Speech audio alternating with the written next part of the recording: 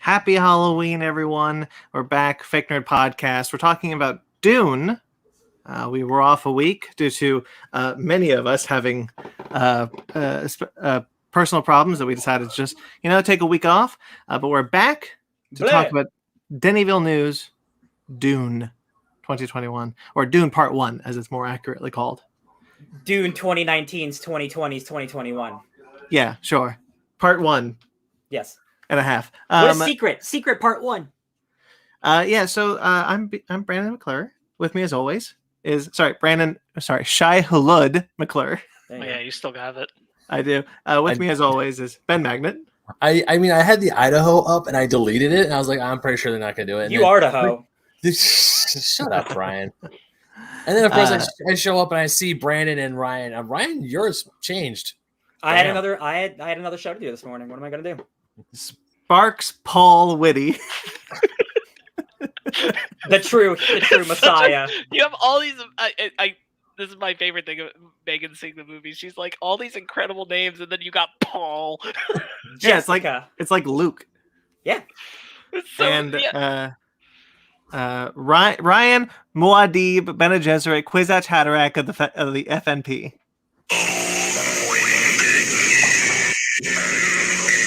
That's all I've been thinking about for 2 weeks. the freaking the dude from I almost call it salsa. Something Secundus. Oh, Celicia Secundus, yeah. Yeah, that's it. I mean, it sounds like salsa. Whisperer. Yeah. All right, well, guys, welcome back. Ben. What? Shush. Welcome back, everyone. This is episode 260. I have some things I want to talk about up top, if you don't mind. We had 2 weeks, 2 great weeks for our show, specifically Basement Arcade. But before I get that, I just want to bring up that now you can subscribe to a new audio podcast for Basement Arcade Pause Menu that is up right now. That is linked below. Pause Menu has existed before in audio format on our feed. But now you can subscribe to it as its own show on iTunes. If you don't want the fake nerds, you just want the basement, there you go. Happy birthday. Yeah. Ben and I have been talking about this for a little bit because the show does really well. We figured, just make it a little easier for people to find it. It is, of course, video on this YouTube channel if you're watching this show. You can find that there, and you can now find it on... there's only 6 episodes up right now. I'm still getting them all up, but by the end of the week, should have the entire thing, should be caught up. And then from then on, they'll just be uploaded as they go on. So yeah, there you go. Whoop whoop. I just think that's pretty cool. And that is pretty cool. And what's more, I made some changes to our website. Now, if you don't mind, audio listeners, I'm going to bring up our website real quick. Whoa! Right there. Push us off to the side because I'm going to show us some things for the website.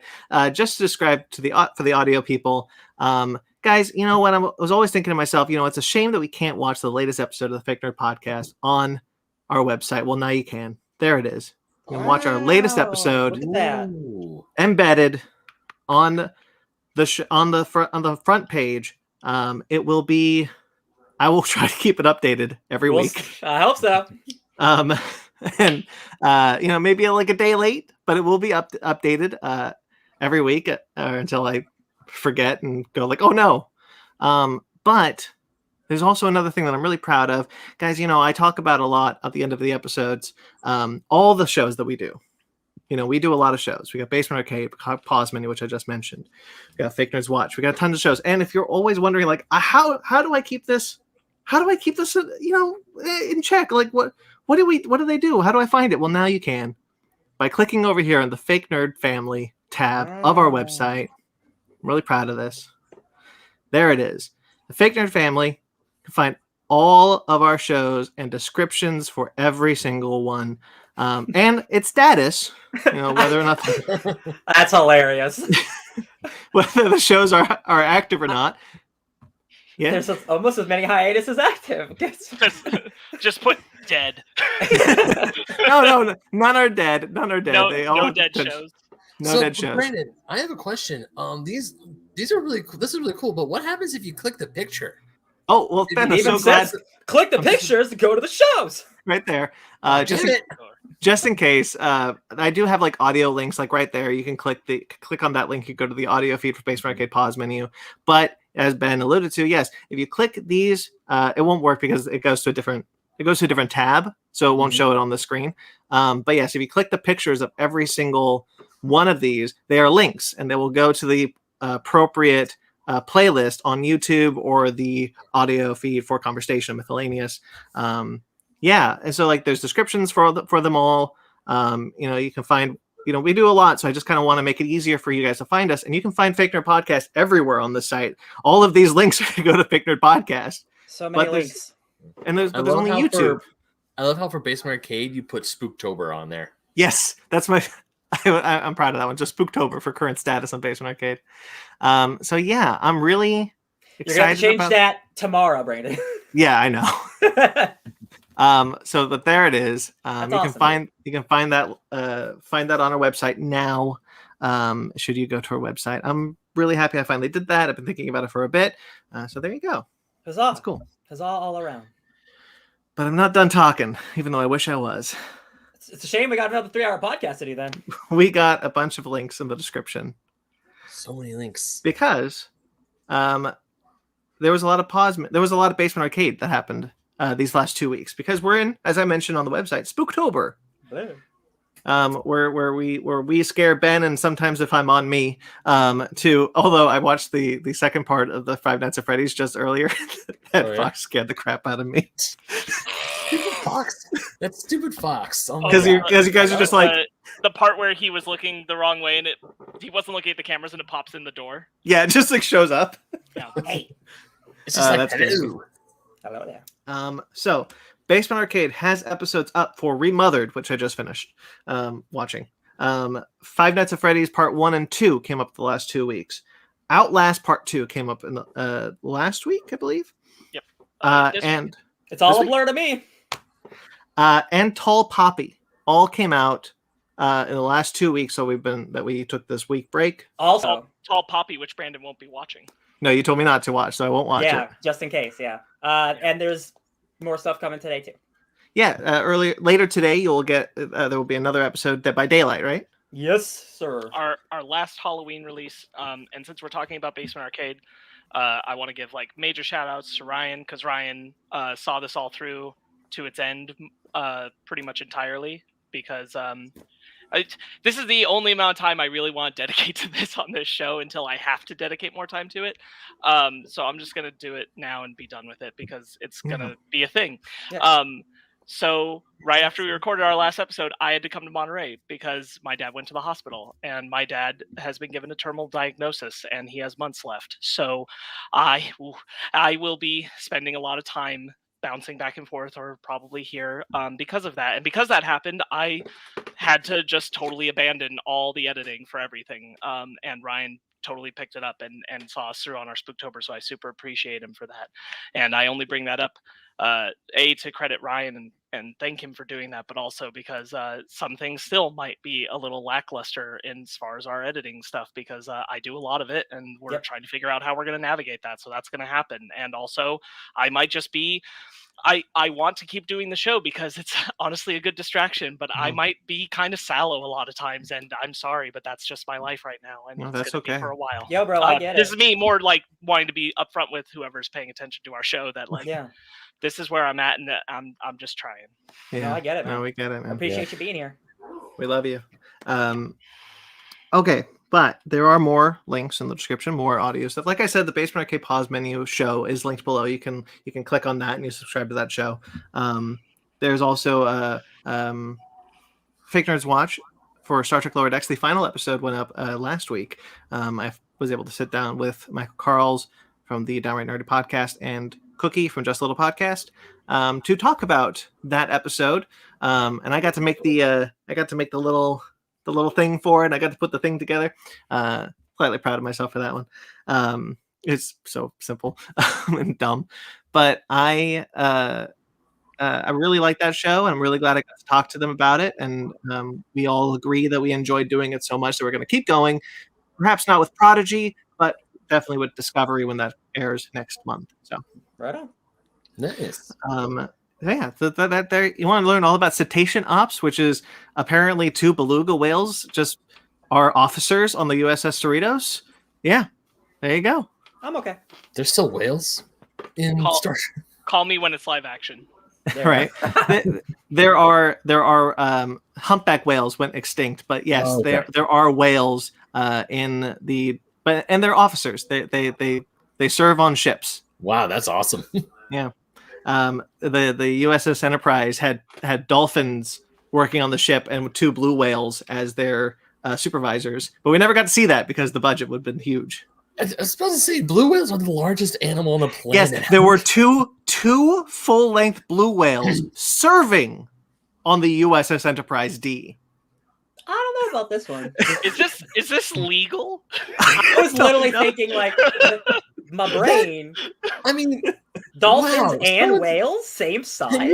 Can you imagine the person or them building the Enterprise D to like fit 2 full-size blue whales? The poor officers who's like, hey, I have to go down the block. It's like, oh, that's so far away. It's like it's just a block away. It's like no, it's like a mile into the next room. I'm picturing them doing like the equivalent of the jobs of the 2 aliens, Renick and Bob in Men in Black, who like just operate all the viewing stuff. Yeah. But it's just 2 gigantic blue whales in a tank doing it. The Enterprise is ridiculous. The Enterprise is the same size, but there's one station on the ship that's like twice as big, and it bubbles out of the ship because it has to hold 2 giant whales. Yeah. That's the dream. Like the thing that most ridiculous to me is that these whales serve in Starfleet, which means they went to the academy. Hell yeah! I mean, they're right by the bay, right? There you go. That's true. They went to San Francisco Bay. They probably did remote learning. Yeah, they probably had like a feed into San Francisco Harbor, and the whales are just sitting there going, "Okay, so anyway, that's how you team up." Jesus. Anyway, so cetacean ops. I love it. I was really happy to see it in that show. There you go. Love how we ranted for like 5 minutes about I love whales working in Star Trek. I'm so excited about it. More of a dolphin fan, TBH. So the Halloween Kills review, that's its own separate video. Thanks to Sparks. He spliced them out and put it up. That's linked below as well, just kind of cuz. And finally linked below as far as the show goes is our review of the book Dune. We finally did it. We sat down, we read the entire book. That's the wrong book. That's the wrong book, Ryan. It's the prequel starring handsome Paul Atreides' daddy-o. We did it. We sat down. We talked about the book in depth. That is below as audio and video. You can find that on audio on both the Fake Nerd Book Club audio feed and the Fake Nerd Podcast audio feed, and as well in the obviously video where we recorded it and we put it live. It was a lot of fun. Really glad we've got to do that. That's up now. It's true. That's all the network stuff. So real quickly, Mag is in the chat saying happy Halloween. Hello, sir. Yeah, Mag, what's up? Always happy to see you. Around. Ben, you have a new article. Yeah. That's linked below. Yeah, sweet. Yeah. This one's been it's been in the works for a while. As you guys know, I played all the 2D Metroid games leading up to Dread, and this is me talking about it. So it's me preparing for Metroid Dread. So there you go. It's linked below. Give it a read. It took a little while longer than I hoped for it to come out, but it's finally out. Oh, there you go. I also uploaded. I forgot to mention on the website, but I updated my my blog on the website to include my Gamera article that can be found in Kaiju Ramen. Obviously, with their permission, that issue has been out for a while. So it's now, if you just want to read my article on it, you can. You don't have to buy Kaiju Ramen anymore, but I do recommend it, and the purchase link is linked below, as well as the link to my Gamera article. And then Ryan had it downright annoyed just this morning. Hot dog, I sure did. Talked about Betelgeuse. Not gonna say it. Not gonna say it. Beetlejuice, starring the great Michael Keaton. Yo, guys, I haven't seen that movie in a long time. I think that movie's real fun. I think it's a good time. We need more fun horror. Like, it could be spooky and silly, and also be horror. Like, there's not enough of it, and I really liked it. I kind of regret not putting the Black Friday trailer in the description now. We had so many trailers, I cut that one. But check out Black Friday with Bruce Campbell coming out next month. Oh, yeah. I saw that. Yeah. All right, and that's all linked below. So you can check out all those things, or you can go to our website and be like, look at all these things that are just nice and this on this page. These So there are you go. a few of our wonderful things. So who wants to go first with their week? I got a lot, and I'm gonna get it all out of the way. Oh yeah, guys, let me tell you, it's been 2 weeks, but with all like the editing that I've been doing, and like it made me motivated to like, it put me in a rhythm, right? Like I would come home from work, I would edit a little bit, and like it was like a nice rhythm. So I actually did a lot over these 2 weeks. I'm gonna go through some of the comics I read real quick. Batman the Imposter by Mattson Tomlin and Andrea Sorrentino. This is the guy who wrote the script for the Batman coming out next year. This is just a story in that universe. They could say it's not, but it is. The dude looks just like Robert Pattinson. It looks like it. Like the colors are great. If you know Andrea Sorrentino's art, it's a stellar first issue. It's Black Label. It's really cool. I think it's got a great hook to it. Barbaric by our friend Michael to say Giacchino. Michael Morisi.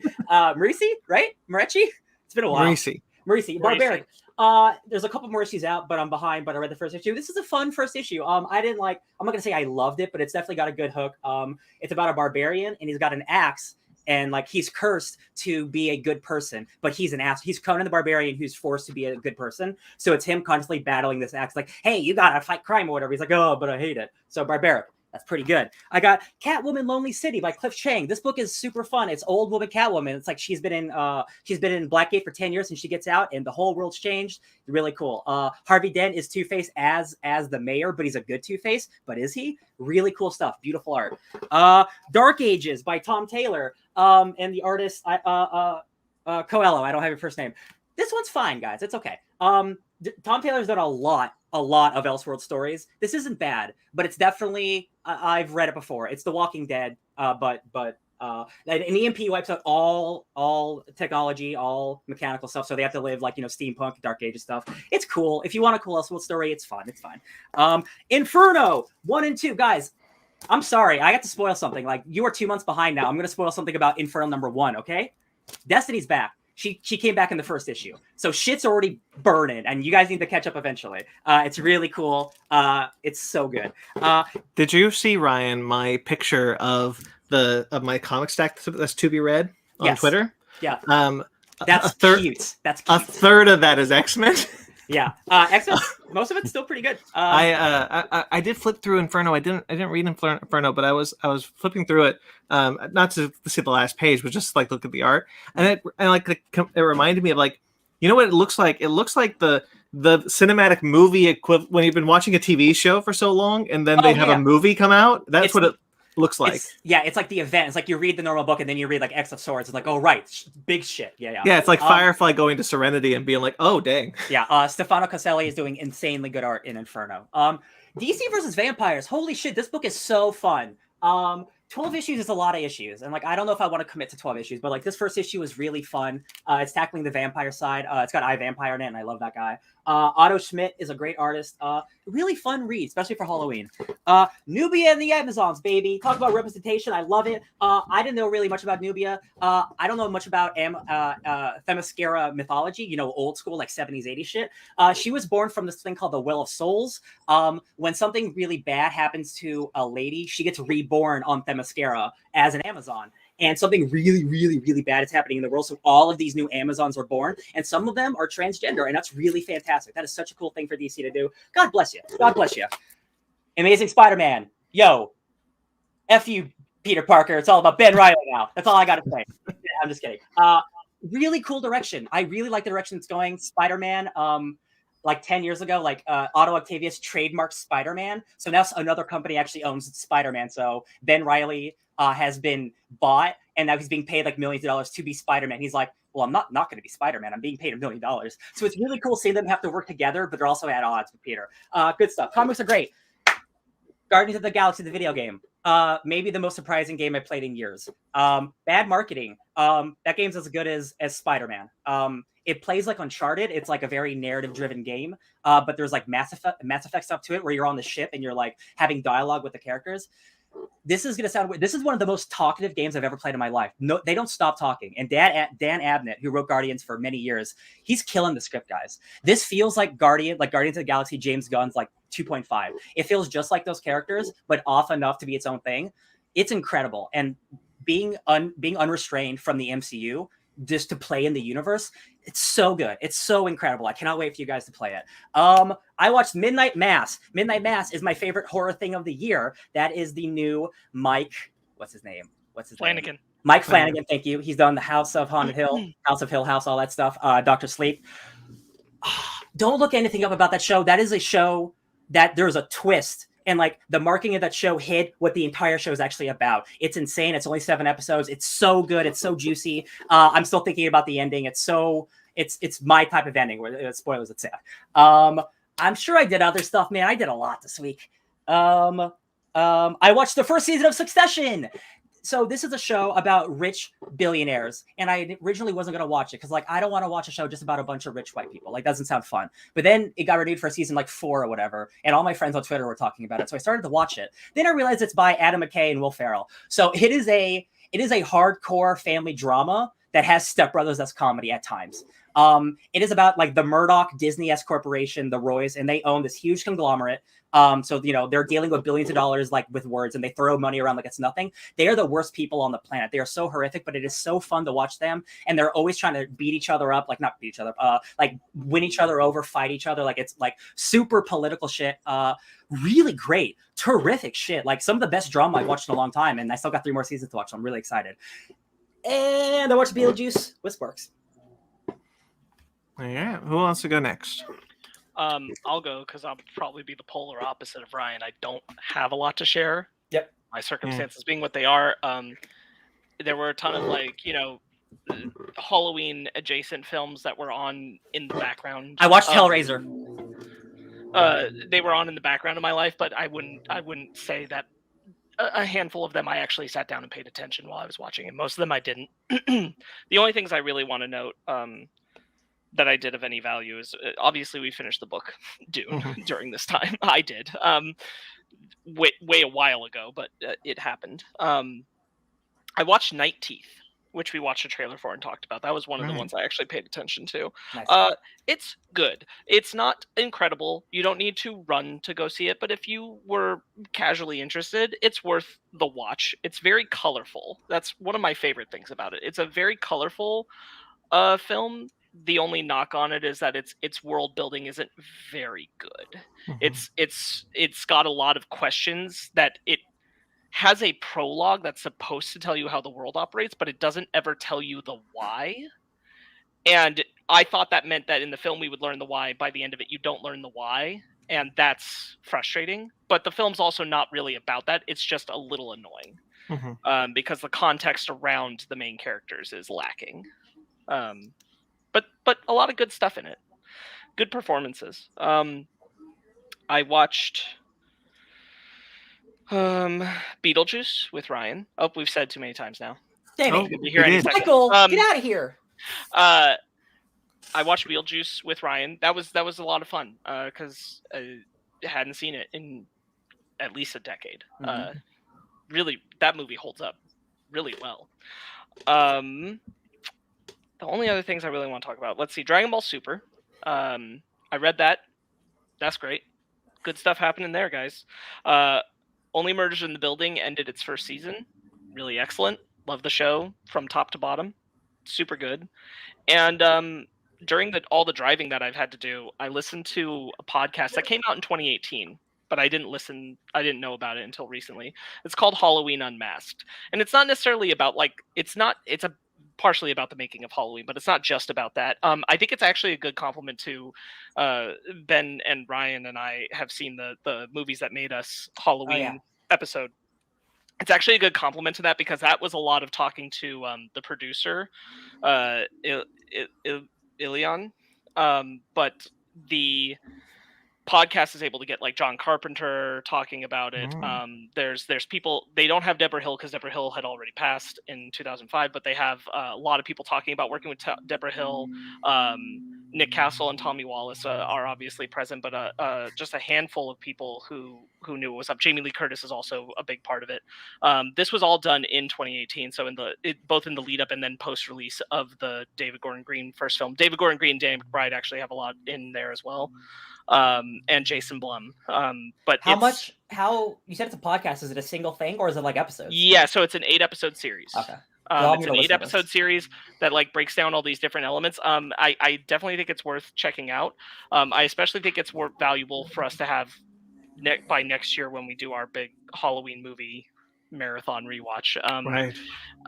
Well worth a lot of really nice, valuable information, a lot of different perspective things that made me think about. Yep, that's it. That made me think about certain things in the franchise differently, especially in the context of like the 2018 one compared to some of the other entries. But yeah, that's all I have, honestly. Cool. Ben, you want to go next? Yeah, of course. So 2 weeks ago, it was just Dune. It was me feverishly getting to the finish line. I finished the book hours before I went and saw the movie with Fanny and Ryan. That's so funny. I just want to point out, we spent like 3 months before October telling Ben, you gotta get on Dune. And Ben still just waited stubbornly until the last week of September to open the book. He did it though. He got it. Listen, pressure makes diamonds. That's For my sure. life. Yeah. For sure. We did everything in our power to be like, Ben, you don't have to crunch. You shouldn't have a week where you're just powerhousing Dune. Well, I mean, yeah, as I was reading, I was like, man, I should have powerhoused. I shouldn't have just like blazed through it. But as I was reading it, I was still enjoying it. So it was that rare time where crunch time was also like very enjoyable because, like we said in our review, I highly enjoyed the book and I really enjoyed watching it. And also, I think I'm glad I'm kind of glad I did finish it when I did, because right after I was done, I went and saw the movie, so everything was still so fresh in my mind. Even though it's only half of it. Yeah, even though it was only half the book, but still, it was still there. I'm like, oh hey, I waited. So I started reading the book a year ago, and I stopped halfway, and I said, I'm not going to finish this book until after I see that halfway point in the movie. There you go. It's not what happened. That would have been incredibly stupid if I was oh my god. Yeah. My thing was I listened to it, and then I still had so much time. I'm like, oh, I'm definitely gonna forget some of the stuff. So I listened to the first half again because I work and I can listen to stuff. So. Yeah. So pretty much that was that. And then the week where I didn't have to feverishly read Dune, I still didn't do a whole lot. Pretty much the only big media thing I was doing was just playing through Metroid Dread. Hell yeah. Just I took some time to play through that. And then some nights I just came home and started working on my articles and my writing. That's pretty much what it was a split between Dread and writing stuff. I also spent 10 hours playing No Man's Sky to unlock all the stuff for the Dune update they just had. So now I am the worm lord of Wasan, which is the planet, and I got a worm head, and I could ride around on a giant worm. That's why I went to sleep at 4 a.m. today, baby. You brought that up, and I wanted to ask: is the Dune content limited time? Yes. That's why I did it as soon as I could, because it gets harder as you go along, and I know if I would stop now, then the momentum would be gone. So I tried to. Do you know why they make that content limited time? Yes. So No Man's Sky's regular game, it's, Minecraft, you do what you want for as long as you want, but then they have expeditions, which are monthly content things, kind of like almost like Fortnite, but it's free. So like a couple months ago, they had the Mass Effect ship. Okay, do these missions and you unlock the ship. So they do that once a month. And it's like, hey, if that's how they get people to come in. That's how I came back. So I'm like, you got me for 10 hours. It worked. Yeah. Yeah. So now like the new, not even projects, like the thing I want to try and get done this week is go and buy my comics, because I haven't been to the comic book store in over a month now, and I'm really hoping they still have my pull list there because they haven't called me. You don't get a lot though, you're fine. Yeah, and also my stack isn't big compared to Ryan's or Brandon's, but still it's big, so I want to try and get through my books. Guys. Oh Jesus. No, I'm slowly working through it, slowly. That's good. Yeah, mine's like pitiful compared to that, but no, it's okay. I'm almost done with Dread. I'm getting close to being done with Dread. I just got the Gravity suit, and I absolutely love it. Like I said, it's still my game of the year right now. Even though I know I haven't played a whole lot of new games, I'm just glad I got this one, and I'm enjoying it. I love it. Yeah, cool. All right, well, my turn, I guess. I have actually more than I thought I would, but I'm going to blow through a couple of it. So I watched the first 2 Friday the 13th, part 1 and part 2. Both I found to be perfectly fine. I wasn't too crazy about either. I did find part 2 funny in a way that I find Scream funny, because I didn't know that Jason was such a klutz in the beginning. Can I ask you something real quick, Brandon? Do you know anything about the director, the creator for Friday the 13th, the person who came and started making those films and all that? I mean, I watched the How Did This Get Made for Friday the 13th. I don't know if it I covers haven't what watched you're that, so talking I about. don't actually know what context is in that. But the fact that the guy comes from like softcore porn before he does that, and like Oh, that was not covered in. So in Halloween Unmasked, they talk about how he comes from softcore porn, and he basically because like a lot of people will credit like Halloween for starting like the slasher vibe thing, but Friday the 13th is the thing that learned the wrong lessons from Halloween and created the archetypes that permeated all slashers until Scream came along. Where everyone just bangs, Where everyone's just banging, where it's like the sex kills, all that. It's not Halloween that starts that. It's Friday the 13th picking up off Halloween and like just amplifying the sex and the because that's and it sold really well. So like, oh, that's the lessons we learned. It's boobies. Yes, exactly.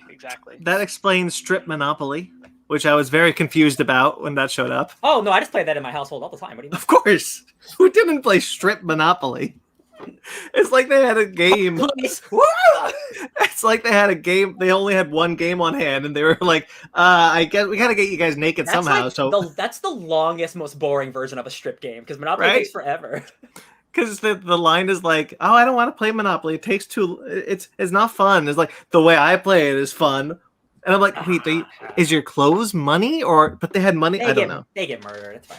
It was weird. I in context of watching Friday the 13th, which by the way, Kevin Bacon's in that was wild.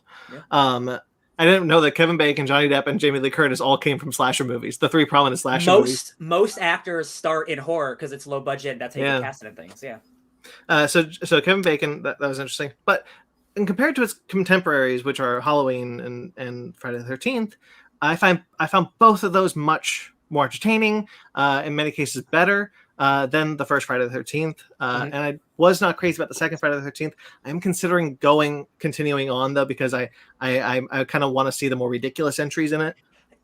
I will say, if you don't like the good, quote unquote, good ones, you might actually enjoy the bad ones even more then. Potentially. Because the sequels, just like any horror franchise, they get really, really, really bad. And but in a fun way, I guess. Whereas like the first, like at least first they were kind of trying. You know? Yeah, I mean, I've talked before. I love Jason X, which is one of the few Jason films I've seen prior to this. That is an unconventional Jason movie. I know, it's so dumb. Yeah. So I want to kind of see obviously like the first two, he doesn't have the hockey mask. He's not even in the first one.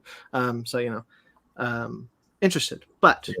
Right. Anyways, Mag is like Paul Rudd and Leonardo DiCaprio. I had no idea those guys came from horror movies. Paul Rudd was in Halloween. 6. We'll talk about that. We'll talk about that next year. But Paul Rudd's first film is Don't Halloween. say, "Oh yeah, you didn't know that." You didn't know that until we just brought that up. No, I think we've definitely mentioned that around him before. Okay. No, he's not watched the movie. Yeah, watch the anyway. movie. No, Henry Cavill was in a Hellraiser movie. Like everyone starts in horror if they're trying to be actors, because the actor's name is not in my head, but Morpheus from The Matrix. Please help. Oh, Lawrence Fishburne. Thank you. Lawrence Fishburne comes from Nightmare on Elm Street 3. Yep. Oh yeah. Yeah. Anyway, I definitely will watch the rest of the Nightmare. Back when he went by Larry. I just all right. Anyway, so yeah, watch those. We also did a thing at AMC is doing like this kind of like spooky screenings. They have like surprise screenings for horror movies. You pay $5, you go see a movie, you don't know what the movie is, and they play a horror movie. So we went to that. It was The Purge. See, I would never. I don't trust anybody, so I would never do that. We kind of just wanted a night out, and we thought this would be fun. But it was the first Purge, not the first Purge. The first Purge. Just call it The Purge. The original Purge. The Purge. Yeah.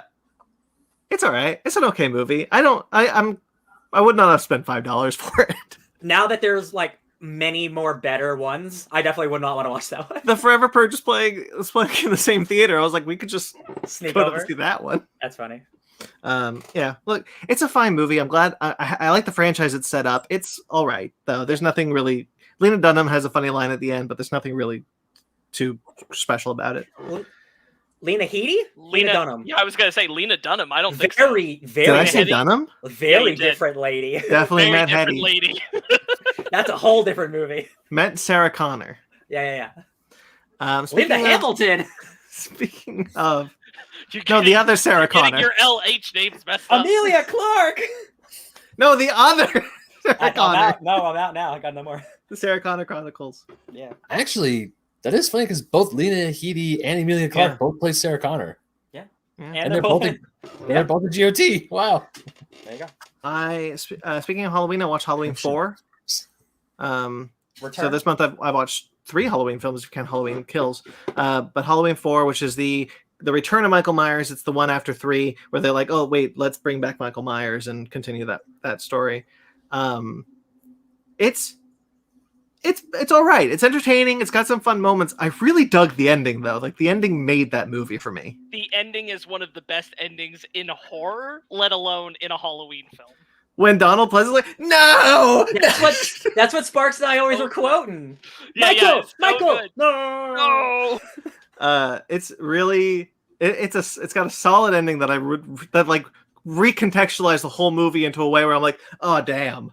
But the mask is terrible. They never got that mask right after the first one. 4 bad mask. Yeah.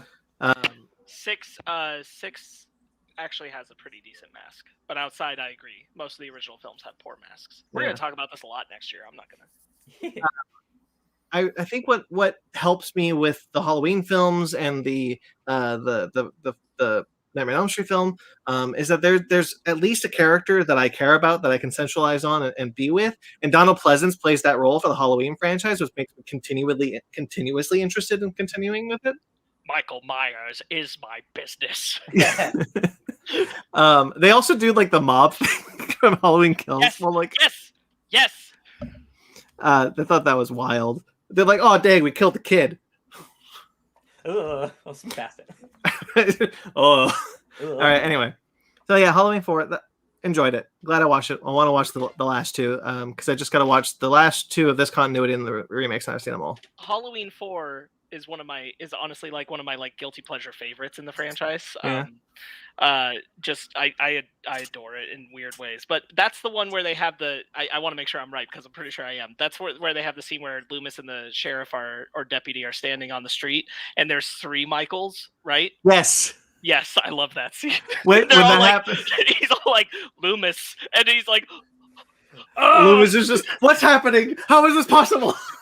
Loomis definitely having a moment where he goes, okay, so did Michael make a deal with the devil? Because I'll buy it. I'll buy that all of these are Michael. And then it holds way too long. Like these cops are about to shoot them, and then the kids are like, ha! Loomis is about to buy the farm on Michael Myers is a supernatural entity. Yeah, that's a good scene. It's an enjoyable film. I can't wait to watch 5 and 6. I watched The Addams Family. That movie's still great. Not the animated one, the older 90s film. That's Burton too, right? No, that's Men in Black dude. Oh, it's Soderbergh. Yeah. Barry Sonnenfeld. Barry Sonnenfeld. Yeah, he did that one. That's a good movie. Yeah, that's a solid movie. I love I haven't seen it since I saw the script note, which was like, whenever Gomez and Morticia aren't on screen, we have to assume they are banging. The sexual tension has to be so palpable that when they're not on screen, they're banging. I don't care that this is a kid's movie. Yeah, like the second that they're off screen, they're banging. Just assume it. Yeah, I love that. I didn't see that. I saw that script note, and then I watched the movie again. I was like, "Oh, you totally tell. They are the moment the camera's off them, they are going at it." One day we will get our true, really good live action Addams Family reboot, and it'll be as sexy as horrifying. Like, one day it's gonna happen. Yeah, Morticia and Gomez Addams are couples goals. Yep. And the movie is so well cast. Like Christopher Lloyd as Fester, he's awesome. Christina Ricci as Wednesday, yeah. Awesome. All right, look. It's been a rough couple weeks for all of us. I won't go too much into that. But I sometimes you just want some fluff. So yesterday I wanted some fluff. So I watched a double feature of He's All That, which is the remake of what I also watched, She's All That. We live different fluffy lives, Brandon, and that's okay. That is okay. Please tell me. I need to know about He's All That, because all I've seen is the worst things I could have ever seen in my life. I mean, it's the same movie, but it's not as different. Good. But it's not as it can't be. I didn't like either, so I can't tell you that it's not as good. Oh, okay. I think that original one at least is kind of fun. I thought they were both kind of fun. I needed the fluffiness, so my fiance loves rom-coms. Yeah. You know, like she's really into rom-coms. So I was like, let's watch some fluffy rom-coms. And the first thing that came up was He's All That. And I was like, I want to watch the original with Freddie Prinze Jr. and Paul Walker, and Sarah Michelle Gellar Jennifer for a Jason hot Leigh, second. Usher. Sarah Michelle Gellar has a non-speaking cameo role because it's filmed at the same high school that they filmed Buffy, and I was like, "This is wild that Daphne, Shaggy, and Fred are in this movie." Jinkies. So yeah, I thought that He's All That was dumb in a way that I completely expected it to be, in a way that allowed me just to have some fun with it. There's a dance-off at the end of the movie that made me very uncomfortable because I'm like, how do these kids practice this? Where do they learn this song? What's happening? Matthew Lillard shows up at the end of the movie as the principal of that school. He's got some really funny lines that made me cackle. He's just funny in general. There's the kid from Cobra Kai, one of the main kids from Cobra Kai. He's the main kid in that one, and he has a karate fight, which I was like, sure, whatever, let's do this. He fights the school bully, but like as Cobra Kai. Oh. And then She's All That. It's pretty much a classic at this point. I would go so far as to say, as far as like rom-com classics go, from the golden age of rom-com. Interestingly, I've seen Not Another Teen Movie, which is the parody of She's All That. Hell yeah. But I've never seen She's All That. Oh, that's funny.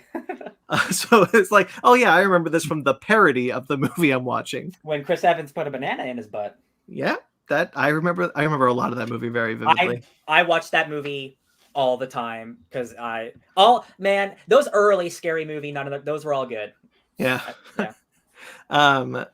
So yeah, look, I needed the fluffiness. I'm glad I watched them both. It was a fun. They're both an hour and a half, so it blew by. It was both entertaining times. It's a whole Dune. Yeah, it's true. It's a whole ass Dune. I watched the movie. It's actually not a whole ass Dune. It's a whole ass part 1 of Dune. I watched the new movie Ron's Gone Wrong, which is the animated film that Disney purchased from Fox. That's the one with Zach Galifianakis, kind of like he's the little robot friend that helps the little stupid kid. I'm looking it up. All right, that's right. We probably didn't watch the trailer for that. I didn't see the trailers for that. I know what you're talking about. No, I know, but we probably didn't discuss it on the show. I didn't like this trailer. That's okay. That's fair. Yeah. It's got a big heart and very thematically similar to Big Hero 6. They're definitely trying to play off the same themes of an outsider finding this otherworldly friend and then making friends because of that, which is an age-old trope. But Big Hero 6 is probably the easiest contemporary for it. Other than its heart, which I found very sweet, the voice acting is good. Zach Galifianakis is actually really funny as the robot Ron, and it's the kid from Shazam, Billy from not the main kid from Shazam, but the other kid from It. No, I don't know his name. He's in it. He's good in it. Anyway. Well, yeah, that's what we said. He is in It. Yeah. All right. It's okay. It's a good time. I'm glad I watched it. Wait for the VOD streaming to watch it if you're interested. It kind of feels like a direct-to-video, a better quality, but like direct-to-video rip-off of Big Hero that you'd see from Big Hero 6. Medium-sized man. Yeah, so it's a good Sunday movie if you're on Disney Plus and you're like, I need a Sunday movie to just veg out to. Nice. I watched Mortal Kombat Legends Battle of the Realms, which is the sequel to Scorpion's Revenge, which we talked about on the show. Is that on HBO Max? Not yet. Okay. No, but we have the digital code. I could tell you. Yeah. Yeah, we have it, so. Really solid. I had a good time. I had a blast with it. It covers a lot of Mortal Kombat lore that I won't spoil because I think that you guys are going to really enjoy it. Only complaint is that it's a lot of Mortal Kombat lore, probably more than an hour and 20 minutes can handle. From what I've read or from what I've heard, yeah, it is. It's almost like too much lore for what this is. Yeah. Because like you guys have played Mortal Kombat, like the newest games are as lore heavy as they've been. So like the past 25 years were not as that crazy. Yeah. So it's really cool that they're just like leaning so hard. it sounds like it maybe didn't work fully, but I love that they're going hard. Yeah, and I really appreciated. There's a lot of awesome fights. There's some great character moments with Liu Kang and Raiden, and Scorpion comes back, of course. Ooh, he has risen from hell to kill you. Yeah. Yeah. In many ways, it is so close to being the movie I wanted that live action film to be. Cool. I look forward to watching it, and hopefully we'll get to do a discussion about it because I enjoyed doing the first one. Yeah, me too. I'd love to talk about this one. We'll go back into MK. I'm sure we have a show for that animation something. We do. You can find that on our website. And then I wanted to watch Kiki's Delivery Service. I haven't seen it in a long time. This is the Studio Ghibli film, Kiki's Delivery Service. My favorite Ghibli film. It's a good one. I've always loved that one. I was a sobbing baby watching that movie. Mm-hmm. I haven't seen it in so long. I've since watched the Patrick Willems video on it, because I've seen it before. But I didn't know that in 1989 there's this incredibly poignant movie about burnout in the gig economy, and that's so much more relevant today. I didn't realize that this animated film from Japan was so far ahead of its time, really, or that 89 was such a big problem for the gig economy. Yo, man, capitalism has always sucked. How about that? Yeah, it's true. Sob Baby. I loved it. Really needed to watch something like that. Hell yeah. Loved it. David Reynolds is in it. Didn't know that at first. We read Dune. We talked about a lot at length on an episode that you can find that link below. Really proud I finished that book. I watched the movies that made us for Halloween, Friday the 13th, and Nightmare on Elm Street. Because I've seen all those movies and I wanted to kind of see those. Fun, informative. Apparently not as informative as they should be. Sparks. It's just a focus on different things. Like I said, like that Halloween Unmasked podcast really fleshes out a lot of things that the movies that made us just didn't. Yeah. And I don't think it's like at the discredit of that. It's just that they have more time and they really go in depth in their analysis and research and stuff. I think even though the Netflix stuff does tackle like Donald Pleasance was drunk a lot, it's still very kind of light and fluffy. You know what I mean? They're like, oh, he was drunk. Blah. It's not like they take it seriously. So I think when you're taking it like in this approach, you won't do that kind of deep dive that you want. You know what I mean? Yeah, they play the clip of Donald Pleasance being like, this script is nonsense, as like, wah, wah. Yeah, when it's somebody drunk at work, like that's a serious problem. The reason why that Friday the 13th fact was on my mind is because they talk about that in the context of like, what happened post Halloween and how it informed the slasher genre in Halloween Unmasked. They specifically talk about that guy and what Friday the 13th did to slashers. Love it. Thought they were solid. Look forward to watching the rest of that season. Aliens is an episode that I really want to check out. Also Coming to America. I didn't realize that was a horror movie. In some ways, I guess. I thought that one was already up. No, that one was new for this season. That's so weird. That's definitely not a horror movie. Okay. Let's see. Maybe if you don't like horror, they're going to throw one at you. Maybe.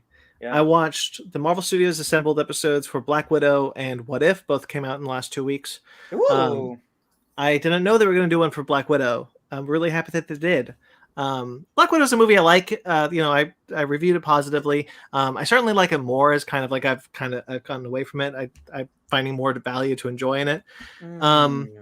The assembled episode was actually really solid, surprisingly so. Obviously, it's kind of another fluff piece. They all are. But when your bar for them is Loki, you can pretty much impress me no matter what, because that Loki one's rough. But the Black Widow one has a long segment dedicated to just Scarlett Johansson's legacy as Black Widow, and I really enjoyed that. And then they kind of go off into the rest of the production, and it was kind of fun to look back at Scarlett Johansson's legacy in a way that we have for Robert Downey Jr., but not quite like in the public sphere for Scarlett Johansson. I really appreciated that they did something like that. I might check that out because obviously I don't think she's as important as like a Tony Stark. She is like the lady on the Avengers team, and that is important. And they did screw her over.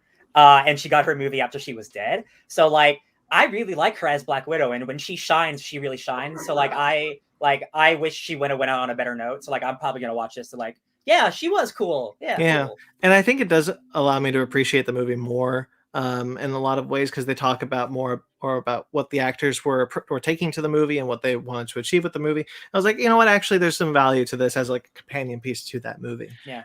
I might need to watch that, because I'll be honest, like I still like that movie, but that ending has only soured on me ever since that deleted scene came out. Oh yeah, with her and Ross, and I'm like, why was this not the end of the movie? I don't understand. I've soured a little bit on it, but the family stuff is still so strong. So no, absolutely. Yeah, well, it's what you brought up, Ryan, which is just like the problem with Halloween Kills as well. That we were struggling to get over is that a bad ending hurts a movie pretty severely. And Black Widow has a really bad ending. It's also like there's another part of the deleted scene, which is where she goes to the neighborhood and she sees the little girls reenacting. When she goes back to the neighborhood that she was in at the beginning of the movie, and she sees all the kids reenacting the Avengers and a girl inspired by her, and I'm like, these two things, this and the Ross scene, like, how did we end up at this boring ass ending? It's so means weird. Nothing. Yeah, no, I agree. I got you a Quinjet. You're welcome. Thanks, nameless character. I do want to also bring up, I finally got this in the mail. Look how big this is. I meant to ask you about that. Amazon just disappeared my order. Really? What? I pre-ordered that thing forever ago. I can't find any evidence of it. He stole it anywhere. I'm like, what? Because I pre-ordered this the same time. I'm mad about it. Yeah, I'm mad about it. Like 3 years ago, I pre-ordered this, and I got it for the pre-order price that I had it in 2018, and now it's like $150.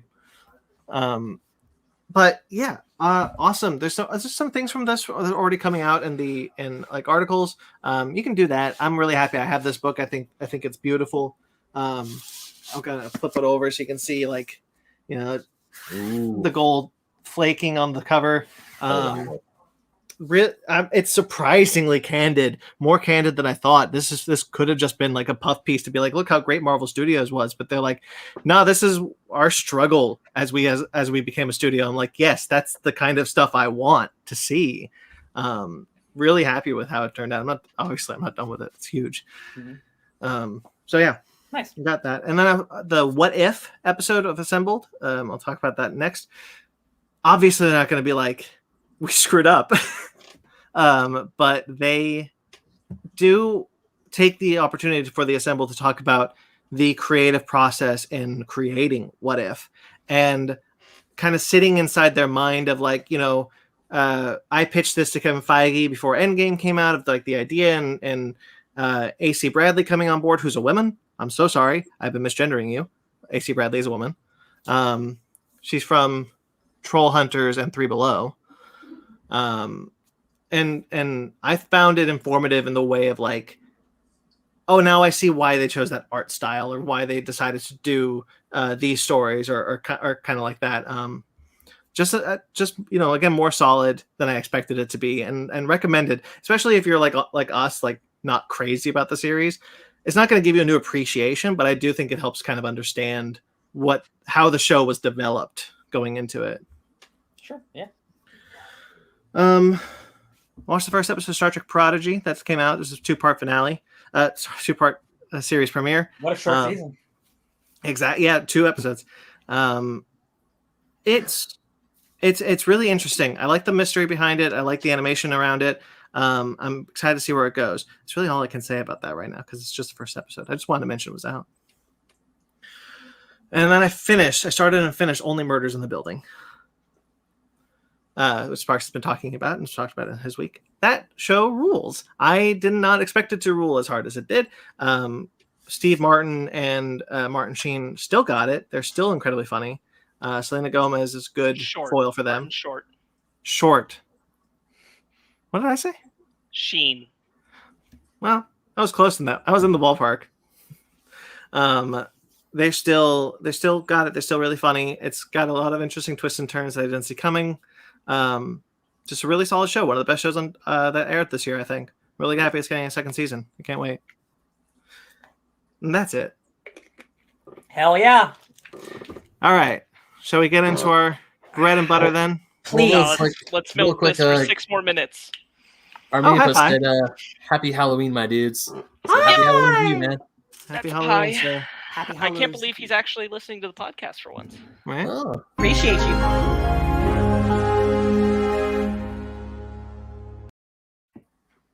Sorry, Ryan. Sassy. I'm the butter guy. So we got some sad news up top. Did you have a knife? No, scissors. Oh, okay. I was like, you just have a knife ready for that bit. You never know. We do have some sad news up top. This was all from last week, the week we missed. Joanna Cameron, who you probably are not totally familiar with, but she did the TV series, The Secrets of Isis. Mhm. She was the star of that show, which is a character that was eventually purchased by DC Comics, has been in Legends of Tomorrow. She's the girl with the wind totem. They don't call her Isis in that show because, well, Yep. you know. Different time. Yes. Well, she's named after the god Isis. She was the first. The reason why I'm bringing this up is she was the first live action superhero, female superhero on TV. She predated the Bionic Woman and Wonder Woman. She was a trailblazer in that way. She was the reason why those shows, because that show was a success, even though it's been largely forgotten. It's just sad. But it was a success at the time, and led to to Linda Carter. And I'm sorry, I forgot your name, from the Bionic Woman. Awesome. She passed away at the age of 70 last week due to a stroke. Oh, So, rest in power. yeah. James Michael Tyler was most famously Gunther from Friends, the guy behind the counter at the coffee shop. Oh, really? Yeah, he passed away last week from prostate cancer that he was diagnosed with in 2018 at the age of 59. Damn, that's kind of something. I mean, I don't really watch Friends on the regular. Friends is on at my work on TV. So right before I'm taking my last break, I'm about to go home, and they have it on Friends. So I'm just like looking over, it's like, okay, it's that episode, and he's really the seventh. He's really the seventh member of that show. Yeah, he was there for a while. Christopher Ayers, who you'll probably know as the voice of Frieza since Dragon Ball Z Kai. He's apparently been dealing with health issues for many years that I missed but he's been public about. But he passed away last week at the age of 56. I'm really sad about that one. Yeah. It's a big bummer. He is largely the reason why Frieza is my favorite character, my favorite villain in the series. It's his portrayal that really did it for me, because he's not the original. But yeah, that one's definitely not the original in the States. Yeah. Took like an iconic original voice and like made it its own. Yeah, man, that's a shame. Too young. Yeah. Seriously, 56, not. Real quick, Mag is saying rest in peace, Gunter. Mm-hmm. And also he's saying we will never forget Lord Frieza. Never. Yeah, it's true. I'm sure, I hope he's already recorded dialogue for at least the next movie. But they'll have to replace the character if they want to keep him. Did they say that Frieza's in the next movie? Did I miss that? Oh no, they didn't. So he might not be even in it. So I assume that Frieza's not going to be. I wouldn't think he is. Broly might be his final performance as Frieza. Then we don't know. Yeah, I think so. It's a good one. Good performance to go out on. I highly doubt that they've recorded for that movie yet. I also doubt they've started recording Dragon Ball Super. Yeah. I mean, even coming back. I mean, even if Broly is his last movie, that's still a damn good movie to end on. Oh, for sure. Yeah, like one of the best Frieza gags ever. So yeah, I still laugh every time I think of heads up Frieza. Whack. Yeah, it's a good movie. Helena Hutchins. This happened last week. This was a tragedy on set of Rust. Helena Hutchins was the cinematographer on the film Rust, and the movie we reviewed, Arch Enemy. She was shot and killed on the set due to a prop gun misfiring that was fired by Alec Baldwin. And the director was struck, and the director was but injured. Survived. Man, this is just one of those. Especially, it's so fascinating that this happens right when all the IOT stuff is happening. Mm-hmm. Because this situation happens when you go outside of like unions, you go outside of the proper way, the proper legal ways of doing it. You get people who just are called armorers and they have guns. Whether they're prop guns or not, you don't know. It's their job to know. Like a lot of people are putting the blame on so many people. They're blaming Alec Baldwin, blaming so many people. It is none of their jobs. It is none of their jobs to be in charge of a live gun. It's the prop person's fault. And apparently this person's had problems on set before, like being shady. And like this is how shit happens. she came from a long line of armorers too, which is interesting that her, her like family career is, Yo, man, it's like you can love guns a lot and also be incredibly safe with them, and just like apparently I don't know if this part's true, but like they were like shooting guns like offset, just willy nilly. I did hear that. I don't know. I didn't corroborate. I don't know if that's true either, but like I wouldn't be shocked because a live gun was fired to kill someone on the set, and it's just like there's no reason this should happen. There shouldn't be a live gun on a set. Some of the background of it also is that the IOTS crew that was attached to the film walked out because of the conditions of that film. Apparently, they were promised many things, didn't get any of them.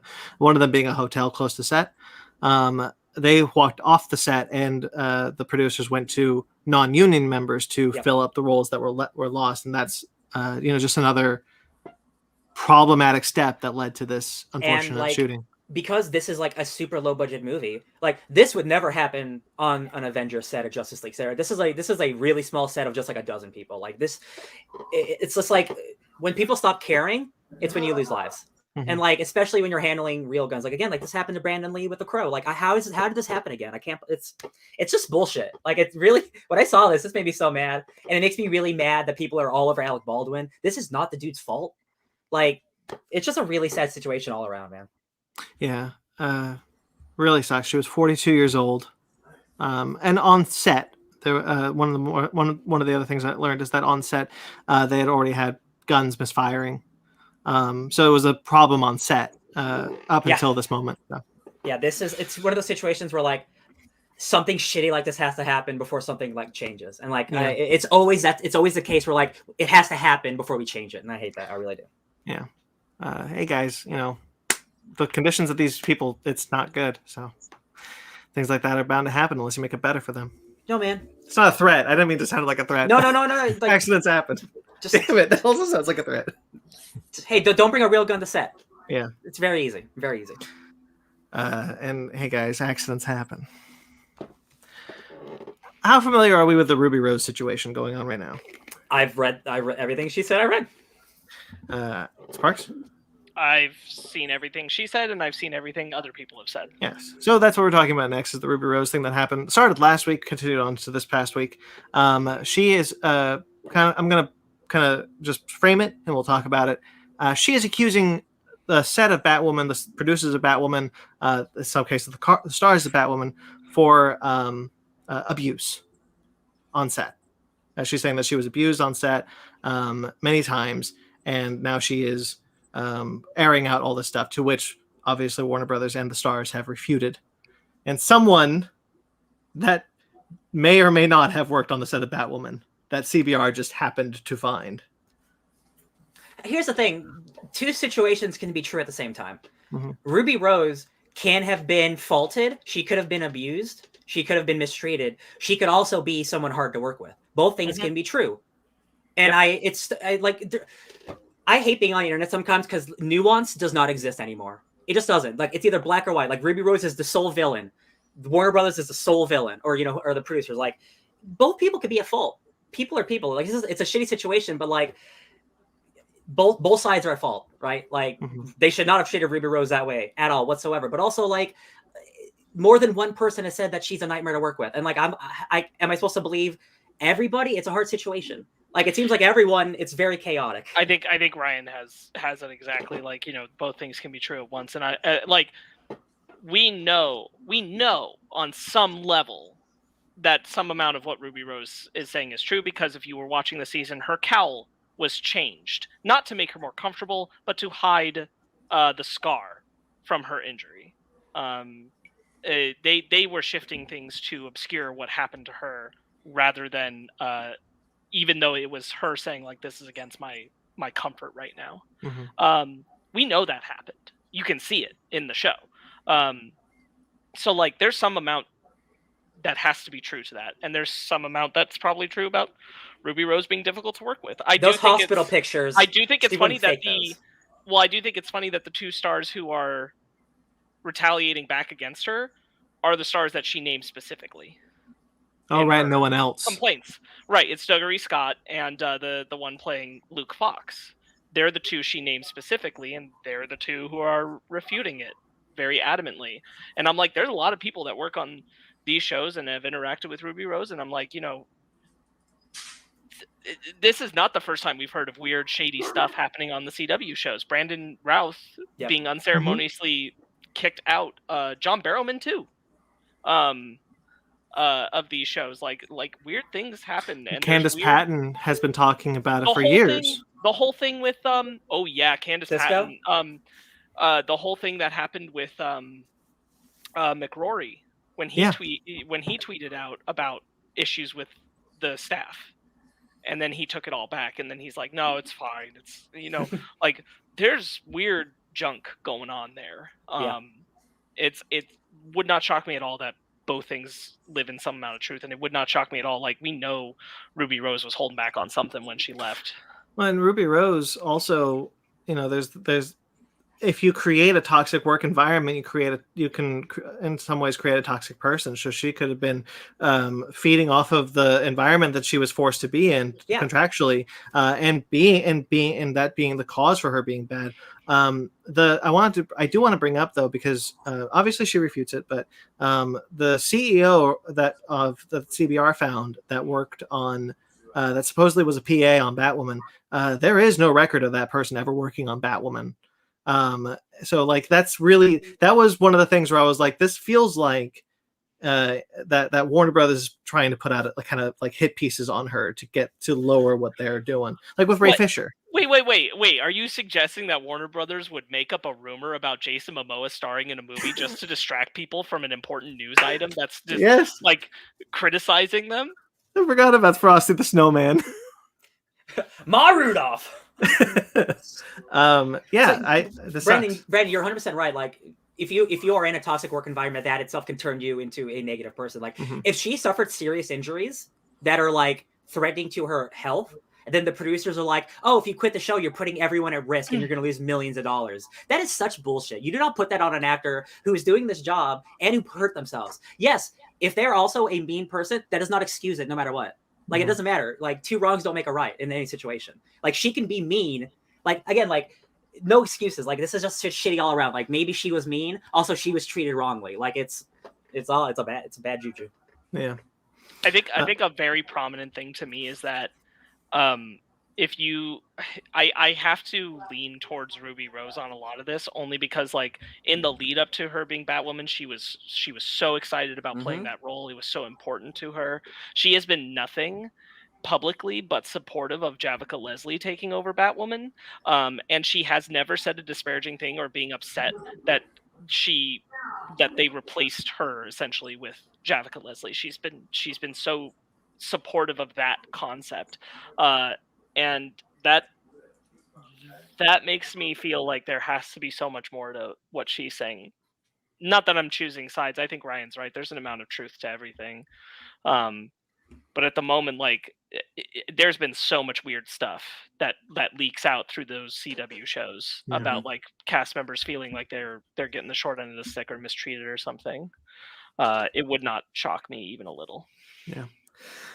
All right, let's move on to that from that then. I hope something comes of this. I'm sick of hearing Warner Brothers CW is terrible. Someone's got to fix some crap. And importantly, like because you brought up Ray Fisher, like Ruby Rose mentioning like watching Ray Fisher do this and take them on, and Ray Fisher also vocalizing his support of Ruby Rose and saying like we're in a boat right now. And I'm inclined to believe that like I don't think like everybody at the top of Warner Brothers is shitty, but I do think that when something gets criticized that there's a cog or a gear somewhere that's not treating people right, Warner Brothers is way more proactive about deny, obscure, and defend than actually trying to investigate. And even though there was like the investigation to the Ray Fisher stuff, like rather than actually trying to admit or solve or have a dialogue about the situation. Yeah. And that seems all the more prominent with these CW shows. Yeah, they've all had it. We've heard about so many issues with all of them. Superman and Lois. We knew. So it's not really a major report, but like China McClain was leaving Black Lightning at the end of the last season. Yeah. But the series ended, so that didn't really get picked up. But she was leaving, and she said she had her own reasons, and she loved the people who she loved, and she had her issues with the people she had issues with, and she wasn't going public about exactly what was up. But something was up. Yeah. And it didn't really make the presses afterwards, because not long after she announced she was leaving, they just canceled the show. That could be why they canceled the show. I'm saying, like, I think that there's, some people who are favored and some people who aren't, and it's not pretty. Yeah. All right. Speaking of not pretty, let's talk about some quick. We'll breeze by this one. Marvel movies have been delayed. They've been pushed back to the slots afterwards. Kevin Feige said because there's Disney movies, lots of Disney movies. Lots of Disney. Oh, there was also a lot of Disney movies. I don't have all the Disney. It's okay. changes. It's like, Indiana Jones also got pushed back. Like Disney almost moved all its like most immediate set slate back. Yeah. 2 months. Indiana Jones had the biggest one because that moved a year. Yeah. Almost exactly. That's fine. That one's okay. Yeah. I mean, I'm looking forward to it, but yeah. But it's still better. already so far away that a delay is not going to bother me. So as we knew, Doctor Strange is coming out March 25th, 2022. Now it's coming out May 6th, 2022. Yo, they saw that Batman trailer. They're like, no, dude, we can't. No, for real. Those two movies are coming 2 weeks apart. We're not going to do that. Yeah. It's like they were like, we saw our lessons from Battleship. God. The movie that came out a week after. They looked at Batman and they went, "Oh no, art!" Yeah, push. Cinema. Thor: Love and Thunder was moved from its May 6th slot to July 8th, the same year. Not that bad. Black Panther: Wakanda Forever, July 8th, had the July 8th spot last year, and now is November 11th of next year. Mm-hmm. All right. That's 4 MCU movies that year, right? That would be 3. Doctor Strange, Thor, Wakanda. It was supposed to be those 3 plus the Marvels. The Marvels has been pushed into the year after. Right. Yes. So that was the next thing. Is the Marvels has been pushed from November of that year to February 17th of the next year, and Ant-Man and the Wasp has been moved from February 17th to July 18th of 2023, and then 2 films have been taken off the schedule completely, but we don't know which 2 they are. This didn't change Guardians' date, though, did it? No, according to James Gunn, Guardians' date is still the same. Yeah, that's cool. So that's more or less where I imagine things will just stay.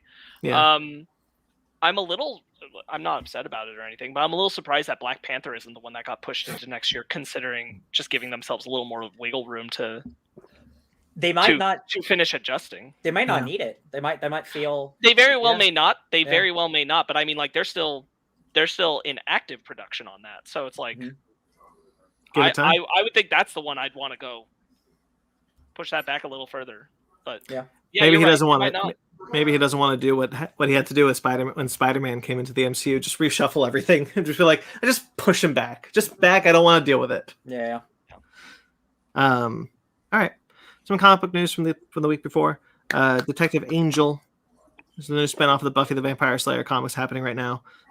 Wait, which one? The old man Buffy, or just the revamp, or the actual? Which one? This is the current Boom Studios Buffy the Vampire Slayer ongoing series. Got it. Okay. The revamp one. The revamp of the not Sarah Michelle Gellar. Buffy Revampire. So this is like new Angel. Basically. Yes. Okay. Cool. So this will be because this would be an angel that didn't go to L.A. To open up a detective agency. Mm-hmm. This is now an angel that is going to L.A. to be a television star and hunt monsters with Cordelia. This is going to be an 8-issue miniseries coming from Christopher Cantwell. That's the same thing. Yeah.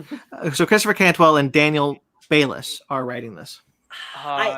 Cantwell can always do well. I'll be honest. Like I like Buffy. I was never an Angel guy, but I really like Cantwell. So like I can't guarantee I'll pick it up. But if it's got good word of mouth, like I try anything once. I've always liked the Angel comics more than I've liked the Buffy comics. Yeah. And not to say that the quality would shift, but I do like Angel. I'd be interested in picking this one up. This sounds cool. I like Cordelia.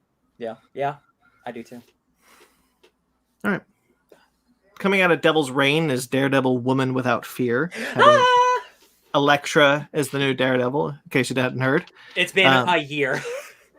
It's going to be a 3-issue miniseries coming from Chip Zdarsky and Rafael de la Torre. I'm not gonna read the synopsis. It's Lady Elektra. It's Elektra being Lady Daredevil. Lady Elektra. She's Daredevil. She's Daredevil. She's just Daredevil. Daredevil He's doing all, going up against the Kingpin. Chip Zdarsky's writing this. Yeah. So Matt Murdock's in jail. That's why he's not, because I'm the only person reading it. He's not in jail. So Elektra's been Daredevil for like a year and she kicks ass. Everyone's really, really scared that the status quo is about to change. And after Devil's Reign, it's just going to be Murdock again. And I get it. He's about to show up in the MCU because obviously he's in Spider-Man. Oh, I get it. But like, it's a nice legacy thing that like nothing good lasts forever, you know? Well, I mean, to be fair, if Chip Zdarsky, because people are also theorizing that Chip Zdarsky is leaving Daredevil after Devil's Reign. Yeah. It's a tradition to leave Daredevil in a place that in a corner, so that the next writer has to write that out of. So they could just keep the status quo as it is and let the next writer deal with it. That's what I want, but I just don't believe Marvel's going to do it. That's it. Yeah. She-Hulk is also getting a new ongoing series. Now back to her normal She-Hulkiness. I wonder why. It's not like she's got a show coming. Is there a show coming out soon? I think there is. This one will be written by Rainbow Rowell with art by Roger Antonio. We already heard this was coming, but this is this is what it is, February. Yeah, Rainbow Rowell wrote Runaways, the newest Runaways. Great writer. Totally excited for this. Do you want me to read the synopsis for this one? Is it long? That's okay. Read it. The best character ever is back in her own series and about to glam up the whole Marvel universe. Jennifer Walters, aka the sensational She-Hulk, is no longer savage and needs to put her life back together. She's got a career to rebuild, friends to reconnect with, and maybe represent in a court of law. And enemies to, well, she may not want to connect with them, but they are definitely going to connect with her. And the last page of this first issue is going to send Jen down a road she's never traveled, and that will shake up her life and possibly the whole Marvel universe. Wow, what if everything you knew is wrong? Hell, man, I'm just so excited for her to have a personality again. I'm so excited. Hell yeah. Should be good. That's all the comic book news from the last week, so let's get into some other things. We learned last week that Hayden Christensen is going to return as Anakin Skywalker, Darth Vader in Ahsoka. Sweet. Let that man get that money. I'm so happy for him. Yeah, I mean, really, all I have to say is sweet. I don't want to dive any more into this. I'm just like, he's back as Vader. Yeah, get that man the money. He's owed it. Getting those 2 shows. This is the 2 shows. Yeah. They really had they were like, he was on Obi-Wan and like, hey, can you like hop on over to the other volume so we can get you in Ahsoka? I'm pretty sure that's what happened. This has rekindled my hopes for a Hayden Christensen Force Ghost that's like half him and half Vader. Yeah. It's back, baby. From Force Awakens. They'll bring it back. Filoni brings it all back. It's the coolest concept. I think this would be such a wonderful context for him to do it. And if I see Hayden Christensen say snips, oh boy, I'm gonna soar. Oh hell yeah. I'm so excited. Happy that we get to see live action Anakin and live action Ahsoka meet. We're at that place. Mm-hmm. Yeah, man. Time allows everything eventually. It's great. And Hayden Christensen doesn't look that much different than he did in Return of the Sith. It helps that he's perpetually 20. I am here for a Force Ghost, baby. I am here for a Force Ghost, and I want him to be caught between the two. I love it. I think we're getting both because he's not going to show up as Darth Vader because it's after. Not like as a Force Ghost. Partially, hopefully. But I'm thinking we're also getting flashbacks to a live-action Clone Wars, maybe? I have to imagine in both shows there's going to be some backwardsing. I just want to... You know what? I want to see Obi-Wan in the Clone Wars armor so bad. Dude, it's 100% going to happen. He's getting that white outfit. Absolutely. All right. Oh, man. That, as much as Sparks wants the Force Ghost Vader Anakin, like, that's how much I want Obi-Wan in that Clone Wars armor. No, man. I mean, like, it looks good. Like, those Battlefront 2 models are sick. Hell yeah. All right. We all like John Wick. It's true. This is also this week. The Continental, which is the TV series spinoff of John Wick, has cast one of its leads. It has not cast the young Winston yet, but Mel Gibson will play the co-lead of the series. Interesting. Yeah. You really don't want me to watch a John Wick show, you sons of bitches. Listen, he's not the lead. He's not the lead. And no, he's not the lead. That's what I have to keep telling myself because this really bummed me out when I saw it. Yeah. God dang it. It still surprised me how Mel Gibson can still get work after all the shit he's done. I'm not surprised that he gets like smaller work, but like high profile work like this. Like the last thing I can ever remember seeing Mel Gibson in is in that movie with Will Ferrell and Mark Wahlberg, where they're like, Daddy's Home Hey, too. Daddy's yeah, Home that's too. it. It was the That's it. trailer. It was the trailer last year for the Santa thing with Walton Oh, Goggins. right. Oh, yeah. Right. The Well, drunken- did he play Santa in that movie? Yeah. Oh, Drunk Santa. Oh yeah. Drunk Santa. Listen, Anyway. man, I love the John Wick franchise. I love that world building. This makes me a little less excited, if I'm going to be honest. But like, Yeah. hopefully he 100%. dies. Hopefully he dies real early. You know. Well, maybe we're not too interested in that one, but maybe we're interested in the next one, which is Ballerina, which is the film spin-off of John Wick. We saw the ballerinas in 3. Ana de Armas has been cast as a young assassin seeking revenge for the murder of her family. Punisher, John Wick. Yeah, fine, cool. I love Ana de Armas. Hell yeah. Yeah, she can definitely hold herself in action sequences. We saw recently from No Time to Die. I'm so into this. 3.5 minutes. Hell yeah, baby. Yeah, I'm glad that she's getting this kind of high profile action work again. Good way we can see more of it. Yes, I'm excited. This took me completely by surprise. Do you guys remember the film History of the World Part 1? I do. Yes. Well, did you ever think we'd get a Part 2? No, I really didn't. I really didn't. Guess what? Hulu has picked up an 8-episode sequel series called History of the World Part 2, written and executive produced by Mel Brooks. Bro, I love Mel Brooks. He is 1 foot in the grave, right? Yes. He's like he's 100 years old. I am so glad this is happening. This is Brandon, you're right. This is like one of the craziest announcements. This is crazier than any Infinity War. Like, we're getting a sequel to that movie from 40 years ago? What? Yes. That because there's the bits at the end of that first movie that like sees like next time on History of the World. Yeah. I'm in such shock about it that it's I don't believe it will happen. Right? Still. Yeah. Like I know it's I need announced and I'm like, there's no way. I need a There's no trailer. way this is actually getting made. Yeah. They'll decide to pass or something. It's so weird seeing news that you don't have tons and tons of rumors to sift through beforehand, because this came out of nowhere. Like Variety picked it up, like, hey, they're making History of the World Part 2. I'm like, is it April Fool's? What happened? Ben, It's not even just that, but like Mel Brooks coming back to do something. And Yeah. you're like, oh, okay, Mel Brooks is coming back. It's History of the World Part 2. No, it isn't. was the last thing that he did, was it the Spaceballs animated show? It was the Young Frankenstein stage musical. Oh, okay. Yeah. He was a part of that. Yeah. Cool. Okay. Yeah, right he on. wrote that. Cool. Nick Kroll, Wanda Sykes, Ike Barinholtz, David Stassen, and Kevin Salter are also writers on the series. Oh shit! Those are all excellent comedians. They're Yeah. really good comedians. Okay. Mel Brooks was also a voice in Toy Story 4. True. Oh, yeah. I just remembered that. I forgot until the second. Yeah. The Schwartz. Ben, you didn't answer. Did you answer Ryan's question? Have you seen History of the World Part 1? Yeah, I shook my head. Okay, I've never so- seen History of the World Part 1. You should. This Should. is like, Ben, for context, this is like if Kung Pao actually got its sequel. Oh, okay. Oh yeah, Gotcha. 100%. It's a stupid, silly look Isn't at it? all of history. Isn't it coming out? Oh, come on, bro. No. Like, it's been gonna get made coming out for like a decade. I swear I saw it on IMDb. No, It's just- been bro. in stop it. pre-production for 20 years. Yeah. But Ben will understand that because the those things end the same with like and here's part 2 coming, blah, blah, blah. Gotcha. But there was never an intention for History of the World Part 2. Okay. And that was a gag. When I was young, I was like, why didn't they make part 2? Me too. And I was like, oh, comedy. Yeah. Yeah, I'm excited. I love Mel Brooks. I honestly, I think I love every movie he's done, every stage show he's done. I even like Dracula Dead and Loving It. Me too. Oh, I yeah, really me too. like Dracula Dead and Loving It.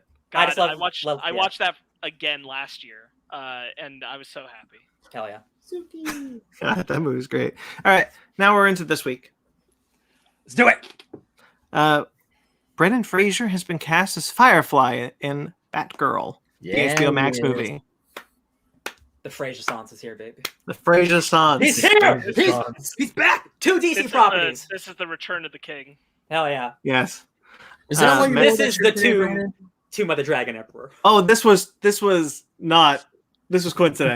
That was coincidental? All right.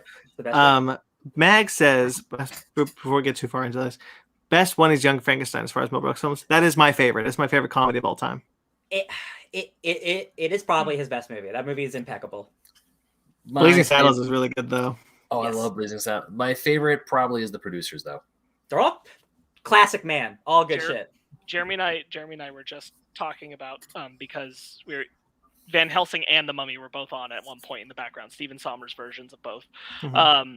And he was like, God, I wish that we had the crossover film where Brendan Fraser and Hugh Jackman got together with Frankenstein's monster and the trio of them had to do something really stupid. I would have loved that so much more than The Mummy 3.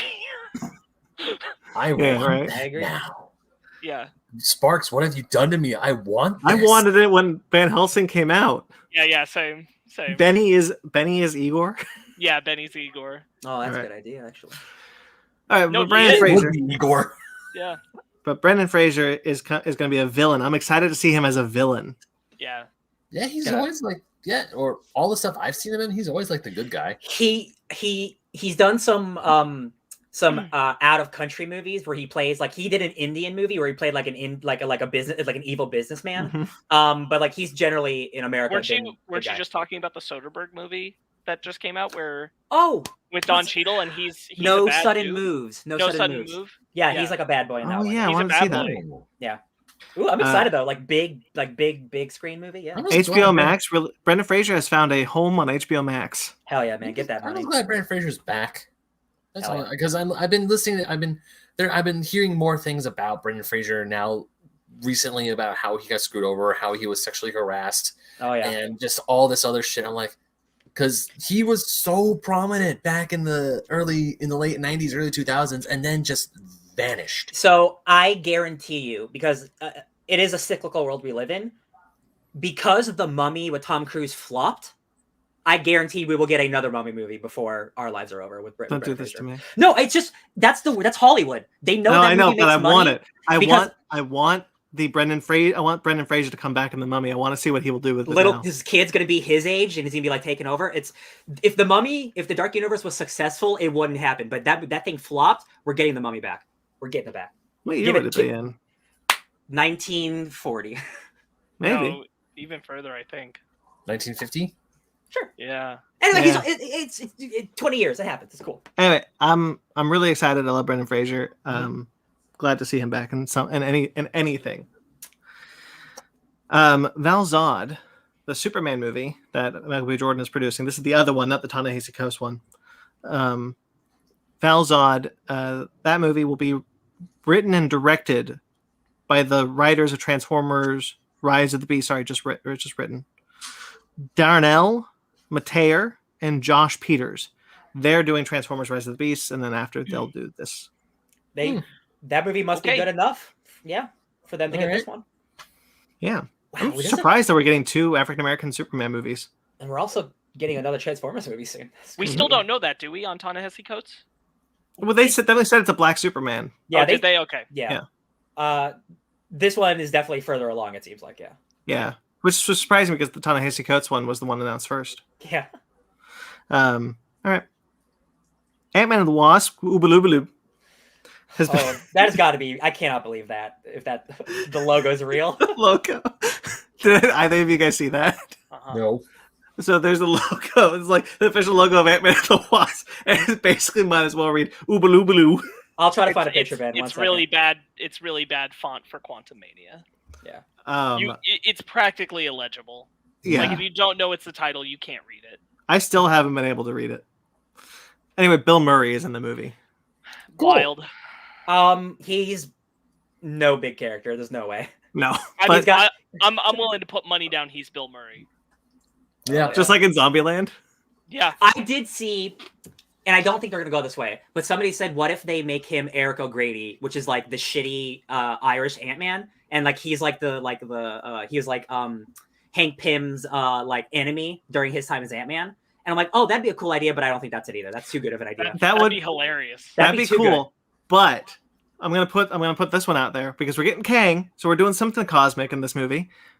What if he's another Elder of the Universe? What if he is Jeff Goldblum and Benicio del Toro's brother? I'm I'm not against that, especially because Ant-Man is this huge movie now. At least it has to be, right? You're dealing with King. It can't be a small movie, right? I don't know, man. Yeah.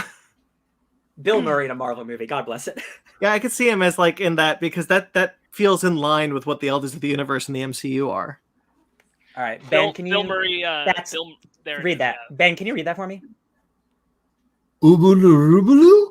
Yeah. Remember what Yondu says in Guardians? That's what For a second, Brandon, when you said the thing, I thought you were doing that TikTok trend where it's like replace every vowel with oob. No, we can't do that. That's what that font is doing, though. Yeah, that is what it is. It's like. So I was with, because Jeremy's here, so I was with Jeremy when this news came out, and I turned to Jeremy and I'm like, Ant-Man poised to be the best trilogy in the MCU. Yeah, hey man. I'm so glad we're all on the Ant-Man. Lost is one of the best. Yeah, you got Jonathan Majors as Kang, and then Bill Murray coming in. I'm like, well, it's gonna be the best trilogy ever. I like 2 weeks ago, I watched an interview with Jonathan Majors. He's talking about the cowboy movie he's in, but he's talking about Kang because he's filming Ant-Man right now. Yeah. And before Loki came out, he had Kang as his background screen. So somebody on the bus saw his background screen and put it together. He's like, I think Jonathan Majors is Kang. I think those rumors are true. So like for months he was like, nah. And he's like, I was my own villain. I did this to myself. And I'm like, he was reading like comics on his phone, like, and I'm like, oh, that's so, he's excited about it. I love it.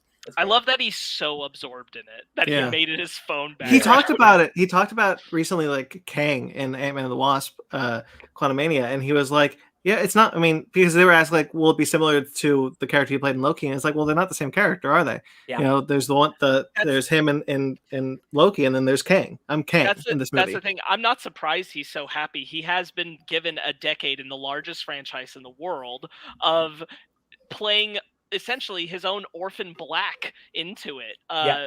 For the next 10 years. Of course he's absolutely engrossed and happy. Like he's gonna make money. So excited for that Western movie. I just love how he decided to put Kang the Conqueror as his phone wall screen. You know, if I was casting a superhero movie, you bet your ass that's my background. Man, Marvel snipers were on him in that second. Yeah. I don't think the Marvel snipers are getting their checks anymore because that Spider-Man stuff is a crazy ship, my friend. Amy Pascal forgot to pay her Marvel sniper fee. An entire team of interns is about to like get wiped off the face of the earth. I loved like the Empire stuff that came out, and Kevin Feige's like, yo, like, you know, some rumors are true and some rumors are not. And I'm like, Kevin, every rumor's true, man. Stop trying to trick us. I'm not gonna talk about what's in that Empire article, but they confirm more villains than we've seen. Yeah. And I'm like, Kevin, where's the control? Kevin. There's also the bit where time because I haven't heard anything about this Empire article. I really don't know what you guys are talking about. So if it's talk about spoilers. No, we're not talking about spoilers. Ben, I literally just said I'm not going to spoil it. All right. Ben, calm down. No, there's an interview for Empire Magazine where John Watts is like, yeah, there's such and such and such and such in this movie. And then he goes, and then like afterwards, all the articles have to be like, so John Watts really wants us to say he was joking in the moment. And I was like, yeah, sure he was. Maybe don't print it in your magazine for millions of people to see. Yeah, there is a leak at Sony, and the Amy Pascal has to probably like rent out the Marvel snipers, and she didn't pay her fees. I'm just saying, sometimes it's nice to walk into a movie knowing every single thing about it. You know, you just like get your feet back. You're like, what's a surprise? Ben, I'm not going to spoil it for you, but it's exactly what you think. If you've been paying attention, it's exactly what you think. If you're on the show, yeah, we talked about it. Yeah, it's bad. Yeah, all right. Anyway, Amy, pay your sniper dues. Yeah. Your Marvel sniper dues. So there is a Tomb Raider anime coming out. We've talked about it before. Haley Atwell is playing the Lara Croft. Now we have more casting and kind of more information. They talked about how the anime is going to kind of bridge the original trilogy with the Survivor, the original games with the Survivor trilogy, kind of see how the Survivor trilogy Lara becomes the Lara of the original games. Mm-hmm. And to personify that, they've cast two characters from both eras. One, Zip, who showed up in the three Tomb Raider films, Tomb Raider Legends, Tomb Raider Underworld, and I don't have the third one, I apologize. Alan Maldonado. sorry, is going to play Zip, and then Earl Balin is going to reprise his role as Jonah from the Survivor trilogy. Oh, that's cool. Yeah, that's some good synergy. I like that. Yeah, I think that's kind of cool. I'm really excited. I really like the Survivor trilogy. Yeah, I do too. So I do cool. too. I just don't feel like it had to be connected to the original stuff. I didn't either, but I don't mind. Yeah, it is, because like this thing is like it's like it's half a reboot and also like the origins of Lara. So like, I guess, mean, like, but they built her to be like a different person than those original games. She is I'm not knocking those original games. She is such a murderer in these new games. Oh my god! She went from James Bond to Nathan Drake. Yes, and that's the Uncharted influence. Like, absolutely, like it is an origin story for her, but it was also a reinvention, and just the concept of saying like, no, it's not a reinvention. That's a little odd. No, I get it. It's like Bumblebee to Transformers. Yeah. It's like no, it's not. It doesn't carry over. Like, bro, it's a reinvention, and that's fine. Yeah. Yeah. Speaking of reinventions, National Treasure, the Disney Plus series, not the supposed third film we're still maybe getting. Maybe. Lisette Alexis has been cast as Jess Morales, the lead of the new series. She is going to be a dreamer. I believe. This dream is capitalized, so I think it's meant to be the yes. Yeah. She is the child of immigrants. Yes. Yes. Who embark on an adventure to uncover the truth about her past and save the lost Pan-American treasure. Sounds like an Uncharted movie. Yeah. Nope. National Treasure movie. That's no, you're still right. Yeah. I mean, like I if you're gonna do National Treasure and not have Nick Cage, do something different with it. So like, I think this is a cool idea, you know, going into like someone's nationality and like it's actually like a part of them. Like, I think that's a really cool idea. Maybe have Nick Cage show up for a second. Hey, you want to steal the? I'm just kidding. Never mind. You know, and you know, let's still get that third movie. Selfishly, I still want that third movie. Oh, you're not the only one. Me too. I bet this is like a test ground to see if like they want to do a big budget, big movie. Yeah. But whatever it is, it's that they get it, and at the end of the series, Nicolas Cage shows up with the president guy from National Treasure 2. Bruce Greenwood. Like, this was one of the things in the book. Oh my god! You could make it like the Librarians, the Librarian trilogy. Oh my god! That reminded me of the end of like Tokyo Drift, where Vin shows up, but it's like Nick Cage at the end of National Treasure, like, oh, you don't even know about this world. This is where you find out Indiana Jones and National Treasure exist in the same universe, and they have the same warehouse with all the stuff. Oh, with the Ark of the Covenant. You're just describing the librarian. Leave something to the imagination, sir. All right. Yeah, but it's Disney's The Librarian. So oh, you're right. Sorry. People will watch it. Fan service. Yeah. I like The Librarians. It's a stupid show. I'm glad someone does. Yeah. Percy Jackson as a director. The pilot for Percy Jackson will be directed by James Bobbin, who directed The Muppets and The Muppets Most Wanted. Hell yeah, and the second Alice in Wonderland movie. Oh yeah. Cool. Hey, I like that better than the first one. So like that's cool. I like his directing style. He's got chops. Yeah. I'm my whole thing is that I'm still not sold on this needing to be a live action series. I think the smarter route was to go animation, but I'm certainly excited to see a more faithful interpretation of those books. Yeah, I agree. Yeah. Which I'm sure it will be because it's got Riordan there. Speaking of Mel Gibson, remember how he was the villain in Uncharted's on the brain. Expendables 3? I thought it was 3. He was the bad guy. Yeah, that's why I corrected 3. No, he's not back. Oh. Iko Uwais from the Raid duology and Snake Eyes is going to be the lead villain in Expendables 4. He was he's one of the random super tough henchmen in one of the Fast and Furious movies. He always shows he's in The Force Awakens on one of their squads with Han Solo's ship. He's one of the best martial arts in the world on screen and off. So like he's a great villain, a great presence. Cool. That dude kicks ass. It's gonna be interesting watching Sly Stallone all of a sudden no martial arts. Well, no, see, it's the thing about like in that universe, like, it's like old and tough versus young and nimble. So like, he's like super fast. And he's like, ugh! Do you think he and Jet Li clash? Oh, they've already clashed, I'm sure. Do you think Jet Li is in Expendables 4? No. Hell no. Oh right, Jackie Chan is though. Is he? Yeah. Oh, Jackie, no. So there you go. It'll be the second movie that Jet Li and Jackie Chan have been in. The Forbidden Kingdom. The best news that happened this week is a part of our topic, but Dune officially got its sequel announced. Dune Part 2 is coming. Legendary said so on Tuesday. They can't take it back at this point. Man, it's so funny because like box office comes out like on Monday, and they didn't announce it on Monday, so people were super scared. But then they just waited one more day, and like, nah, we're just kidding. I wasn't even worried because like Denny and Warner Brothers were all like, "Yo, it'd have to no people would have to like not go see it at all. Like everybody would have to not go see it for there not to be a part 2." The movie also, if I had known how little the movie cost, I would never have been on the fence about a sequel. I would have been totally like, absolutely, it's getting a sequel. It only cost $160 million. Wow, we're so used to Marvel movies having ballooning budgets and not showing it. This movie looks like it costs double what it cost. You know why? Because when you shoot on practical sets and you just shoot in a desert, instead of spending millions of dollars on CGI, it's cheaper that way, believe it or not. I am so thrilled. Spoilers, I love Dune. So the next 2 years are going to be a very excited wait while I read all those books and I play all those games for the CD, for the Sega CD, all this stupid shit. I'm so excited. Filming is going to start next year. Then he said, like, I'm not going to start filming until next year. And then he also revealed the nugget that he wants this to be a trilogy, having Dune Messiah be the third movie. A trilogy minimum.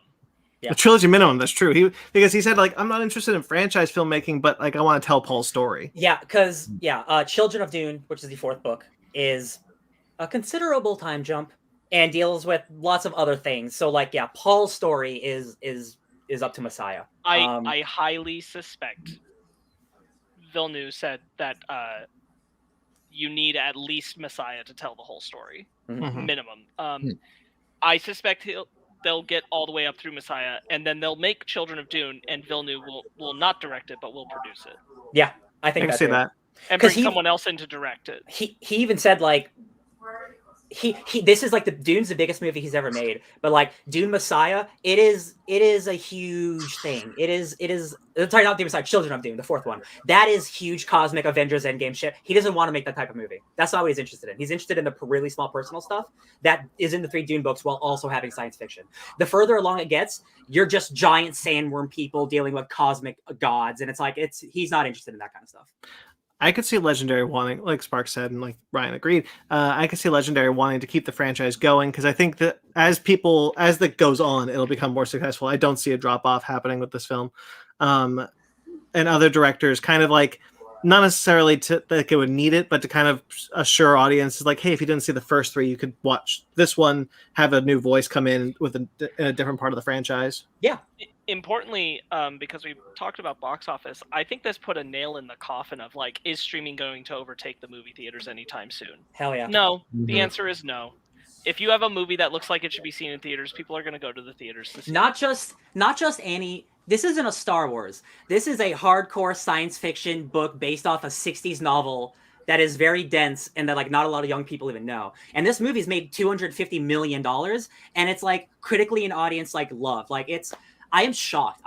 This movie's doing as well as it is. And Denis Villeneuve deserves it because he's made nothing but box office disasters. He's made great movies, but none of his movies make money.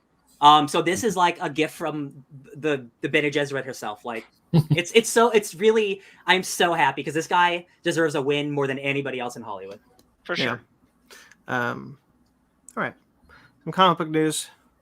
Again, Marvel had their solicitations released this week. So a couple of the comics were announced, such as a new Iron Fist series, a 5-issue miniseries written by Alyssa Wong with art by Michael YG. Is it Yig? I'm not sure. It's going to see Danny Rand stepping away from the Iron Fist mantle and a new character that's unannounced. We don't know its name. Stepping into the Iron Fist mantle. This is awesome. I love legacy characters. If you're reading, I'm not reading the series, but if you're reading another Marvel series, we know who the next Iron Fist is. It's a character called Swordmaster. He is a new character, very new. I believe he was created for one of the mobile games, actually. But he's dealing with stuff there. And the villain in that book is the villain in this new book. So it's looking very likely that he's taking over the mantle. And they know each other, Danny and him too. So I'm gonna pick up this #1. I love Iron Fist. It's cool that it's somebody else. I love Legacy. You know who else you love? No. Ghost Rider. It was announced this week. It was announced this week that next year, 2022, will be officially christened the spirit of the year of vengeance, because it is Johnny Blaze's 50th anniversary next year. It's really funny. Technically, it's 55, but if you're counting it differently, 50 makes more sense. It sounds nicer because they missed it already. Yeah, Benjamin Percy and Corey Smith will usher in the year of vengeance with a new Johnny Blaze ongoing series, Ghost Rider. Bro, Ben Percy, what a guy. He's writing those X books. He's killing it. Guys, Ghost Rider's cool. You guys read that Ghost Rider series by Ed Brisson that unfortunately got canceled after 6 issues. It didn't even get to finish. Didn't even get to finish. And those issues were like done too. It's bullshit. They're pushing Ghost Rider very, very hard. I think because he is eventually going to show up, like all these characters do eventually, into the MCU. The Marvel horror push in the next couple of years is going to be hard and heavy. You know, we got Moon Knight, we got Blade, we got Werewolf by Night. All this stuff's happening. I love Ghost Rider. I've gotten into Ghost Rider so much over the last couple of months. It's never been a more perfect time for Ryan Leopoulos. Every Ghost Rider who's ever existed is on that cover, even the super obscure ones. I love it. Oh my god! And also that art by Ryan Stegman, or no, Ryan Otley. Nope. No, it's Stegman. Stegman did the announcing the year of vengeance. Yes. That is one of the most beautiful pieces of art I've ever seen in my life. And even he's saying, like, I don't even care about Ghost Rider, and this is my best work. And I'm like, hell yeah, baby. I'm not as engrossed in Ghost Rider as you are, but I do really like Ghost Rider. I love that last series. I've read Robbie's series, also, and smatterings otherwise. But I'm so excited to pick up another Ghost Rider ongoing. Yeah, I hate that Ed Brisson series was over. Yeah. But this one is kind of going back to the roots for Johnny Blaze. Johnny Blaze is got a home life. He's living in suburbia. He's got a wife and kid. I'm monsters curious. Have to come out of the woodwork. I'm curious because like he's currently like the King of Hell stuff, and that stuff's like ending. So I'm wondering if there's going to be like a time jump because like he's just married and he has kids. Where did this come from? How did this happen? Maybe he brought it from hell. Oh, hell wife, hell baby. As long as Danny catches there, I don't care. It's all good. Yeah, we're all good. I think I think we might be getting a Ghost Rider event next year. It sounds like it. Oh yeah. Oh yeah, almost certainly. Which would be awesome because Ghost Rider hasn't been the headline event. He hasn't had an event since Midnight Suns back in the early 90s. Yeah, let's do it. I think he's due for a new event.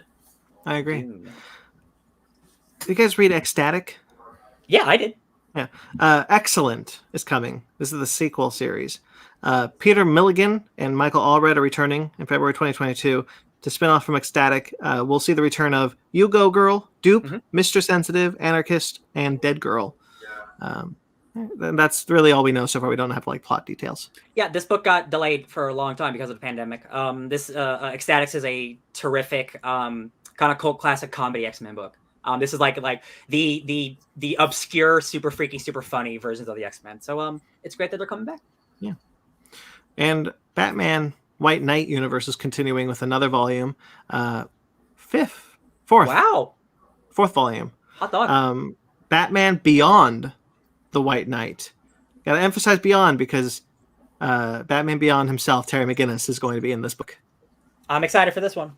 I can't wait to see Terry McGinnis drawn by Sean Gordon Murphy. Yeah. Oh, it's so good. Yeah, this is Batman Beyond, like the first time that he's without Bruce, like in this universe, right? Like, no, this is Batman Beyond, but in the White Knight universe. Oh, gotcha. I'm thinking of that other book. Yeah, so this is just Batman Beyond that we haven't seen yet in this universe. Yeah, I'm there. I'm gonna buy it. What are you good?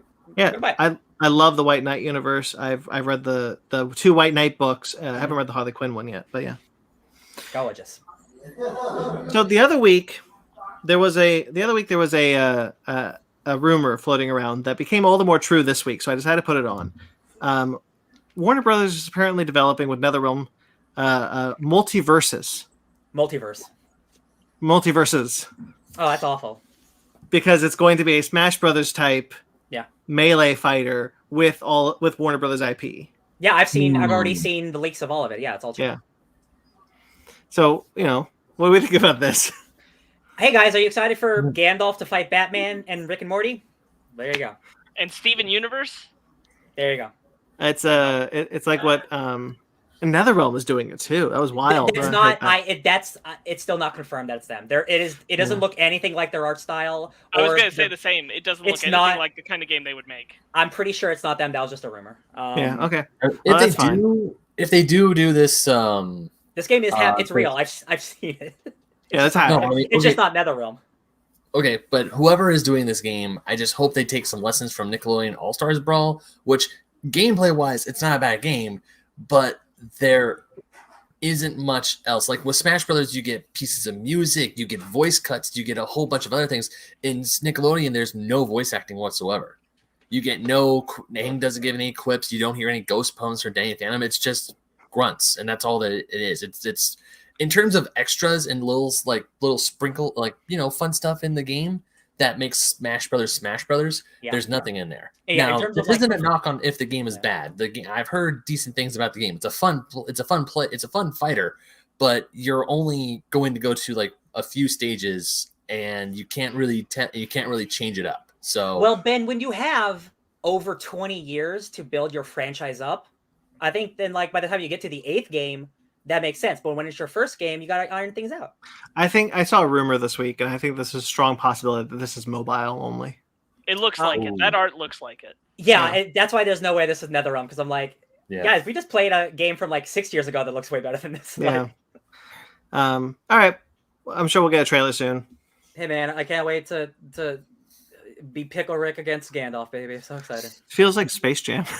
Yeah, like it doesn't have the same ring, even as a Nick game. Like this doesn't. I mean, how can you be shocked when that they'd want to make a game of this when they made Space Jam: A New Legacy and Ready Player One and the Lego Movie? Of course, they want to do something like Harry Potter versus Superman.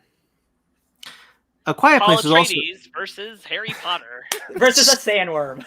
Yeah. A Quiet Place is also getting a original single player driven horror adventure game coming next year from Saber Interactive. I know them. That would be cool. That could definitely be a really good stealth game. I want this game to use the Phasmophobia technology. Okay. It's not going to be that. These are the guys who made World War Z and the Evil Dead video game. So it's going to be one of those types of games. Yeah. Oh, okay. It would be cool to have a Quiet Place game that used the Phasmophobia technology. What I'm referencing there for Brandon and Ben who haven't played it is that when you play Phasmophobia can detect your mic. Oh yeah, you told us. So if you're playing Quiet Place and it can detect your mic, you got to be quiet. That's a tense experience, my man. It sounds like it's going to be basically like a Left 4 Dead experience, but maybe the mic stuff will be incorporated. That would be really cool. Man, I don't want an aliens fire team with the Quiet Place monsters. I don't think it'll be that extreme, but it is the types of games that these guys have made before are those games. So yeah, no, I want a game where like you have to be really stealthy, crafty, and stealthy, and all that. If you're gonna do Quiet Place, like make it that. Oh my god, like you see like the radar of how loud your voice is, so you have to talk, but you can't talk a certain like. Yeah. The game is not going to be that, man. Come on. Also in Quiet Place news, Jeff Nichols has left Quiet Place 3. Essentially, he was going to direct it. Jeff Nichols, that guy. I'm going to check his IMDb. I'm pretty sure that guy is a super hardcore filmmaker. So when that was announced, I was really weirded out. Right? Yeah. This guy is a super indie filmmaker, so I'm not surprised by this. John Krasinski being a menace on set. What? Not Reed himself. All right, shall we get into trailers then? Oh, it's time for the trailer park? It's time for the trailer park. Quack, quack. Did I quack? Whatever. Hey, Halo. Quack. Custom horns exist. Halo Infinite campaign trailer. You brought this to our attention. I didn't know this came out. Yes, because I know we've all been kind of lukewarm on the Halo Infinite stuff that we've seen. And like their release, even the stuff that they're going to release, like it's just going to be multiplayer and single player campaign. It's kind of a bummer because I love co-op Halo. But I watched this video and it made me hella excited to play this campaign. Because the gameplay looks like great classic Halo, but it's introducing a giant open world. And I want to bring up, it looks like it looks like Far Cry and Assassin's Creed, but in really good ways. The problems with those two franchises now is that they developed a really good core gameplay mechanic and then have not done anything different with it for 10 years. So, but when you bring that to Halo, where you're going to an open world and you are like taking out outposts to collect resources to upgrade your Master Chief, that sounds like the coolest game ever made to me. That's what I want to do. The way that you can grapple enemies, you can grapple like plasma bombs to throw at things, the way you can jump from a building, blow up a Banshee, parachute to the Banshee, get into it. That's the coolest shit I've ever seen. This looks like a great Halo experience. I am so thrilled. This looks as good as it does, in my opinion. I love the Halo games. And so Yes. when I was disappointed with 5, and I was like, you know what? Maybe I won't play Halo Infinite. Yeah. I'm really upset they showed me this, because now I'm like, oh, dang. Yeah. Actually, this looks like a lot of fun. I don't want to not play a Halo game, and Halo 5 left a terrible taste in my mouth. Like, terrible. Yeah. Blah. So, like, I don't know if the story stuff will deliver. But well, the gameplay will work. We also got more story in this trailer, because they talk about how Master Chief, everything goes back to Cortana. Master Chief is trying to find out what happened with Cortana. He's got an AI in him, a new AI. Who's going to have to kill Cortana. Her mission is to take her out. Yeah, you get new enemies. You do get more of the Forerunners, which I really got to make sense of what that continuity is, because there's some interesting, because that's been really complicated for some reason. Mm-hmm. But the gameplay looks fun. The story looks kind of like the UNSC Lost. It's like they're against the ropes. The Banished are basically a bunch of different tribes come together.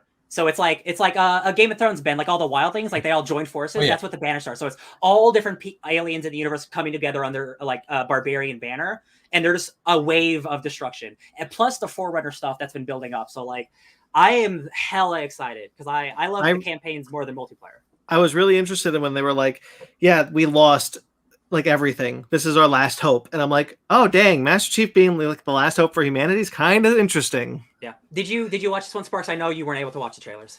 No, I did not. That's okay. I'd recommend, because I know you like Halo 2, watch this one.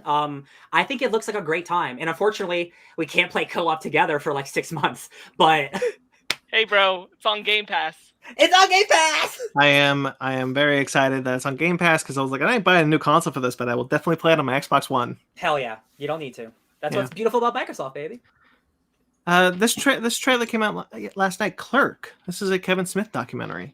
Yes. I don't know how much of fans you guys are of Kevin Smith. I grew up adoring the man.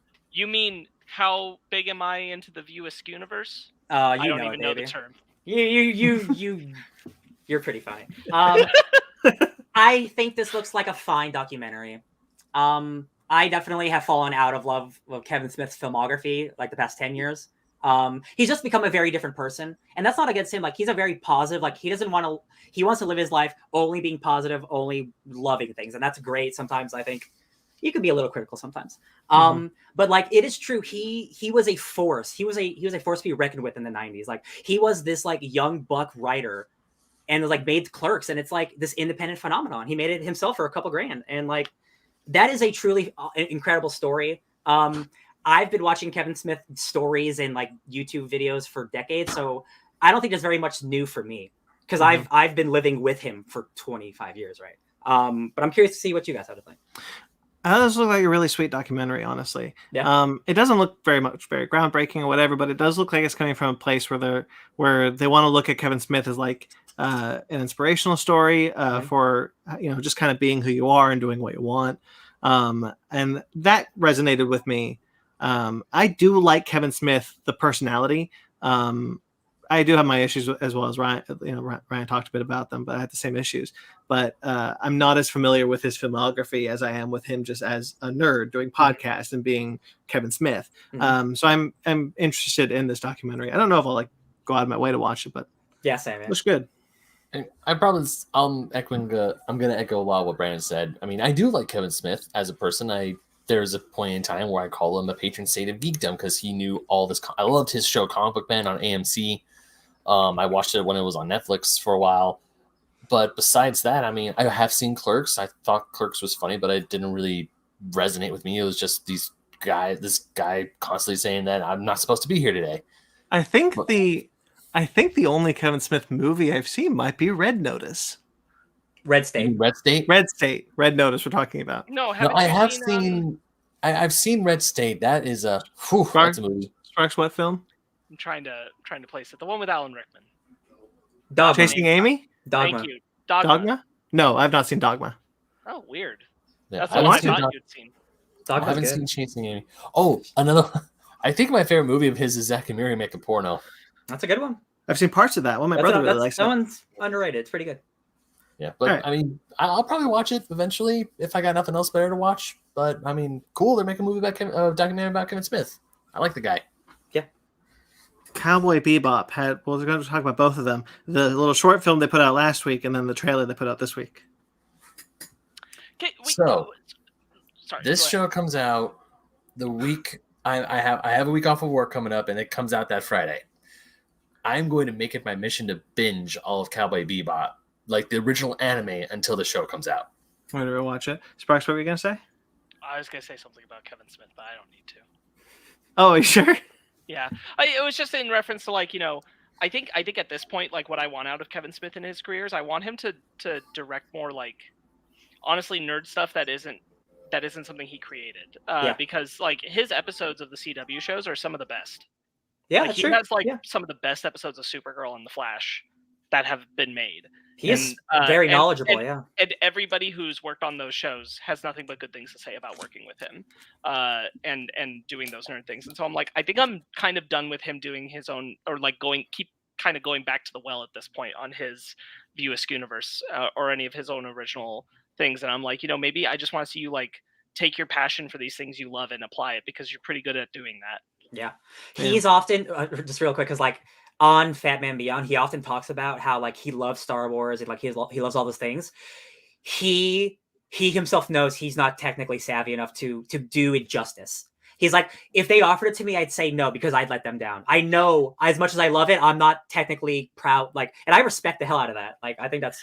I do too. I think it's more than anything. I think he could rock a solid honestly, CW show. In I will even go so far as his own style of a HBO Max show. Yeah, with the right character, his passion. I think he could do it. I think Doom Patrol leaves the door open for him to bring his own unique take to it.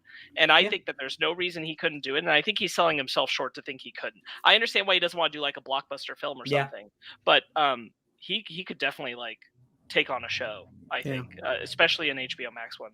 I think would be a great little thing for him to do. Anyway, I also plan to watch the anime before the live action show comes out of Cowboy Bebop. And that's all I have to say, because I didn't watch this trailer. That's fair. I thought both the short was super cool and inventive, and I was really into it, but the trailer really sold me. Is the short the one with the yes. style stuff? I saw that. I didn't see the trailer. Yeah. The short was great. The short was awesome. I love how they were doing with the lines and everything, interacting with that. Really thought that was cool. Yeah. The interplay between the characters worked really well. Reminded me of that show. And the trailer just totally sold me. I have a lot of faith in the show. I think this is going to be a great one. I'm so scared because of how good I think it does look. Mm-hmm. And it can't be that good. Right? We can't have nice things. No, that exactly that. Ryan, it looks like a live action anime. Ryan, his head sitting in Salusa Secundus, being we can't have good things. I really like the trailer a lot, Brandon, and I'm just worried that it is going to be too stylish for its own good, or I've seen this type of thing before and it's failed, and this is such a beloved property that if it's not as good as it looks, it's going to bum a lot of people out, because there's already so many people against this for just existing. So I want it to succeed so bad, because I love this trailer, man. And John Cho is selling me so hard on this. The effects look great. Yeah, it looks like Netflix's most expensive show, for real. Yeah. I think you hit on something really valuable, and I've been thinking about it a lot, because Cowboy Bebop, I feel is at the center of this pretty strongly. But specifically animation going to live action, I don't want this to be the anime in live action.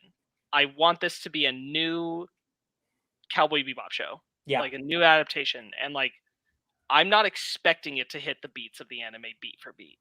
I'm sure there will be moments, but I don't need the anime, the live action show. Yeah, same. And I think anyone going to it wanting that is setting themselves up for pain. I agree. Yeah, because I'm so why excited. would you? Why would you? The anime's so good. Well, the they anime even be the said anime. It's like doing The Lion King. The writers even said we're not using the anime is there. We're not going to be the anime again. We're going to take it in our own Yeah, direction. and I just think there's too many people who come to it and are like, it's not the anime. Good.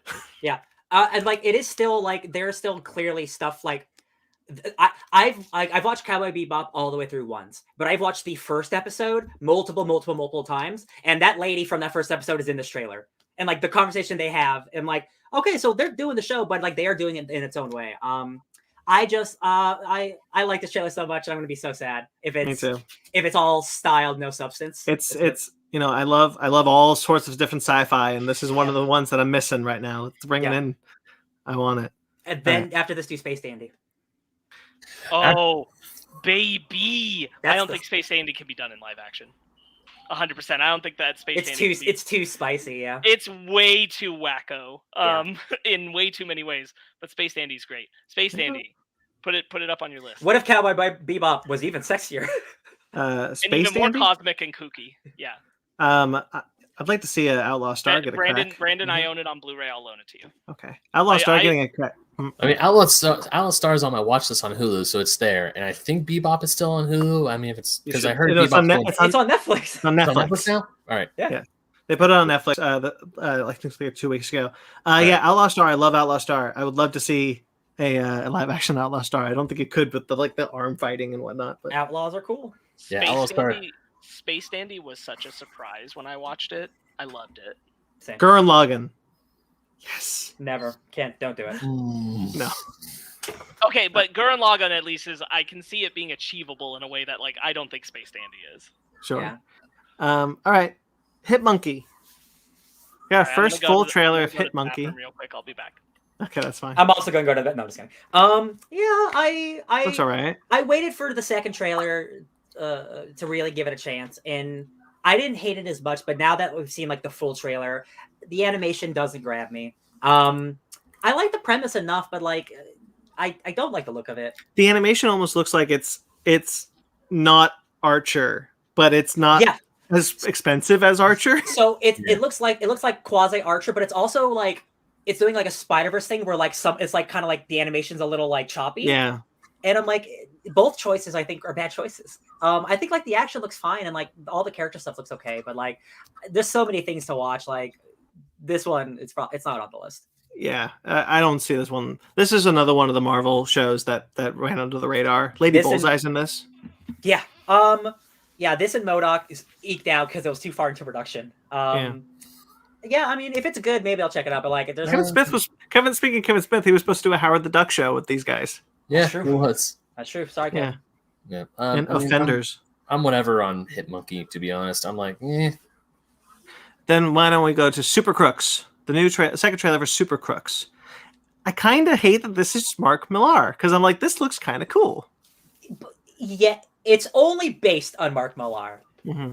Like this is such a separation from everything else Mark Millar has ever done, and like it's clear he has no actual hand in this. There's no way he does. No, it looks too good. This is purely like un-American, like or un-British, whatever. Like another country is handling this.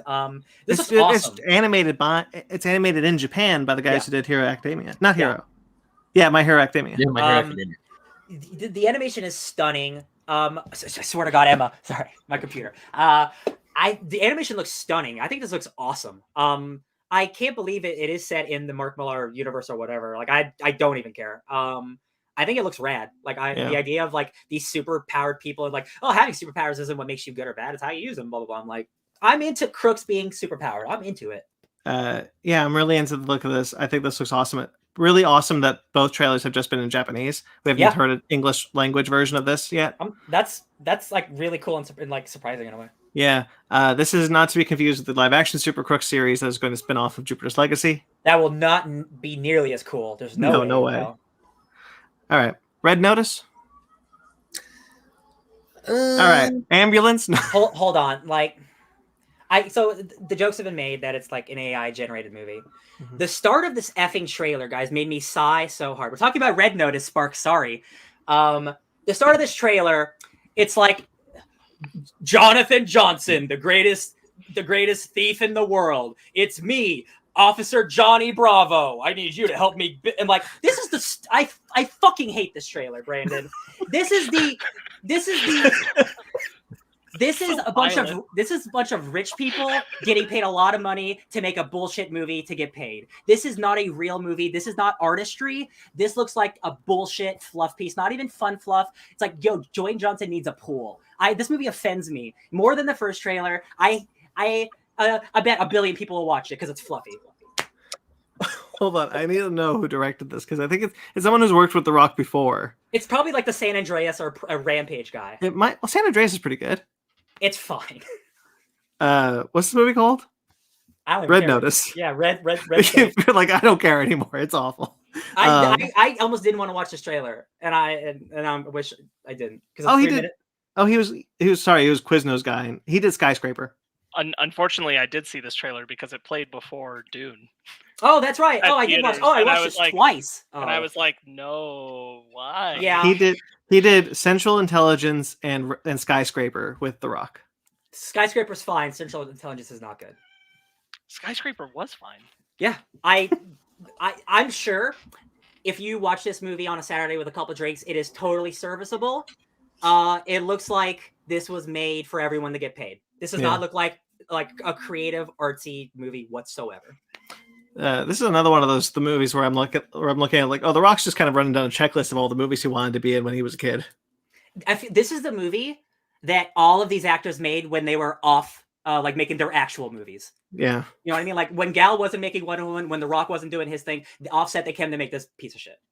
Yeah. Yep. Ambulance, Michael Bay's new Netflix movie with Yahya Abdul-Mateen, and the Jake second, Gyllenhaal. and Jake Gyllenhaal. I think this trailer looks really good. I also, man, no one films a movie like Michael Bay.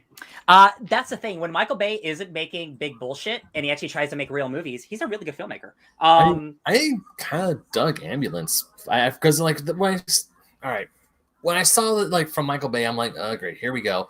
But then I was like, an everyman trying to like make money so he can take care of his family. That's actually pretty cool. His best friend coming out of the job. What? His brother. There's a lot in this trailer. Jake Gyllenhaal and Yahya Abdul-Mateen are brothers. Yeah, And there's so much in this trailer that there's just like, hey, we're going to rob this bank. And then it's not until like 30 seconds till the end of the trailer that it becomes a trailer for a different movie, which is a ripoff of Speed with an ambulance. And I was like, this is a lot, but I'm so into it. I'm into it too. I didn't think I was going to be excited for another Michael Bay movie for the rest of my life. I mean, I will always get excited when Michael Bay tries. Because when the dude tries, he's really good. Pain and Gain, his last regular movie, was really good. He did Seven Underground with Ryan Reynolds. I didn't see it, but people seem to like that one. Mm-hmm.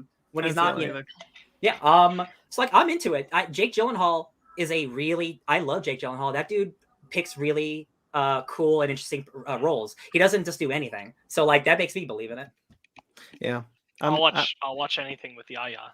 Hell yeah, me too. Honestly, like he's one of my favorite talents currently. So, man, Uncharted. Oh boy, you like that Spider-Man trailer? Oh man. Look, so here, can I real quickly, Ryan? Go, yeah. Look, if this were a trailer for generic adventure original movie that we're gonna do that's ripping off the thing that you like, I'm like, yeah, this looks fun. It's light, it's breezy. Yes. But it's Uncharted. Yes. And no, it's not. That's the problem. Yeah. It's I feel the same way about this that I feel about Red Notice. Pretty much what Ryan said. That's how I feel. So like where to start, right? It looks utterly soulless. Yes. Brandon, you are right. Like this trailer, it's not a bad trailer. If you were just watching, Ryan Dundee, new explorer, whatever, or something. Yeah. Like, cool, new character, whatever. We know who these characters are. Dora the Explorer 2. Yeah. Starring Diego. We played these games. We played four of these games. We know these characters very well.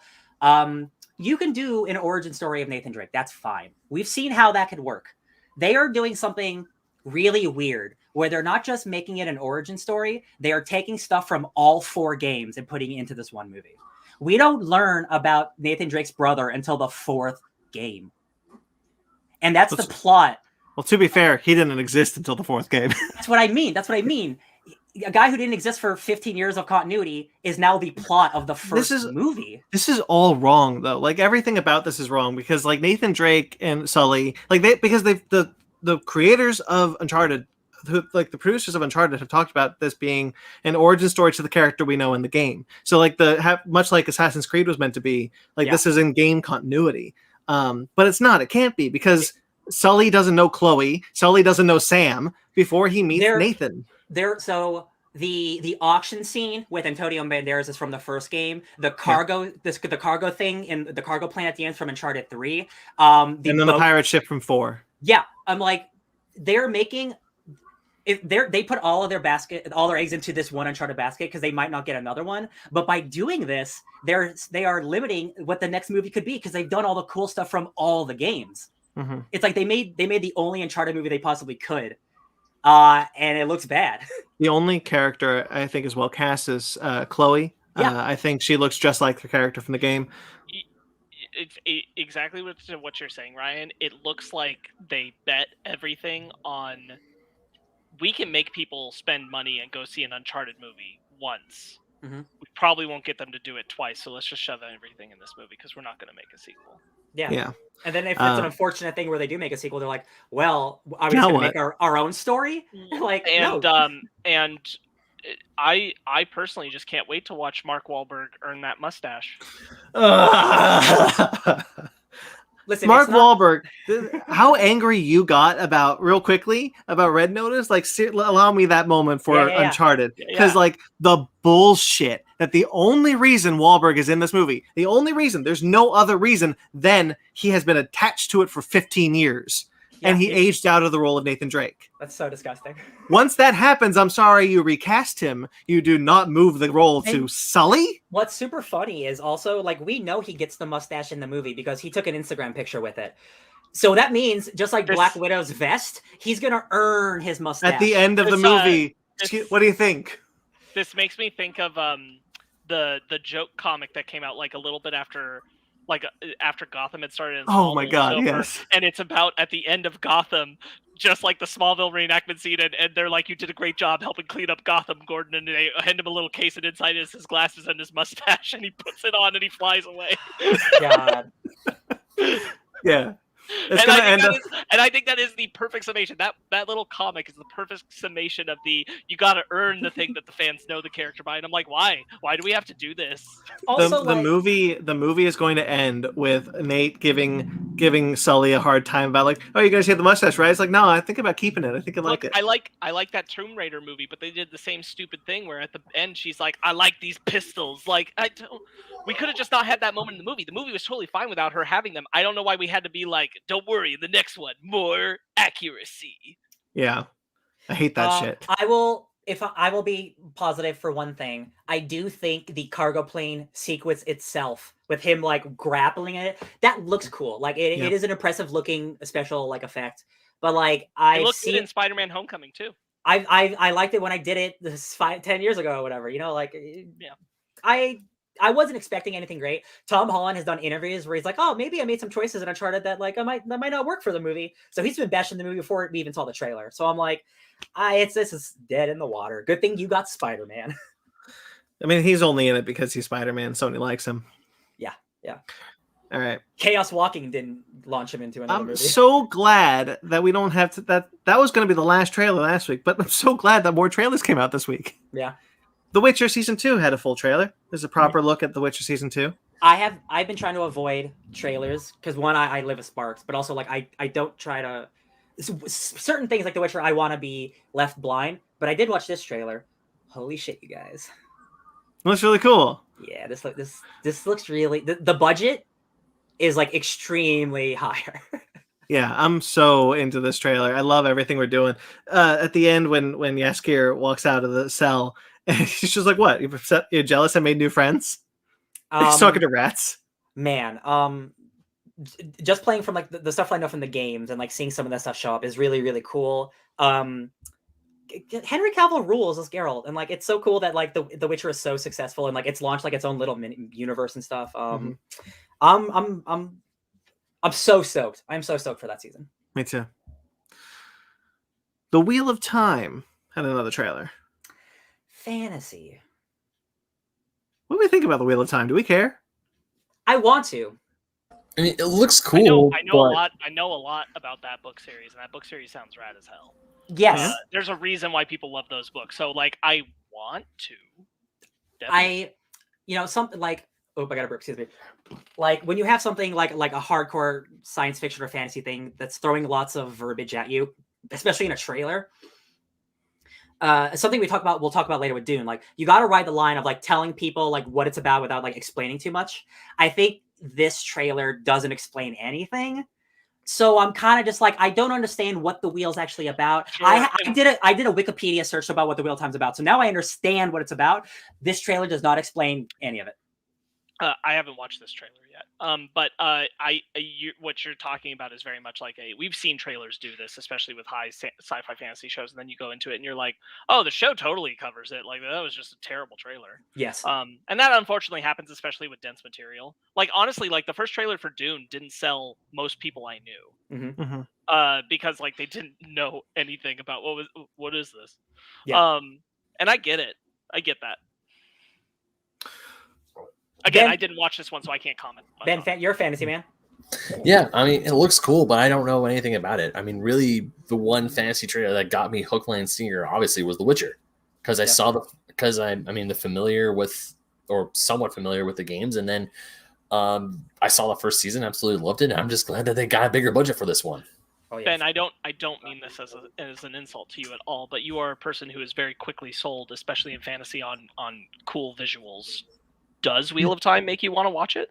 It kind of does. I mean, it does look good. I love the design for the monsters, and I would like to watch it. It's just, if I had to choose between Witcher or Wheel of Time, I would watch The Witcher first, and then I would go to Wheel of Time. But Wheel of Time does look good. Yeah. I like the cast. I really like Rosamund Pike, and if she's in it, that gives me some inkling that it might be pretty good. Maybe. I mean, it does look good, so I would like to give it a shot. Lightyear. There's a star, man. Sparks, you saw this one, right? Oh yeah, I did see this one. Yeah, I'm really excited for this, guys. I'm very happy. It looks really good. I mean, okay, Pixar movies have looked better and better and better every time a new movie has come out. So that's not surprising, but just. This looks so good. People on the internet, a teaser. We don't know anything else about the movie. It's just, damn, that just people on the internet need to settle down about Toy Story mythology and chronology. Yeah, just settle down. It's okay. It's a movie. I realize that there's like I realize now that this is like most people's first exposure to the fact that this movie was being made, which we knew about. Yeah. And like coming to like they're like, what's happening? And there's like three things that are very important to me about this film. Number one, Pixar is able to sever ties with Tim Allen, which is great. Number two, this coupled with Luca and Soul and the one that's coming out, Turning Red, that shows that Pixar is finally doing something I've wanted them to do for a long time. And I see a lot of other people sharing this sentiment on Twitter. They're branching out their animation style. Like, it's still Pixar. You know it's Pixar. But they're not sticking to, like, people look one way. And the world looks one way. These are interesting looking people. These things look different. Yeah. These things do not look like they exist in the same plane at all. Across all these different films that are Pixar's new slate. And I'm so happy about that. Like, this looks incredible, but it doesn't look the same as other things. Yeah. And if the other point that I think is really excellent is that, like, you know, I do not mind Pixar going back to the well of an IP if it's an excuse for them to be able to tell some weird, awesome sci-fi story in their own way. And it's the way they got them to do it. That it's just like, yo, we wanted to make like just a sick as hell space action film. And the way they let us do it is we had to say that it was tied to Buzz Lightyear. Oh, check Mag's comment. Yeah. Villain. I bet he's in this movie. I bet he's in this movie. 100%. There's a shot where like a red thing opens, and I'm like, that looks really sinister. That's a Zerg droid. It's yeah.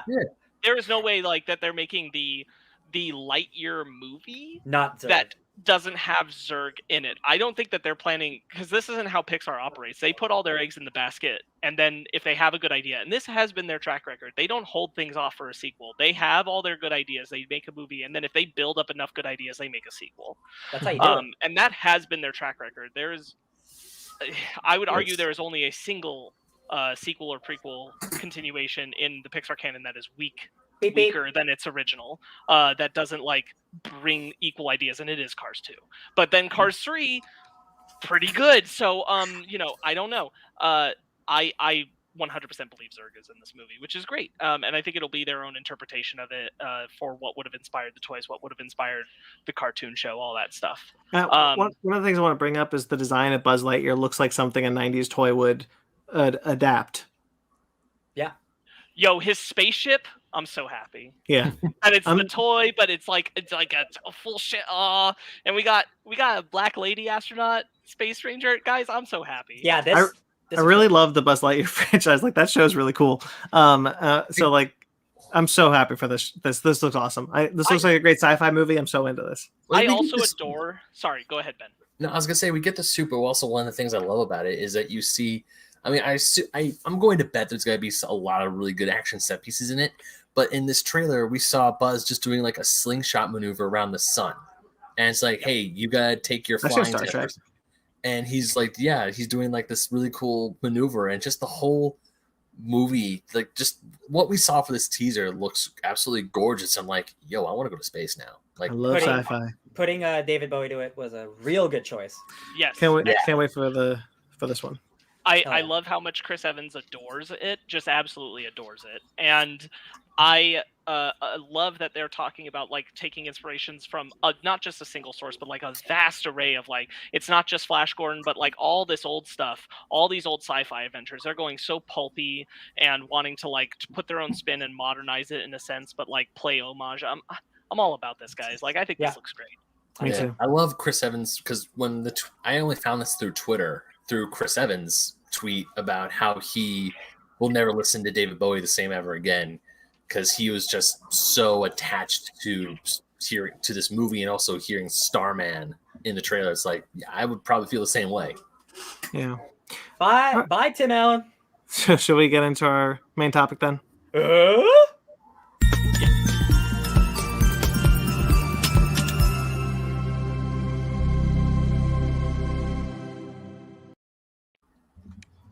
Full spoilers for Dune 2021. Denis Villeneuve's Dune. You've been warned. Full spoilers for. We'll probably keep it to. We won't spoil the book for you guys. It's going to be just part one of the story that is in the movie. So spoilers. You've been warned. We are reviewing a movie. Spoilers for anything that was in the book that would have happened in this movie. Yes. Yeah. I will say that because I will reference things from the book in that way. But nothing further than this movie. So let's get into it. I got to run to the bathroom. I'm sorry. I do too. So I loved it. Ben. No, Ryan, because you got to go too. I can wait. But I also had a good time. I understand the criticisms, but Denis Villeneuve is my favorite modern filmmaker. He knocked that out of the park. Ben, okay. Yeah, I absolutely love this movie. I had an absolute blast with it. People have been saying, wow, this is a long movie, but I did not feel the length at all. This definitely was not like No Time to Die, where I felt the length. This one, I was enraptured from scene one. The second we hear that thing speak in the darkness, and then we get the Warner Bros. Logo. I'm like, okay, real quick though, it is such a disappointment that it starts with the baseball and then cuts to the Warner Brothers screen. Like, takes me right out. Like, dude, reverse it. Terrible choice. It caught my attention, and then the Warner Brothers logo was there, and I'm like, oh. Yeah, upon rewatching it. Ruined it. Yeah. I was expecting something else between the Warner Bros. Logo and whatever the next studio logo was. Like, because if they did that, it's like, the Warner Bros. Something else. Honestly, the thing that it needed was the, it'd be kind of hokey, but at least I think it would have kept me in the element. It needed the Warner Brothers stuff to be revealed the way that Disney likes to do its castles a lot of the time, where it's in theme to the film. Yes, because they've done that before. Yeah, it needed that. Like Batman's done it. Like other movies have done that. Yeah, I thought it was odd. Yeah. It was just very bright. I 100% agree with you. It did catch the attention of like my entire auditorium, where everyone went, "What?" And then it's like Warner Brothers, and I'm like, "Stop it." Yeah, what did you think, Sparks? I really, really like it. I think it's a I'm gonna sneeze. Sorry. Bless you. I think it is a really, really good adaptation. That there's a lot of things that struggle, I think, to be good adaptations of a book, and I don't mean like 100% faithful, because I don't think you need something to be one for one, but I think this is a great job of getting a lot of what's there accurately onto the screen, which is really incredible. It's a mood piece. I think it's lovely to look at, for sure. I think it has some key flaws, and one in particular that kind of drives me up the wall, and I honestly have no idea where I'd land on it if I hadn't read the book, but I read the book, so I have a particular feeling about it. But I did talk to other people who didn't, just to kind of gauge, like, oh, where would I have been? I don't know. Those flaws are a bummer, I think, but we'll get into it. But overall, it's still a really good experience, Awesome. and I'd rather have it than not have it. So, hell yeah. What's up, Brandon? How was your bathroom? What's one of the flaws? I think the main flaw is that the story of Dune. Obviously, Ryan, you said, because I haven't seen the David Lynch one yet. You said the David Lynch one does the whole book. It does the whole book in less time. And simplifies it.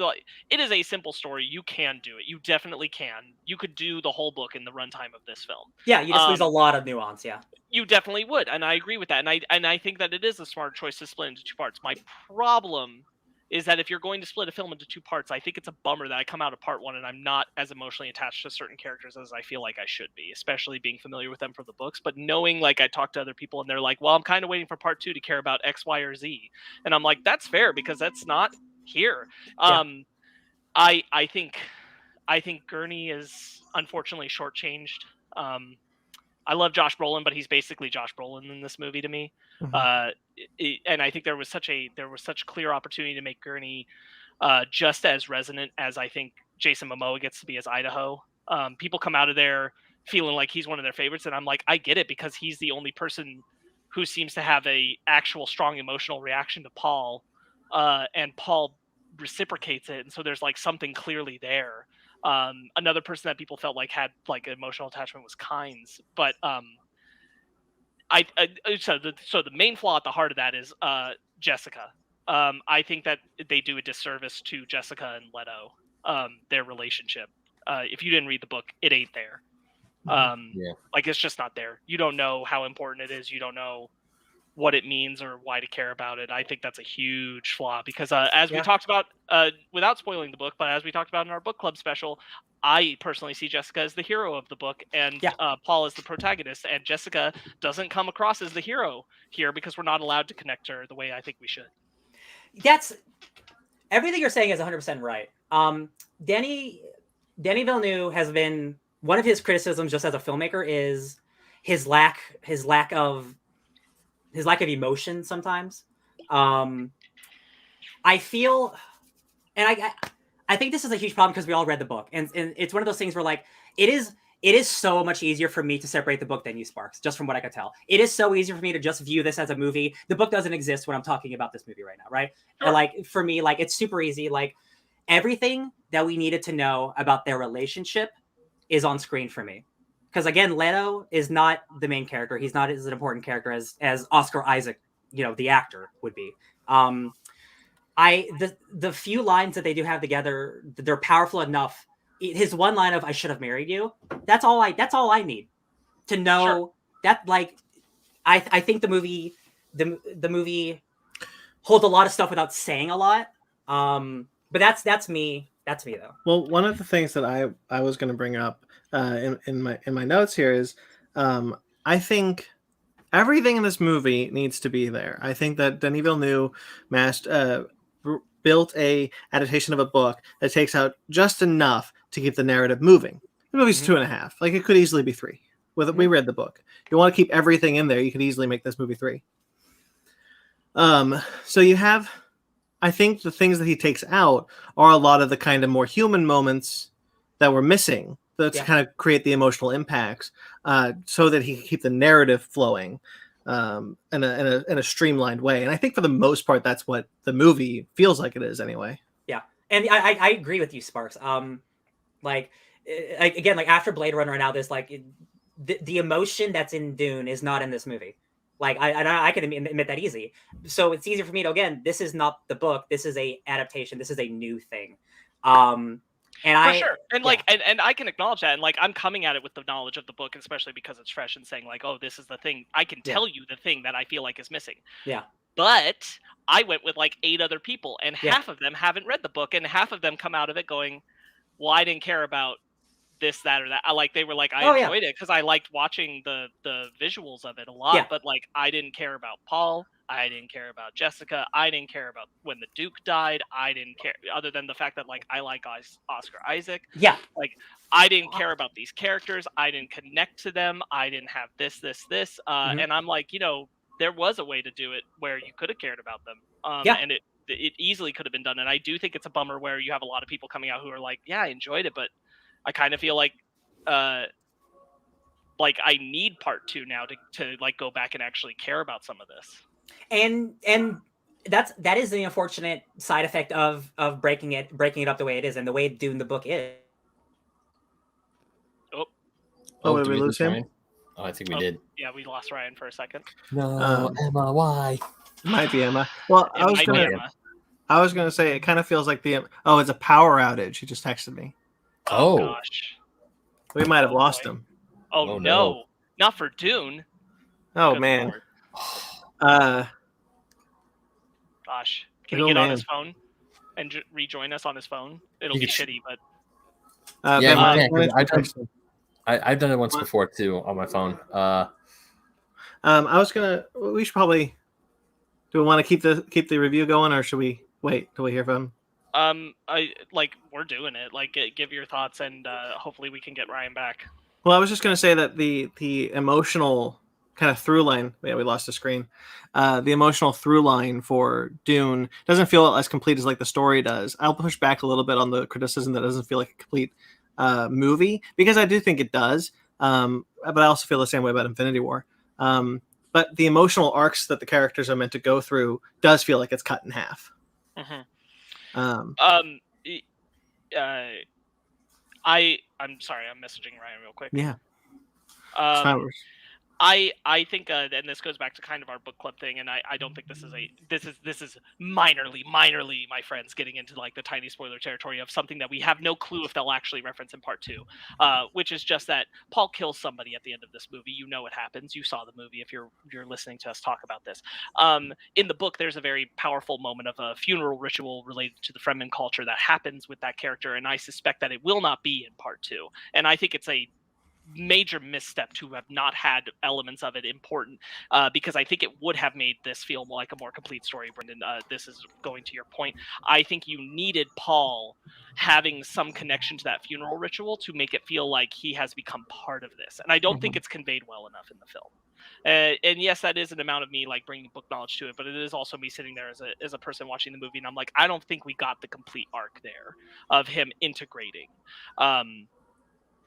And I think we could have lost some of the Zendaya, Chani flash forwards, which, by the way, her name is supposed to be pronounced Hani. The C is silent. I learned this. She's Cheney in the audiobook.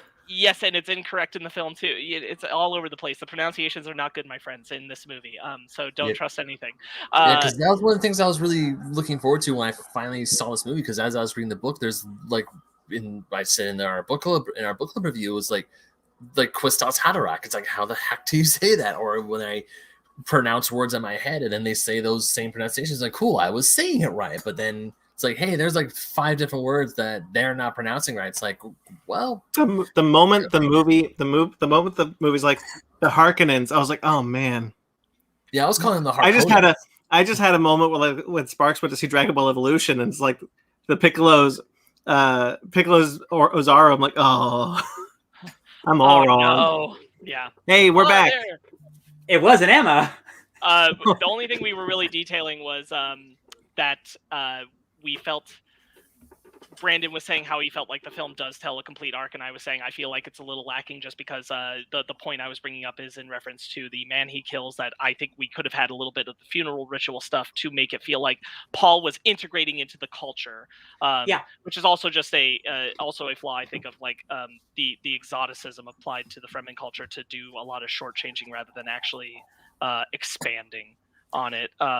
Making it feel full force. Which also led to me the particular topic we were on just a second ago, Ryan, is I think we could have sacrificed a few of Zendaya's visions earlier in the film to have had time for some of these things. Oh, I would 100% agree with that. And that is, man, I wonder, this had to be in from the original script of having Chani be there from like get-go, right? Like, I think like to make it more, I don't know, to make it feel more prophetic, more like fantasy, like he's having these visions from the get-go. You know the girl is real. It's not like, is it real or not? So like for a business reason, Hollywood reason, I get having those flashbacks. I do agree. I like the ending a lot. I do think it is impactful. I do agree, like it's anticlimactic for the big sci-fi movie at the end.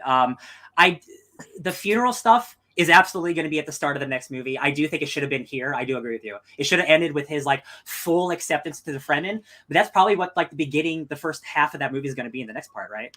For sure. And so that's a difficult thing to, where do you cut it off at, you know? Well, yeah. And I don't think we needed full acceptance into the Fremen. I think that there just could have been more done.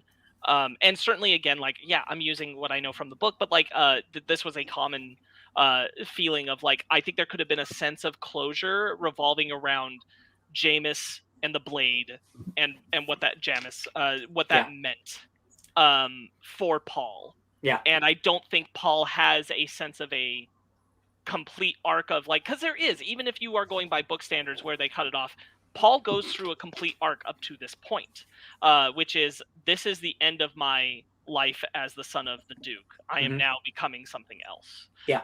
And the movie doesn't quite nail that concept. Part of this is also tied to like everything about what's happening with Paul kind of almost being completely isolated and confined to that moment in the tent with his mom, and then not really connective tissue anywhere else. Yeah, again, like when you're adapting such a book like this, like I have to imagine that there was talks of like, no, we ended with the funeral. I'm really curious, like in like 4 years when we get the behind the scenes of all these movies, like the process of like, why did you divide it the way you did? Well, I think that there's something to be said about Zendaya being in this movie far more than she is in the book, because she's not really in this half of the book. Having that be, oh, we know you want Zendaya for this role. You should probably put her in more of it because she's a hot actress right now. Yes. It'll get people in seats. Yeah, 100%. Yeah. So I think that puts her in the trailer a lot. And when I remember watching the trailer thinking to myself, like, I technically haven't met Hani yet. Like, where are these scenes coming from? I do think the inclusions of them work for the movie very well. The stuff that is there. And you bring up the scene in the tent, Sparks. I love that scene, but that's just because like that is my accumulation of everything I love about science fiction and fantasy turning into one scene where he's having the vision about the holy war of unquenchable fire and like the war in my father's name. That is my shit. That is my favorite thing in the planet. And I think the acting is great. I think the message, the vision itself is extremely effective. Effective. I wish it was more pervasive. Yes, don't misunderstand. Like, I like the scene. I just don't think that scene permeates itself enough into Paul's internality of what is happening to him is not conveyed as well as I think it could be, or may even should be, to the audience of what Paul is actually wrestling with. Because and this came up very well because my mom asked me, the only part of the movie that confused her was why Paul was having visions of the man he kills. And visions of him like being a friend. She's like, I don't get it. Like, I thought everything he saw was the future. Because the movie doesn't elaborate that. It isn't clear that Paul sees potentials, but not set. And like for like hard movie rules, that's a thing you do have to iterate. it is not as easy to incline from nuance because we have so much film pop culture that tells us characters can see a future that is set. Mhm. That and if you are not given the visual, the knowledge in the terminology of the film to tell you otherwise, that will be your belief. So when he is killed, it wasn't enough to retroactively make them understand, oh, this was a potential future, not the future. And Yeah. I do think like there is room where, just like that with the stuff with the tent, we needed to see more than just the holy war. We needed to see in that moment something that was the opposite, because this happens to Paul in the book where he sees separation. This is one path, this is another path. To make it more clear, like Paul is making choices, not being driven down a singular route. And that is something that I do really like about the movie, though.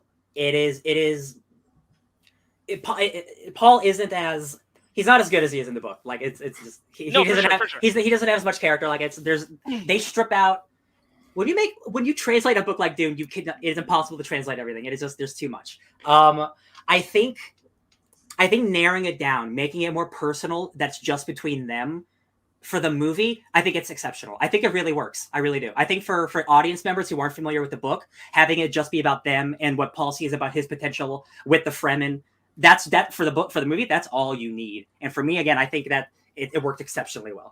That guy was Stilgar for the longest time. Oh, Jameis?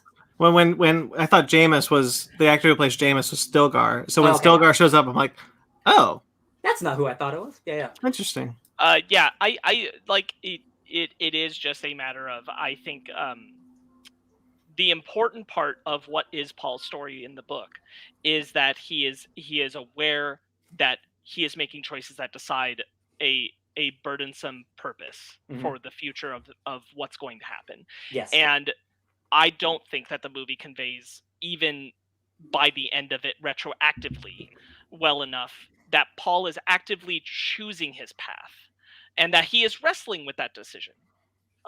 In the sense, like, even with the tent scene, as much as I like it and as good as it is an amount of, you have put me here, I am now doing that, which is why I understand why people come away from it like confused and wondering, why is Paul only on a path of going towards this one future, but then there's this weird thing with Jameis, who he ends up killing, and it is just enough where I feel like Paul's stuff could have been fleshed out more. Sure. Because I only want to live in my negatives for a little bit, which are knocks on the film. I only have 2 points I want to bring up. One is that I want to reference this piece, and I'll say the title and the author at the end of what I'm about to say. But this is something I resonated with when I read it. This is an excellent piece that talks about like a lot of the appropriation and some of the mispronunciation of what happens when you are stripping down a lot of these Middle Eastern pieces, and some of the religion that is pulling from the MENA, which is Middle Eastern North Africa folk and their heritage and Islamic stuff, to Americanize it, essentially. And this is a great piece about it, but I thought this particular paragraph was really good. But overall, the Fremen characters in Dune Part 1 lack the interiority they need to come across as something other than stock types. So the film, through erasure, still ends up engaging in Orientalism that Villeneuve seemed to be trying to avoid.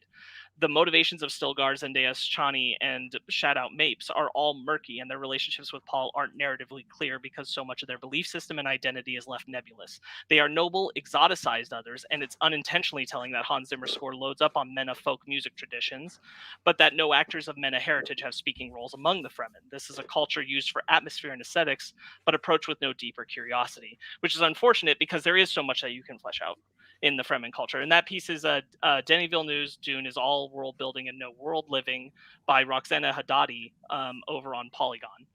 And I resonated with that when I read it, and I resonated with that whole piece. I think that there's a lot there that is like, it is because when we talked about the book, that the book is so progressive with these kind of things that it sucks that there is just an amount of, you take out words like jihad and you take out some of this religious stuff because we can't see people of that culture as anything other than terrorists. And we can't make it more nuanced, and we can't make it more complex. And I'm not throwing all of this on Villeneuve or the film's work, but it's unfortunate because there was an opportunity here to make more progressive step forward, but we just really had to back all the way away from it. Yeah. That's true. Which maybe part 2 can change. Maybe part 2 can explore the deeper Fremen culture and go for all that stuff, because now part 1 has sold and it won't matter. But it is. I do feel that, and I do feel where that is, and certainly the pronunciations are a bummer. Yeah, I definitely will agree with it. Like, the Fremen aren't in this movie enough to really know who they are, so they are the exotic people of the land. Yeah, that's what. Yes. And part 2, it's all about them and how they get explored. So hopefully they fix that stuff. Like, man, like, that's all right. Everything they're saying is 100% right. And it's also very personal, like being 100% transparent. 100%. Like Roxana Haddadi is very honest about like where this personally connects with them and why why it feels like erasure. I'm a white dude, so like my opinion does not matter on this whatsoever. Do not listen to me. It doesn't matter. Like, this is a sci-fi story that's 10,000 years in the future that is using other cultures in a positive way and not in a negative way. I don't find it disrespectful, because like people in the Middle East, like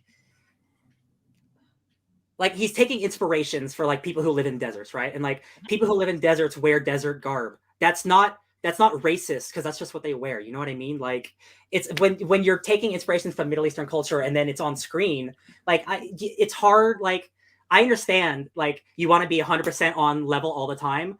It's Hollywood, baby. It sucks. No, no, absolutely. And I think the larger point in that snippet that I was reading specifically is that, you know, it's the aesthetics, but without the context. Yeah. You know, we're not going to make it more. We're going to leave it on the shallowest portrayal level that we can, with so much of it. And that's where it's like, I understand, especially if you are familiar with the source material, which she is, where you go, this is not paying the proper respect and representation, and it brings up an excellent point. Like, I think the score is very good. I don't think it always works with the visuals, but overall I like it.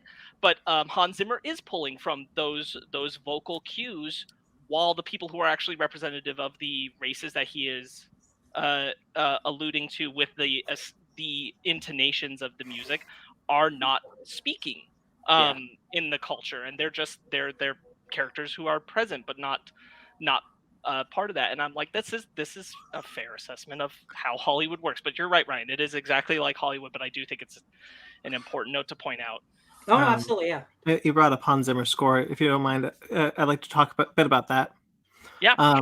I've been pretty critical about Hans Zimmer for a number of years. I think there are many films that he just phones it in, and then sometimes we get like a really good, like an Interstellar or something.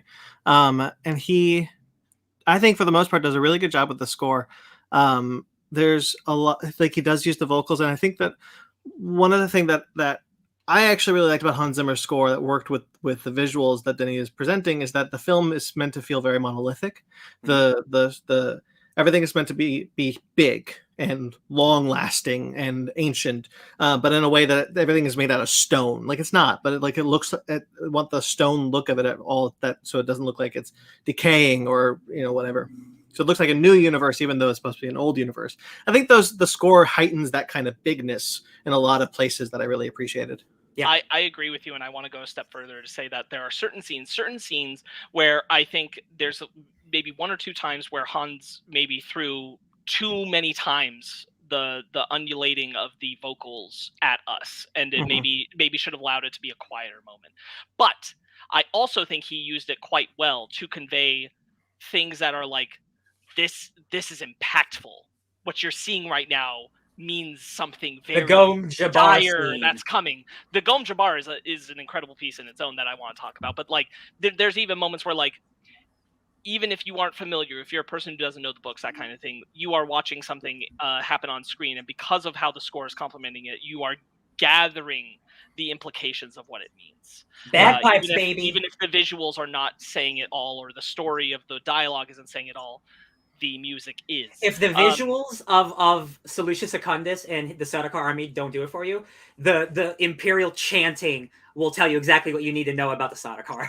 Right. Yes, exactly. And I think that's utilized incredibly well. Really bold choice to start the movie. We talked about that while you were in the bathroom, and it pissed us both off that right after that they cut to the Warner Brothers logo. Yeah, a big bright logo, not like Mad Max where they turn it into the Mad Max logo. Big, that's bright what we blue. said. We said that it should have gone the Disney route where the castle is like themed to the film. It should have done that, and I think it would have been at least a little smoother. Hey Ben, you saw Dune. Why don't you say something about it? I did see Dune. You guys are more in tune with it than I am, because I saw. What do you mean? We watched the same movie. We watched the same movie, read the same book. Well, you're more entrenched in other We're stuff. more awake. Ben, all it was is like I did two things, which is that I wanted to chase things I was seeing from people who were critical of specific elements that I wanted to find where I was grounded in connection with them, and the other one was that I wanted to check with a very large party of people that I saw it with where they landed, because I was bringing book material and not all of them were. Because there was one thing something that I was going to criticize the movie for was because once again this is a super thick book. It's a super dense book, and obviously in a 2.5-hour movie you can't put everything in it. Like, I was hoping to see more of Thufir Hawat. I was hoping to see more of I got good news. Part 2. Yeah, I know. There's part 2, but I was hoping to see more of like the scene between Paul and Jessica in the conservatory. Like, we don't see the conservatory at all, because water. We do get a scene about like water planting, about water being used to help the palm trees grow, and then Paul's like, let's just get these trees out. Let's give the water to everyone else. 100 men a day. Yeah, like 100 men. Like 100 men are like, these trees can give water to 100 men. And sorry, trick or treaters are at my house right now. And it's like I was hoping to see more Thufir, but yeah, we're gonna get that later. Well, I want to bring up something, if you don't mind. One of the things I do find interesting is that I also saw it with someone who hadn't, not taking book material with them, and they, but this is just one person, so I didn't want to pretend it was a sample size. But I think that it's interesting that they choose not to explain what a lot of things that the book does. Thufir is in this movie. We don't know what a mentat is in this movie. Like, if you ask the person who saw this movie what a mentat is, they'll be like, "What the hell are you talking about?" See, I think that's smart to keep the narrative moving. See, here's the thing, like they don't go mentat, noun. Here's the definition. They go Thufir Hawat. He's a mentat. He does the eye thing. He does calculations in his brain really quick. You know what a mentat is. He's good at math. It's not. I wasn't saying otherwise. I was saying they don't need to. The word is not mentioned in this movie. The word mentat is not in this movie. They don't ever say mentat. And I think that I personally fall under you don't need it, because that character, what he isn't important to this story. Mm-hmm. It's just kind of background information. He's just a weird alien like you see in Star Wars. Yeah. But I can see the argument that for other people it would be necessary.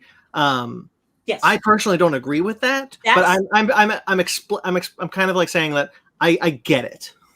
Listen, we've talked about it with the Dune book. This is not a movie that holds your hand. There are certainly audience members who need their hand held more than others, and that's just, movies sometimes are like that. Like, they're gonna be tough for people who aren't ingrained into it. I am super glad that it's like, Thufir Hawat, my favorite mentat, my favorite human calculator who can calculate everything in the world. Tell me, what's this? And like, I'm so glad it's Bing Bang Bong, because like, if you're just watching the movie, it all makes sense. It's all there, baby. I don't disagree with that.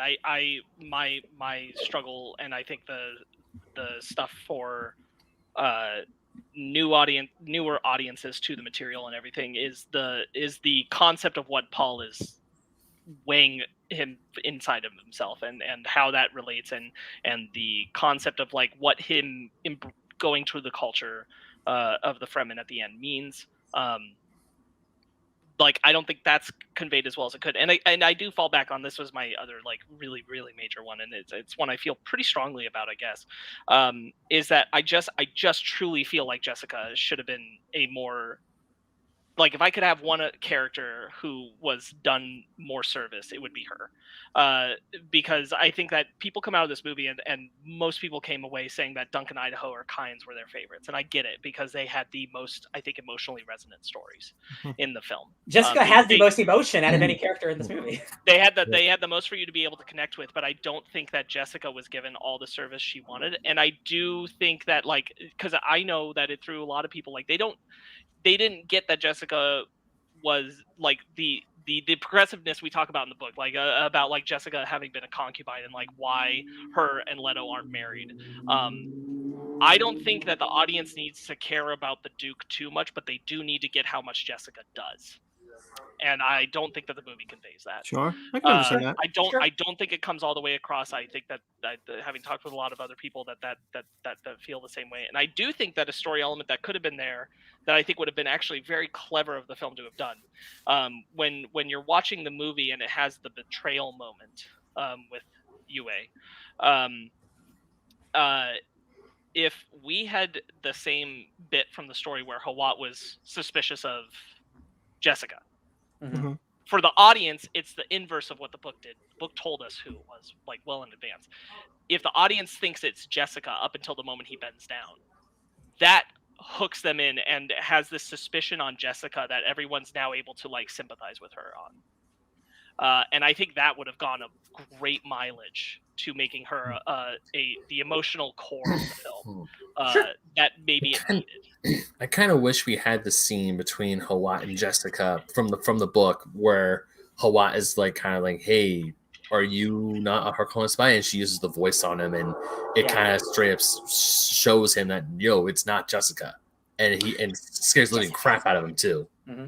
You brought up the voice. I really like how they visualize or more create the voice. I think that's really well translated from the book and far scarier than I assumed it would be. Oh yeah, I agree. In the David Lynch version, it's just like a telepathy or like mind control. You just walk over. But like who was it? I think it was either Variety or somebody did like break down a scene with Denis Villeneuve, and he did the Gon Jabbar scene. And he was talking about that he wanted the feeling that like you don't even know what you just did. You literally black out when the voice happens to you. So Paul literally blacks out and wakes up in front of her, and that is so effective. Ben, I remember sitting next to you when that first happened in the theater. And like, oh shit, that's wild. Or when Jessica says, "Give me the knife," like that is scary. Yeah. When Paul first does it to Jessica, I was like, "Oh shit, get away from me!" Like the second, the second Paul uses like in when they're having breakfast, and she's like, "Use the voice," and he uses the voice, and she's like, "Not good enough, but close." And I was like, "Oh, so that's how." But when the Reverend Mother uses it on Paul, I'm like, "Yee!" I'm like, I almost was. Oh my god, you're so right. You see like the weakest point of the voice, and then you see the strongest point, and they're both visualized differently. That's really cool. It was really good, smart movie storytelling. I definitely, before we saw the movie, I imagined the way they were going to interpret it was something like, I guess what you're saying, like David Lynch's Dune did, but I was imagining something like when the Fellowship meet. Kate Blanchett, Galadriel, in The Lord of the Rings, and Frodo hears her, and it does that whole thing. I was picturing something kind of like that, but I like this so much better. The Gon Jabbar scene is, I think, it is masterful storytelling with the way that he's able to convey the sensation of Paul's hand burning with only using a single shot of a burnt hand, and everything else is different interpretation of the pain. A criticism aside of like the score, which you are right, I love the score. I think it's besides the abundance of yelling, which I do really enjoy. This is Hans Zimmer's best score. This is Hans Zimmer's best score. He's gonna win an Oscar for the score. There's no doubt in my mind. I love it so much, especially the Gon Jabbar scene, because there's so many different sounds happening just with nothing actually happening. There's a specific shot where it zooms in, and it's like wow, and it's like that's just a fake noise, and it's scaring me. It's so effective. This is exactly what I was saying earlier with like there are certain moments where the score is creating the implication of the what would be the subtext in the book, what would be the stuff that's not being able to be said. And I do think that when it's doing that, it's masterful. He apparently like toyed with the idea of making it a voiceover for the movie, which thank goodness he didn't go with. But I think the music in that way serves that purpose. Yeah, music. What the purpose would need to for a voiceover. Oh yeah, music makes that emotion happen. Yeah. Man, now it's just all positives from here, baby. All positives for me. The look of this movie is insane. Oops, all positives. Oops, all positives. Like, obviously there's CGI in this movie. Giant sandworms don't exist. Almost all of the sets in this movie are practical. It's insane. This movie, I still cannot fathom that multiple Disney movies cost more than this movie did, and this movie looks this good. I can't believe it. I just can't. To be fair, crunch time is a problem for VFX artists at Alvarez ILM. It's true. Still, excuses. Man, the ornithopters, they look exactly how I thought they'd look from the books. Exactly. They are the insects with the flying wings. Shai Hulud, dragonflies. It's like a butthole. Dragonfly, yes. He's got the Shai Hulud butthole teeth. I love it. I'm really glad I wasn't quite sold on the design of the sandworms when we first saw them. But when I see that sandworm coming up from under the harvester. No, not the harvester. The with the Sardaukar and Kynes. She calls over the maker, and it's kind of like twirling, like almost like a disposal, whirlpool? Yeah, like a whirlpool. But with like razor sharp teeth. Pirates of the Caribbean 3. So like it, and it. I think that's a really effective image that you could only get with that design. And I'm just for that image alone, I'm happy that this is the design they went with. The way the sand like deviates in like a way I've never seen sand do before. It's like such a cool, like they have some type of machine that does that. Yeah, man. Ben, why don't you say a positive? Sorry, no, trick or treaters just came up my house and they're ringing the doorbell. So I get it. I love the way this world looks. I absolutely. One of my favorite characters in this movie is Oscar Isaac as a Duke Leto. I absolutely love him the whole time. I love how like when Stilgar first shows up, he spits on the table, and then Idaho instantly spits back, and they all like go. Puh!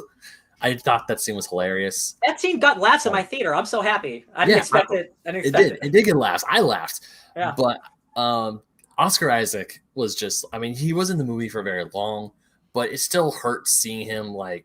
Just like seeing him like dead and almost him killing the Baron was like, dang it. He knows he's doomed, and you could feel it. He can feel it. There's like a sense of sadness like the whole time.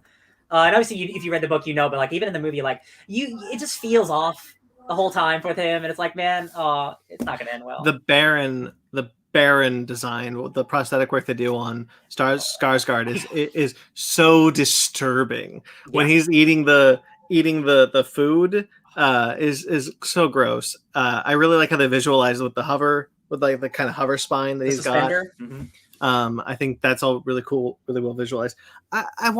We talked about our favorite characters on the book. Who's the favorite characters in the movie? Well, my favorite character is not Yui because he's only in the movie for 5 minutes.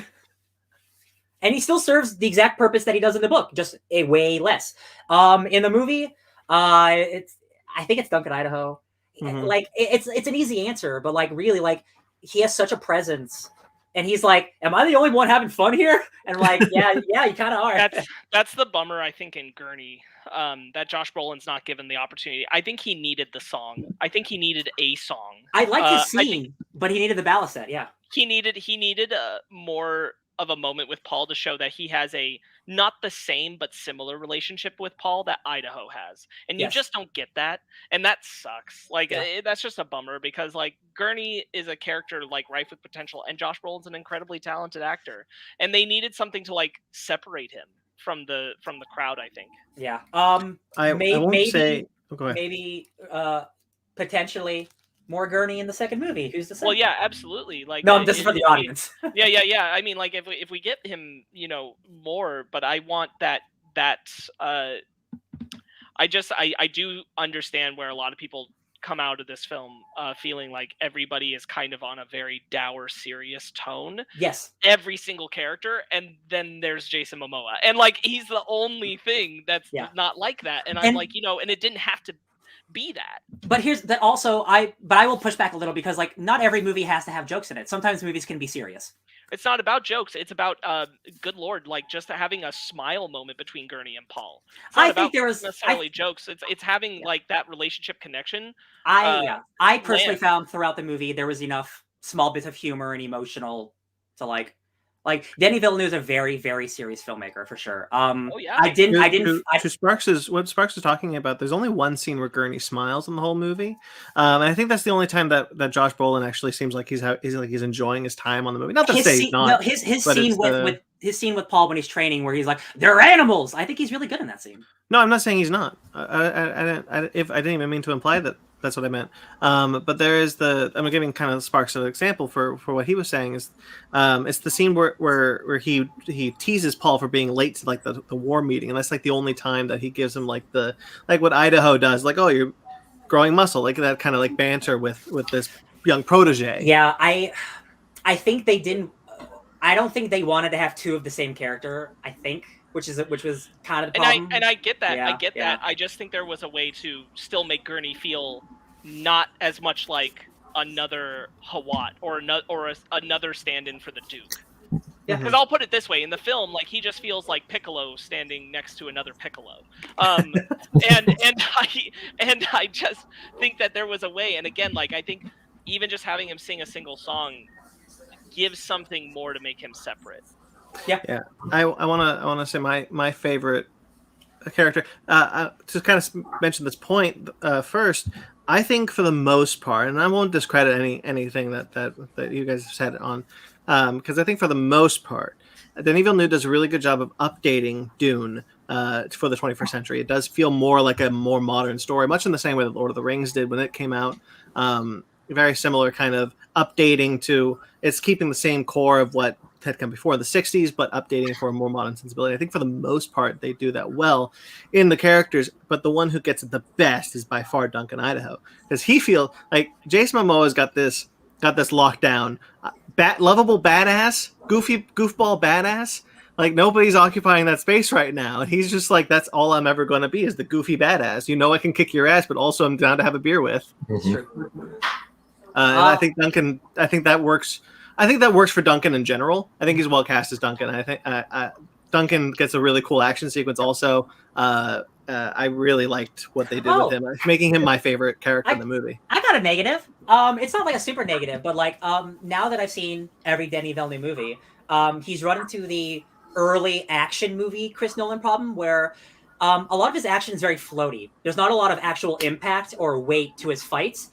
All the Duncan Idaho fight, he's flying in the air and he's punching a dude. The fantasy Sardaukar fight in the desert with Paul, there's like no connection. I've watched 3 times, so like I watched it. There's like no connection. It's very soft. That's because he's not comfortable making action movies yet. And I just think over time he's a drama filmmaker. He's not an action filmmaker, and he'll get better over time.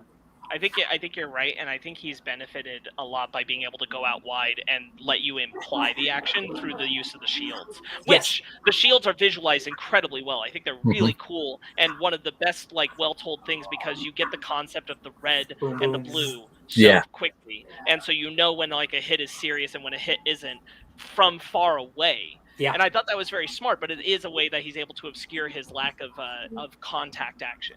Yeah.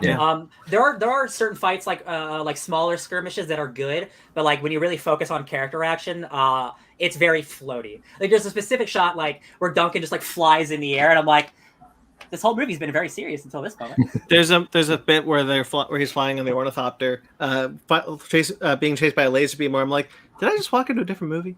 Hell yeah! Because it does feel like they were like, CGI person, just make a cool action movie for a second.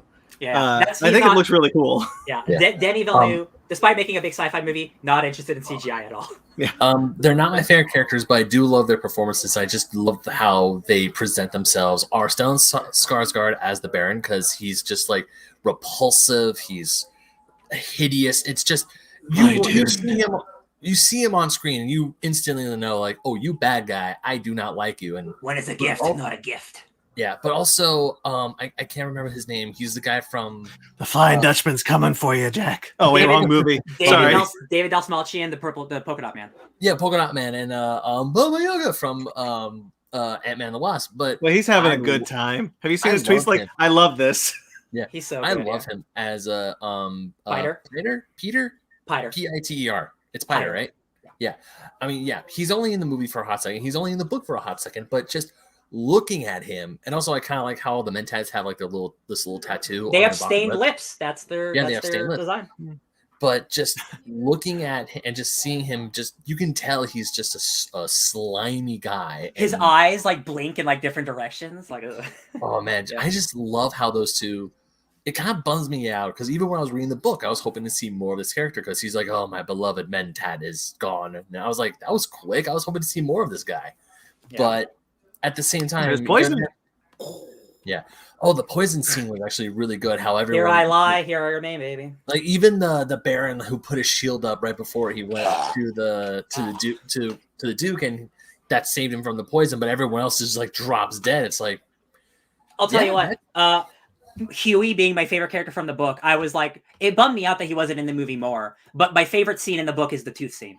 And I just wish he would have like Leto would have falling asleep. Remember the tooth, because he just kept repeating that. Right. But like the scene is like it's perfect. Like I do this for my wife. It sucks, but also like I want to take him out at the same time. I obviously would have loved more. Perfect encapsulation of the character right there. Yeah. I think for the most part, the dialogue is able to deliver a lot of exposition. I think there's a couple of places where it fails, but for the most part, there's a lot of exposition that the dialogue is handled very well. I think it does feel natural a lot of the time that these characters would be saying these things that are also building the world that the audience is watching. I'll tell you what, the movie does a brilliant thing of opening with Chani and to say this is what the story is. We are on Arrakis. The Harkonnens are here. They're stealing our shit. Who will be our next oppressors? Who will be our next oppressors? That sets the movie so much better than the book. Like if you're jumping into the book, like I think that's a great opening. So then you get your conflict immediately, and you know who the adversaries are. You know everything. It's great. So another positive, because I said earlier how much I love how this movie looks and what the designs are. The scale of the sandworms, I absolutely love. Like. Because in the book they say, "Oh, that's big," and unfortunately, because I grew up in America and I can't really convert meters to feet and inches, like when they say, "Oh, it's about X meters long," I'm like, "How big are meters again? What's long?" I know that once you add 2 zeros, you're screwed. Yeah, half a mile. One of them was like half a mile. Seeing that that harvester getting swallowed up by the sandworm, it was one of those parts of the movie. Sorry, it's one of those parts of the movie where. To his point, I think it's interesting that we see 2 different sandworm sizes. Well, the one that eats the and I think that's really cool. A cool visual storytelling of like, they vary in size because the one that eats Kynes is not the same size as the one that eats the harvester. Right. Because that one is much bigger. Yeah. So we see one at the end. As I was trying to say, is that this movie puts into scope of how gargantuan, that's what I was looking for, these monsters are, or these sandworms are. Because you have this behemoth of a contraption just easily just gets sinking into the sand like no one's business. And you don't even see the full worm. You just see the mouth. Sarlacc pit. Yeah, essentially it is like a Sarlacc pit. And even when you get the sandworm scene with Paul, and I love how they put the drum sand into this movie. Oh yeah, there's a bit that I really like when there's the only kind of bit that like Gurney and Duncan have as like a brotherly moment when they're talking is when, my God, man, you've gone native, and they're just like, here's the sand repurposer or whatever, and they're like, what does it do? Here, okay, but you didn't answer my question. I still don't know what it does. You just handed it to me. It processes sand. I think it's pretty cool. Yeah, and then we see it later in the movie, and it's like, and I was like, I just thought that was a really funny bit. It's like, what's that? This. I still don't know what this is. Doesn't help. Although that is a cool tool where you're in your tent, the sand covers you, and you get a little tunnel to get out the sand. Fremen water just sounds gross. Just the repurposed water, sweat and tears. Hey man, you drink what you gotta drink. I love that like it doesn't linger on the sandworm too long. Like as it's eating the harvester, it doesn't stay there for 45 seconds. It does it's getting swallowed and it goes and then it cuts. Yeah, like we can put the rest in our mind. Absolutely, because again, like Dune is about sandworms. Dune Part 2 is really about sandworms, though. So like, I'm glad that they didn't go too hard because like they're saving that for how crazy this next part's going to be. We also see a picture of the sandworms before we see one. Mhm. I thought that was also kind of like leading up to the thing with the mural. The wall sculpture, yeah. Yeah. And that's a full size sandworm, or like a model, like a picture of one. So like you like, oh dang, and then you see one, and you're like, oh dang. Mm-hmm. Like you see a picture on the wall, it's like, oh, okay, yeah, that doesn't look too scary. You see one out on the wall, you go. So something that's super interesting, and now that I think about it, it's a bummer that I'm even going to bring this up, Sparks, because they shy away from all the Middle Eastern influences. But in this version of Dune, because this is 10,000 years in the future, so like Russia, China, those things existed, right? So like Yui's a Suk doctor. That's China in 10,000 years or whatever, right? The Sardaukar, like their chant is like Finnish, and Vladimir Harkonnen is Russian, and they lean a little more into the actual like original nationalities of like the people, and like these guys are like doing like Gregorian Finnish chants, and I'm like, oh, that's awesome. But then to Sparks' point, I'm like, oh, they left out all that stuff. That sucks. But like, right, and it purely is like there is no. It's so tough because like Islamophobia has crippled America ever since 2001. It was bad before, but it's worse ever since. And that's such a hard thing, I think, for Dune in particular to overcome because of the nature of what Herbert was doing with the progressiveness about those Middle Eastern things. And like you will only be able to push American audiences so far. So like I hold certain things against the film, and some things I'm just like, just a bummer. Yeah. I will say like in terms of if somebody else were to direct this movie, I think it would have been far more disastrous. I think in terms of trying to adapt Dune, this is one of the best Hollywood versions you could make. You know what I mean? Like it would never be made perfect. You know what I mean? Like, unfortunately. Right. I put it more on, like the studio than anything else. And like we alluded to earlier, like the second one has to explore the Fremen culture. So hopefully some things can be done more properly there. I think the most damning thing is like mispronunciations of things that do exist and are those terminologies. And like, it's not hard, like go figure out how to actually say these words. But to audio listeners who aren't watching me, like I agree with all the positives the guys have been saying. I've just been quiet and nodding my head, but I'm not that negative on the film. I do really like the film. I just wanted to poke out those criticisms. I think there's something really interesting done in the allegory of, because this is not a moment from the book that I recall, not this particular thing. Tell me if I'm wrong. It's been a bit. The Baron in the oil bath. That's new. To recover from the poison. So that's allegory, and I think it's really smart of Villeneuve to do, because it's allegory for the spice. In our current modern world, the spice is oil. Mm-hmm. And I thought that was a really nice touch. I thought that conveyed something really, really powerful, really well. And the image of like, because it's all black, and then like when he goes back down, like the white permeates over it. Yeah, and it's like, oh, that's art, baby. That's what I'm talking about. Yeah. There's one thing that he visualizes really interesting in this, and it's faster than light travel, because the way he visualizes it is that there's tunnels, and you don't. It's never explored. It's never mentioned. Nobody ever talks about it, but you see it a few times, and you can kind of infer that what's happening is they're entering the tunnel and immediately coming out the next tunnel, but they're light years away into another planet. Because you look. Whenever you see a tunnel, you're kind of just looking through it, and you can see the other planet, but the rest of the planet isn't in the background. So to kind of infer, I think that's kind of cool. Yeah, I love the visuals of all the stuff in space. I think it looks really great. Like those space tunnels, I thought they were just giant ships with holes in them. I was like, I don't know what that's for. At first, when we first see him, because we see him top down, I can see how like a shuttle is coming out of it, but it does kind of infer that it's meant to be kind of like a Stargate, like it's. You go in one end and you immediately come out the next. Yeah, man. Like all the ship designs are so good. Again, monolithic. Yeah. Everything's meant to look like it's like stone and monolithic and ancient. Yeah. It feels like, and I don't like using this word as often because it's become like a joke, but like this is epic filmmaking. Like in every sense of like the original word of like Lawrence of Arabia, like huge sets, huge crowds, movies like this just don't get made anymore. And when they do, they bomb. So like the fact that it got made and it's as good as it is and people are responding to it, it's just like it feels like science God is just looking out for us right now. Like it is really nice that, I mentioned the fact that like the budget for the movie was a lot smaller than I thought it would be, just because of movies. But when it was first put to HBO Max's numbers do indicate some box office, like they are taking some money from the box office, but not in the numbers that we were worried about initially.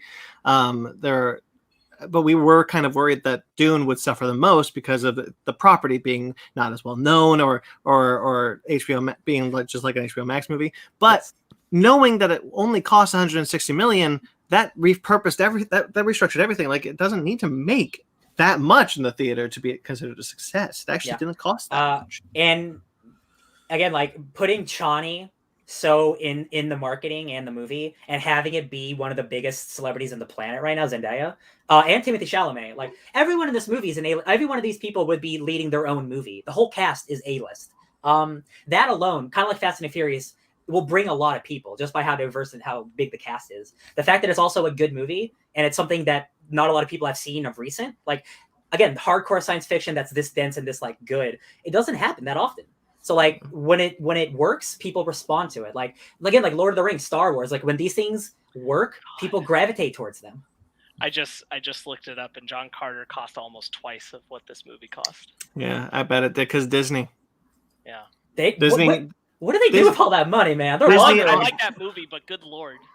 Yeah, I think the difference is that Warner Brothers, they, for the most part, I don't mean to defend Warner Brothers too much, but for the most part, they allow their directors, their producers to have enough time to make the movie they feel like they need to make. Whereas Disney does set their release dates. You got to hit this date, which unfortunately makes the CG artists crunch a lot and don't deliver the type of content that we should be getting for the money they cost. That's true. I wanted to look up John Carter in particular because there's so many similarity illusions of like where it visually takes place, but like there was also like a lot of on-set filming for that movie, and you're right, like it's mostly being made up in a lot of that CGI budget. Yeah. CGI, good CGI is $1 million a minute. That's insane. Well, and it makes a difference just to have somebody who like knows how to do visual language.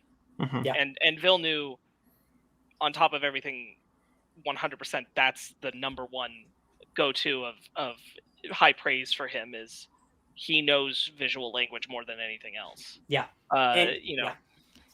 Yeah, like every shot, almost every shot in his movie can be a piece of art, and that's how he operates. And that I love works. So Lucius Secundus, I love it, the look of it. I love religious mercenary warriors. Just the idea is really cool, you guys. That's why I love Warhammer so much. Helsing took that idea. They have mercenary bloodmen?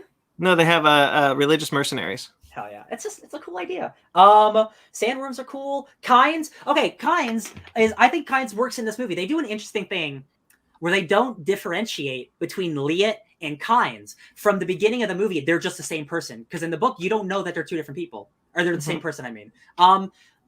Because the character was taken out of that movie so much, I think it works for the most part. I think Kynes is a good character. And I love the stuff at the end before her passing. Me too. It's really sad. It's a bummer. You get to see the hooks that she's going to use to mount the sandworm and ride it, because we do see a guy riding a sandworm. I thought that was her at the end, but I was like, oh wait, she's dead. Yeah. Kynes is your power. Kynes is probably my favorite character in the film. It's easy to say it's Jason Momoa and it's Tuck in Idaho, but I really do like his performance, and he's got a lot there. But I really liked what they did with She Kynes. feels like really connected to like both worlds. Like she does feel like she cares about the Fremen, but also she has a job. But like it's slowly starting to balance in the Fremen's direction. Like her character has probably the best arc, And when she kind of accepts herself as a Fremen, not one of two worlds, she is a Fremen. Oh my god, that's what the end of her martial arc dies. Her ending is like, no, I believe in Shai Halud. Boom, boom. That's like one of the coolest endings for a character, man. Also, I thought that was a much better death than the one in the book. Yes. Also, one of the things I loved is how they showed us that she got stabbed, because there's no blood, but you see water. You see water, yeah. I thought that was a really interesting visual choice, and because you hear the sound and you see liquid. and your brain is going to put to connect the dots that she was stabbed. She gave her essence for us. I just thought that was cool. Batista, Raban, he's fine. He's not moving very much. He's just yelling. He's not a real character in my opinion. Which Raban is just the beast. He is a murderer, but that's he's also not. He's not much of a character in the book, so I wasn't expecting a lot. Yeah. From him either. It's nice to have Batista. Batista clearly likes working with Denny. So like I'm happy to have him, but you're right, like Raban's not. He's not anything. See, the thing is, like, because they didn't put in a character from the book, I expected more of Raban. The fact that he's not in the movie is like fine. I just thought of all the characters in the movie, he is the one that's like he stands out. It's like, oh, he's just like a character. He's just a dude to me. Yeah. More than Gurney. Like Gurney, I will give you credit what you said, but like I see character in there. I just see Batista yelling in this movie. No, for sure. Like, and that's a scale. Absolutely. Yeah. Like I'm saying, like Gurney feels about on the same level as the Duke, and like there's not a lot to separate the two. Yeah. As they are in relation to like the characters we're following of Paul and Jessica. Yeah. But absolutely, like Raban is barely a notch above like any other person in the Baron's army. Yeah, he's barely a henchman. Yeah. Which I'm excited to see the stuff with him and the other character in the next part of the book. Yes, I am too. Yeah. I'm out of notes. Let me think. God, I like this movie a lot. Man, I just think I'm just so happy for Denis Villeneuve, man. Like, I'm happy for cinema because, like, not to get to a film bro, but we're going to be reviewing a Marvel. Not to be too much Martin Scorsese, right? Yeah, but we're going to be reviewing a Marvel movie soon, and I am so curious about how that movie is going to look because I just saw a less expensive, way denser science fiction movie. So like my level of like, oh, cool sci-fi is really high right now. So I'm super stoked to see what Marvel has to offer. Until those CGI people unionize, we're not going to see better CG coming out of Disney. That's unfortunate. That's my call for them to unionize. Shall we get into final thoughts and ratings? Piter was cool. His death scene was cool. Sandworms are cool. I like the score a lot. I legitimately have been doing the Sardaukar chant in my brain for like 2 weeks just by myself when I'm bored. That's it. That's my thoughts. What would you rate it? Man, I would give it a 9.5. When you ask like Ryan, what type of hardcore science fiction movie do you want to see? This is mostly it. This is 98% it. I wish Denny had a little more emotion in his movies. I've seen all of his movies now, and I can definitely tell he cares more about drama and story, which is fine. Like he's really good at that, but that makes me a little more worried for the next part of the book, which is a lot more emotion. But this one, I still give it 9.5. I think it's exceptional. Only $165 million. Ben, since you were about to say something, why don't you go next? This movie, to me, was a feast. It was a feast for the eyes. It was like the score itself was awesome. Like instead of like having the Sardaukar chant, I had the like that high pitched chant that you hear at the end of the trailer, and that was used throughout the film. Yes, I mean, Ryan, you said earlier this term has been thrown around as like a bit of a joke, but this is an epic film. This is the scale of it is grand. I am really glad I read the book before I went into it. So now it's not a prerequisite, but as reading the book and seeing it on screen and knowing how old the book is, I think I have a new appreciation for this story and how we can put this to the screen. I haven't seen David Lynch's Dune yet. I'm going to watch it eventually, but just seeing you'll this have to. I'm so excited. Yeah, but seeing this on screen, it's like I feel like if Frank were alive today, this is what he's like. Yep, that's what they look like. That's what I envisioned when I wrote it. Score, it is a 9.5. This is definitely one of the best films I've seen all year. Sparks? Yeah. I echo a lot of the positives. I know I said more negative stuff, I think, in this review than positives, but that's only because you guys had it covered. I think it's visually a treat. I really do love the world building. I do think it's one of the better adaptations I've ever seen from a book to a film.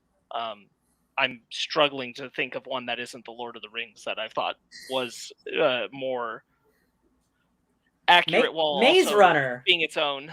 I'm just kidding. I don't know any of those properties. Nope, not that one. I just thought about it for a second. I'm like, nope, that's the one where they turned the prominent female character into the sidekick. The only other adaptation I can like maybe put up there is the first Harry Potter film, Harry Potter and Sorcerer's Stone. God, I wanted you to say Ready Player One so bad. No, hell no. I thought we were gonna go. You honestly think no? Come on. No, Ben, I don't honestly think. I just wanted you to say it.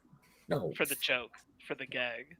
Yeah, Ben is very offended that one of his favorite books has been slandered. Apparently, hey, Ready Player One is the movie that's going to change video game movies. Damn it, Ben Magnet, 2017. Thank God, Free Guy came out. Anyway, Dune is really, really cool. I do really like it. I do think that I am personally hurt by book knowledge, certainly because it's so fresh. Mm-hmm. And I haven't lived with it for very long, so I have my knowledge of like, I feel a void in this movie. What am I feeling? And I go, look at the book. This is what you're feeling. And I'm like, oh no! That's why I'm so excited, because it is not a better movie. But David Lynch's Dune has a lot of the stuff that the book has that this movie doesn't. So I'm so fascinated to see your specific view on it. I'm excited to watch it. Yeah. I really enjoy Dune, all forms of Dune that I've encountered now. How you doing? And I really do like this. I think I think it does a lot of great work. It feels like it was a few nudges just away from being like sublime in every way. So with that, I say that I give it about 8.5 feels too low, so I'm gonna say 9. Bro, this is your life. 8.5 is not a bad score either. No, but I mean, like, I think that what works for the movie far vastly outweighs what doesn't. Yeah. I don't really have anything to add from what you guys have said, but I will say it was an 8.5 for me. I'm looking forward to that sequel, though. I can't wait. I'm gonna start reading now that I'm officially done with Dune. I'm starting Dune Messiah tomorrow because I've been waiting because I don't want to get other knowledge into my brain while I talk about it. Now I'm free. Sure. I do really encourage like anybody who saw the movie and maybe they were left hungry for something or they were wanting to explore some of the stuff we've talked about. Go read the book. Like, the book's well and truly worth it. And if not the book, Ryan, would you recommend the graphic novel? Yes, it is. It is word for word, almost like it obviously takes out some of the stuff like the movie does. Right. But it's word for word the book, and then with some pretty art. Yeah. Yeah. So also, the David Lynch movie's fine. The sci-fi miniseries, the 3-part miniseries, pretty good. Like, it's really low budget, but it's a pretty good adaptation.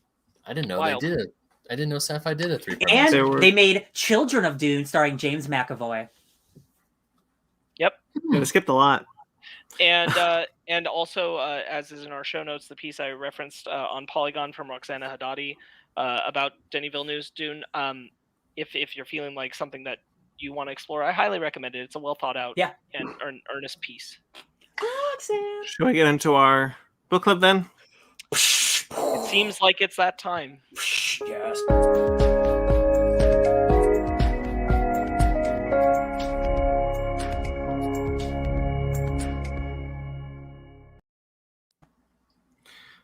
All right. It was my turn to pick this week to, I guess, now end our favorite book club October edition is Star Wars Adventures Tales from Vader's Castle. This is every script is written by Kevin Scott, art by Derek Charm. He does the kind of the main story art, and then Chris Fenoglio, Kelly Jones, Michelle Madsen, Corin Howell, Valentina Pinto, Robert Hack, Charlie Kirchhoff, Charles Paul Wilson III, and Michael DeVito.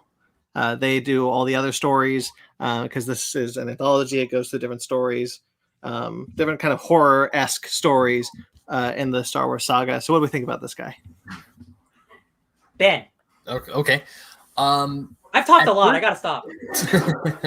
At first, when I was reading this, I didn't know how I was liking the anthology and like the main story of the crew.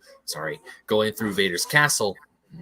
I got you. And as I was going through it, the more I was enjoying it.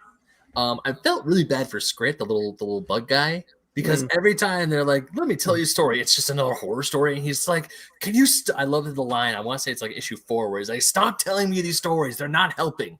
But after a while, I was like all for it. Like, I love the story of Kenobi and that other master in the Clone Wars, where it's kind of like Count Dracula / Count werewolf. Dooku's in that one. The pure stubbornness. Dooku breaks a curse. Yeah, but that was really good. The let's make Hammer's Dracula in Star Wars. Bro, the second I saw they were doing Count Dracula Dooku, it's like, oh my god, Hammer's back, baby. Yeah, they definitely had to get that. Yeah. Kelly Jones did the art for that one. That was awesome. Yeah, and also even in like the last issue is like them escaping Darth Vader, and not all the crew escapes. Like what's his name? Only 2 of them are alive at the end of this. Yeah, only 2 of them are alive, and a droid is cut in half. It's still somewhat functioning, and I love how they're all flying away. The main commander's, her eyes are like super wide. It's like, I can't believe we just got to live through that. And then the ending line is like, maybe he allowed us so we can tell the story and spread fear through the galaxy. It's like, I dug it, because at first I was like by issue 2, which is the issue with Obi-Wan in like the Clone Wars vampire thing. At first I'm like, I just want to go back to Vader. I want to go exploring Vader's castle. But then we got the parallels, and as I kept reading it, I started enjoying the parallels. I'm like, even the Han Solo story, I was kind of but I was like, no, that's actually kind of spooky. You go to a planet and then the vines just attack you and become super old. That sucks. There's a Rebels story in the beginning. I love Rebels, so that was cool to see those 2 characters back. Prior to when we meet them in Rebels, and they beat a ghost by putting him in a holocron, and he's like, "Wait, there's nothing in here," and launch him out. It's like lol. I thought a lot of these were actually a lot of fun. Sparks, did you say something about this yet? Go ahead. I mean, I said I really like the second issue. It's probably my favorite, but that's because I like Hammer Dracula. Yes, so do I. So any way to make that stupidly canon in Star Wars is awesome. I enjoyed it overall. I knew what it was going into it, so this anthology, like, for young audiences more than anything, spooky stories of Star Wars. I thought the Rebels one was all right. I like the characters, but like there was nothing that really like ooh, other than them putting it in the holocron. I did think like right before Kanan does it that like, oh, he should just like force activate the lightsaber from the other side. And then he did it, and I'm like, oh, well, there you go. I should be a Jedi. And I thought the Han Solo story was interesting. I liked the implication of the possibility of that planet existing. Was neat. And then, but I really, really liked, especially for the art, the Ewok story. The Ewok one is the best one. Oh, it's really, really good. I thought the art was really good, and I'm like, I don't want to Wicker Man. It's Wicker Man. This thing exists. Yes, exactly. You can, like, the second the shaman, I forgot his name, but when he does like that golden voice on the chief, and the chief is, and the text bubbles change, and it's the same color, it's like, oh, he's the bad guy. He's the one who's causing all the problems. When I read the story, I was like, oh man, how crazy would it be if you were playing Battlefront Ewok and this guy showed up? The Gorax. Can you imagine? So I was with Ben. I was enjoying it. I was like, yeah, this is nice, fun stuff. Up until issue 4, I found that the story within a story didn't feel natural for me. It was just like, yeah. Okay, cool. It doesn't feel natural whatsoever. But by the time we got to the end and it's recapping all the stories they went through, and then they're fighting Vader, I think it all did mesh together. I enjoyed the story, but it took a long time for me to get everything where I want it to be. I wish there was a more natural way of doing these stories instead of like, spooky scary time, Darth Vader's castle. I'm like, but why really are you doing this? Like, but again, it's a kid's story. Like, don't think too hard about it. The stories are all good. It's a little younger audience, so like not really for me, but like it is good. It is good. Yeah, I think like I like the idea of like the ending, like Vader let us go to spread fear. Yeah. I think my major thing is that like I kind of agree with you, Ryan. Like I don't care very much at all about the framing device of them telling the stories, and I don't buy it. And that, especially in the circumstances that they're in, as the story on Vader's castle goes, and I'm like, I get it. Like, you want to be at Vader's castle as a framing device for this whole thing, but it's just not clicking for me. I would have been just as happy to read the stories as their anthology issues and just have the last issue be a big issue about them ending up at Vader's castle, and that be our wrap up. But them telling these spooky stories while they're engaging with the potential of facing Darth Vader is like, come on, like, why? Quite honestly, what I thought it was going to be is it would be Vader's castle. When I hadn't read this prior. I picked this up kind of blindly a couple of years ago, just because I like the concept of it. What I thought it was going to be would be those just anthology. Every issue is a different story, no framing device. And if there was a framing device, I thought it would be like a monk in Vader's castle telling us, the audience, a scary story. Yes, that's what I thought it was going to be. Yeah, but it wasn't. I'm kind of bummed that it's not. Like you go down to Mustafar and it's like dun dun dun dun yes. dun, dun, yes. And you go down into Vader's castle into the basement and a little cryptic coffin opens and a monk pops out and it's like, it's me, the Vader Keeper. And so you like scary Star Wars stories? Well, it's kind of like Robin Williams in the beginning of Aladdin. Mm-hmm. Like, let's tell you a story about this lamp. Yeah. Yeah, I think all the stories are pretty good. I just, the framing device, it kind of took me out because like I would be enjoying a story and then be going back to these characters and I'm like, they're fine. I wish. Well, even like the characters that we're following, like I'm okay with them. Like, I like their story. I found their story engaging, but we don't get enough of it to kind of keep invested because they're just like, hey, let me tell you this story, and then it flashes to the other story. Like, the framing device would be better if the stories were being told in a more natural way. When in fact, I don't believe that if a bunch of stormtroopers are shooting at you and you're running away, that you take this time to tell a campsite story. And that is the part where the young adult thing comes in. Yeah, right. Because it's like if we were having a Halloween party and Michael Myers showed up and started like attacking people. Boy, this reminds me of that time. We'll run to another place. We get in a car and we drive away, and it's like, this reminds me of this one spooky story. Like, you're not gonna do that when you're in the circumstance. Like, originally, just going off the title, Tales from Vader's Castle, I thought it was actually gonna be a bunch of stormtroopers talking about them serving at Vader's Castle, and then realizing, this is all of these work. Yeah, it's like, hey, Vader, like. Because when you hear Vader's castle, it's like, obviously there's like some scary It could be Tag and Bink. It could be Tag and Bink. But then it's like, hey, I started with Vader. Isn't it? It's like, hey, I started with Vader and this is what some spooky shit that happened to us on this planet. Really, I started with this regiment and he was there, and then this is what spooky shit happened there. And if you want to do like a Clone Wars one, then you'd have them run into a clone who hasn't retired yet. Yeah. And then finally, like, the last one is about how they're like, you hear what happened to Terry? Oh, he screwed up with Vader bad. And like, that's the last story be Vader telling it. No, that doesn't make any sense. Why would Vader just be like, all right, so let me sit you down, stormtroopers? He's got his mug of coffee. Let me tell you a story, children. Once upon a time. I would see it more of, instead of like, it's like more of a cautionary tale of like, hey, you don't mess with me. Like the one time on your aspirations. But Vader's whole thing in the context of Star Wars is that he lets other people tell those stories. He's not a talker. He doesn't tell people that story. He lets other people tell those stories about him. Where this is set in the continuity, because you kind of have context clues that it's before episode 4. You have, in that time period, Vader is not a well-known figure yet. He's still the boogeyman. He's still the person that nobody thinks is real, because how would this dark figure with a lightsaber be the Emperor's right-hand man all of a sudden?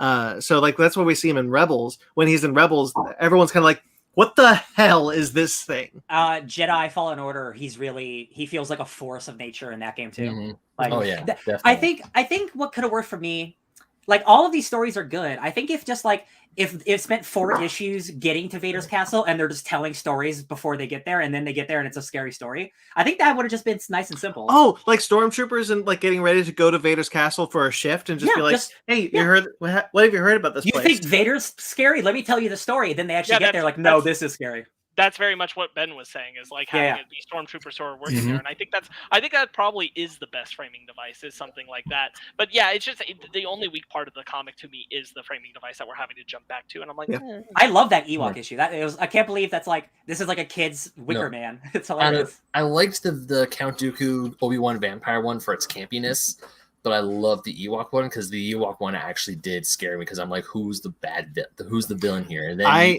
the more we learn about the Forest Moon of Endor, the scarier it sounds.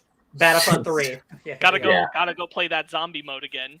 Hell yeah! I really wanted to after this. I really wanted to after this, but I thought about texting everyone. Next year that'll be a Spooktober session.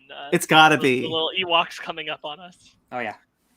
There's another framing device that's just more a short one of like, when we first built this castle, the Mustafarians came to fight us, and so Vader killed them all.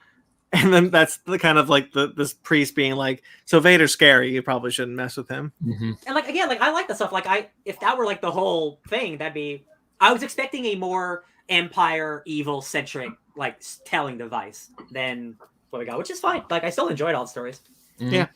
All right, I think that's basically all we can mine from this little thing. Yep. Like Mustafar? It's a little short. So Sparks, it's your turn next week. Do you want to say? Yeah. What do you think we're doing? Are we doing a spooky? No. Because you didn't. Are you picking Are you picking Kieran Gillen? You picking Jack Kirby? You picking Neil Gaiman? Neil Gaiman? The Neil Gaiman Eternals? John Romita Jr. We're doing Neil Gaiman's Eternals. I've read that book. I was gonna if I had my pick closer to Eternals, I would have picked that one. But you didn't. It's me, so here we are. You did it. I'm glad. I'm excited to read it. Oh yeah. Anyway, that's what we're reading. 7 All right, guys. Woo! So that's a show. Hell yeah, Kingo. That's a show. As I stall for time, as this thing pops up, and okay, cool. So next week is Eternals. Also next week, Eternals. We're talking about the movie Eternals next week. So yeah, the next film in the Marvel Cinematic Universe, as we wait for Hawkeye, and yeah, right, Hawkeye's after that. I'm just waiting for Doctor Strange, if I'm being honest. Spider-Man. Yeah, that's what I'm waiting for. Never mind. Spider-Man. I mean, I'm happy Eternals is coming out, but at the same time, I'm looking more forward to Spider-Man. I've seen Eternals at this point. I'm ready for Spider-Man. We get a No Way Home trailer this week, I bet. Oh dude, the rumors! Oh my god, with as many leaks, they have to. Eternals. It'll come out with Eternals, I suspect. Yeah. Sony's got to plug that damn leak. All right, so that's a broken dam. That ain't a leak. So that's everything. So as I said up top, we have a new page on our website where you can find all the shows. But as is tradition, I'll just tell you what they are right now. So of course, this conversation, which is on hiatus, I'll plug that for I think one more week until I get ready for season 2. All of season 1 is available. You can check that out. Check out the back catalog of that. Talk to a lot of cool people. Ken Knapsack, Helen O'Hara, Travis Alexander. Karis Lunn, who's actually got her own show, a fandom show called Journey into Fandom, out right now. She says inspired by mine. I thought that was fun. And you can check out our YouTube page. Guys, like this video, subscribe to this channel. There's a ton of cool stuff on YouTube. You can check out all of our cool shows. We have so many Spooktober episodes for October this year of a Basement Arcade. You can check out all Five Nights at Freddy's, Outlast, Crawl. Dead by Daylight should be out by now, right? Nope. Or later. Tall Poppy. Tall Poppy is out now. So you can check out all that as we go into a different Basement Arcade series coming up. Not anytime soon. We recorded one. I assume that probably. Are you guys finally doing your thing finally? No. Mortal Kombat. Mortal Kombat. Oh, we didn't release it yet. Shit. No, because I was going to come out next week, but it's not going to come out next week right now. You're fine. Mag, as always, says, catch you later, guys. Stay safe, of course. Thank you for being here. You're the best. Bye-bye. You can find Fake Nerds Watch, which is our series that we're currently waiting for the start of some new shows. But the last episode of Star Trek, Lower Decks, is up now. And the next Star Trek one will be Discovery. And the next other one, Marvel one, will be Hawkeye. And then we'll probably do something else. So stay tuned. Based on our case, pause menu now in audio form. You can subscribe to its own audio feed. That's linked below. New episode probably soon. We'll see what happens. But yeah, based on our case, pause menu. Fake Nerd Book Club. We have a special up right now where we talk about Dune 1965, the book. We talk about the whole book, nothing but the book. So help me God. You can find that on this page, obviously, and also in audio and both the Fake Nerd Book Club feed and this feed and Animation Station. A couple episodes are out of that right now where we talk about animation. Cool stuff. You can get some masks over at Crafted by Z, the website and the Etsy page. Here you can find our masks. Those are linked below. Check out our Patreon. We got a lot of cool stuff up on Patreon. No, we don't. We have the TeePublic. On TeePublic, we got a lot of cool stuff. Our Patreon still is once again under construction as I fix some things. But both are linked below. The TeePublic has the "Oops All Bangers" T-shirt up now. Oopsies. So, and our website. Where there's a new page on our website. You can watch this. You can watch our latest episode on the website. All linked below, or fakenerdpodcast.com. Thank you to everyone who listens. Thank you to everyone who watches the live stream. Thank you to everyone who watches the rewind. You can check out our friend Jeremy Vellucci, who did all of our music for all of our shows and the music you've heard tonight. You can find him at Jeremy Vellucci Keyboards, or you can find his podcast, Suburban Proctologist, at Suburban Proctologist Official, or Instagram at SubProcPodcast. You can find Mike Matola, our good friend Mike Matola, who made a sweet-looking Endgame poster that ends on I Am Iron Man. Lord, he did. I don't know how the heck he was able to nail that.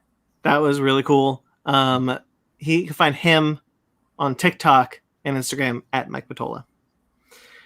You can find us on Twitter, Instagram, and Facebook, all at Fake Nerd Podcast, fakenerdguys@gmail.com. If you'd like to get in touch with us personally, I'm at BT McClure on Instagram and Twitter. Ben?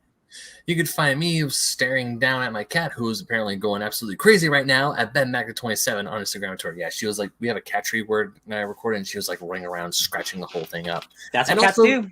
Sparks. Yep. Oh, did you want to say? I was going to say about oldschoolgamermagazine.com that I write there if you like old school video games. My latest article about me going through all the 2D Metroid games is down below. Go check it out. Read it, please. Sparks.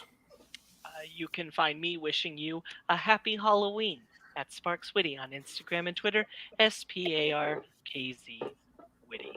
Ryan. You can find me at DJ Tony Snark. All right. Subscribe to us on iTunes, Stitcher, Google Play, TuneIn, Spotify, iHeartRadio, Amazon Music and Podcasts, and Pandora. Rate and review wherever you get us. Like this video and subscribe to this channel. And until next time you see us, stay fake nerds. Spice must flow.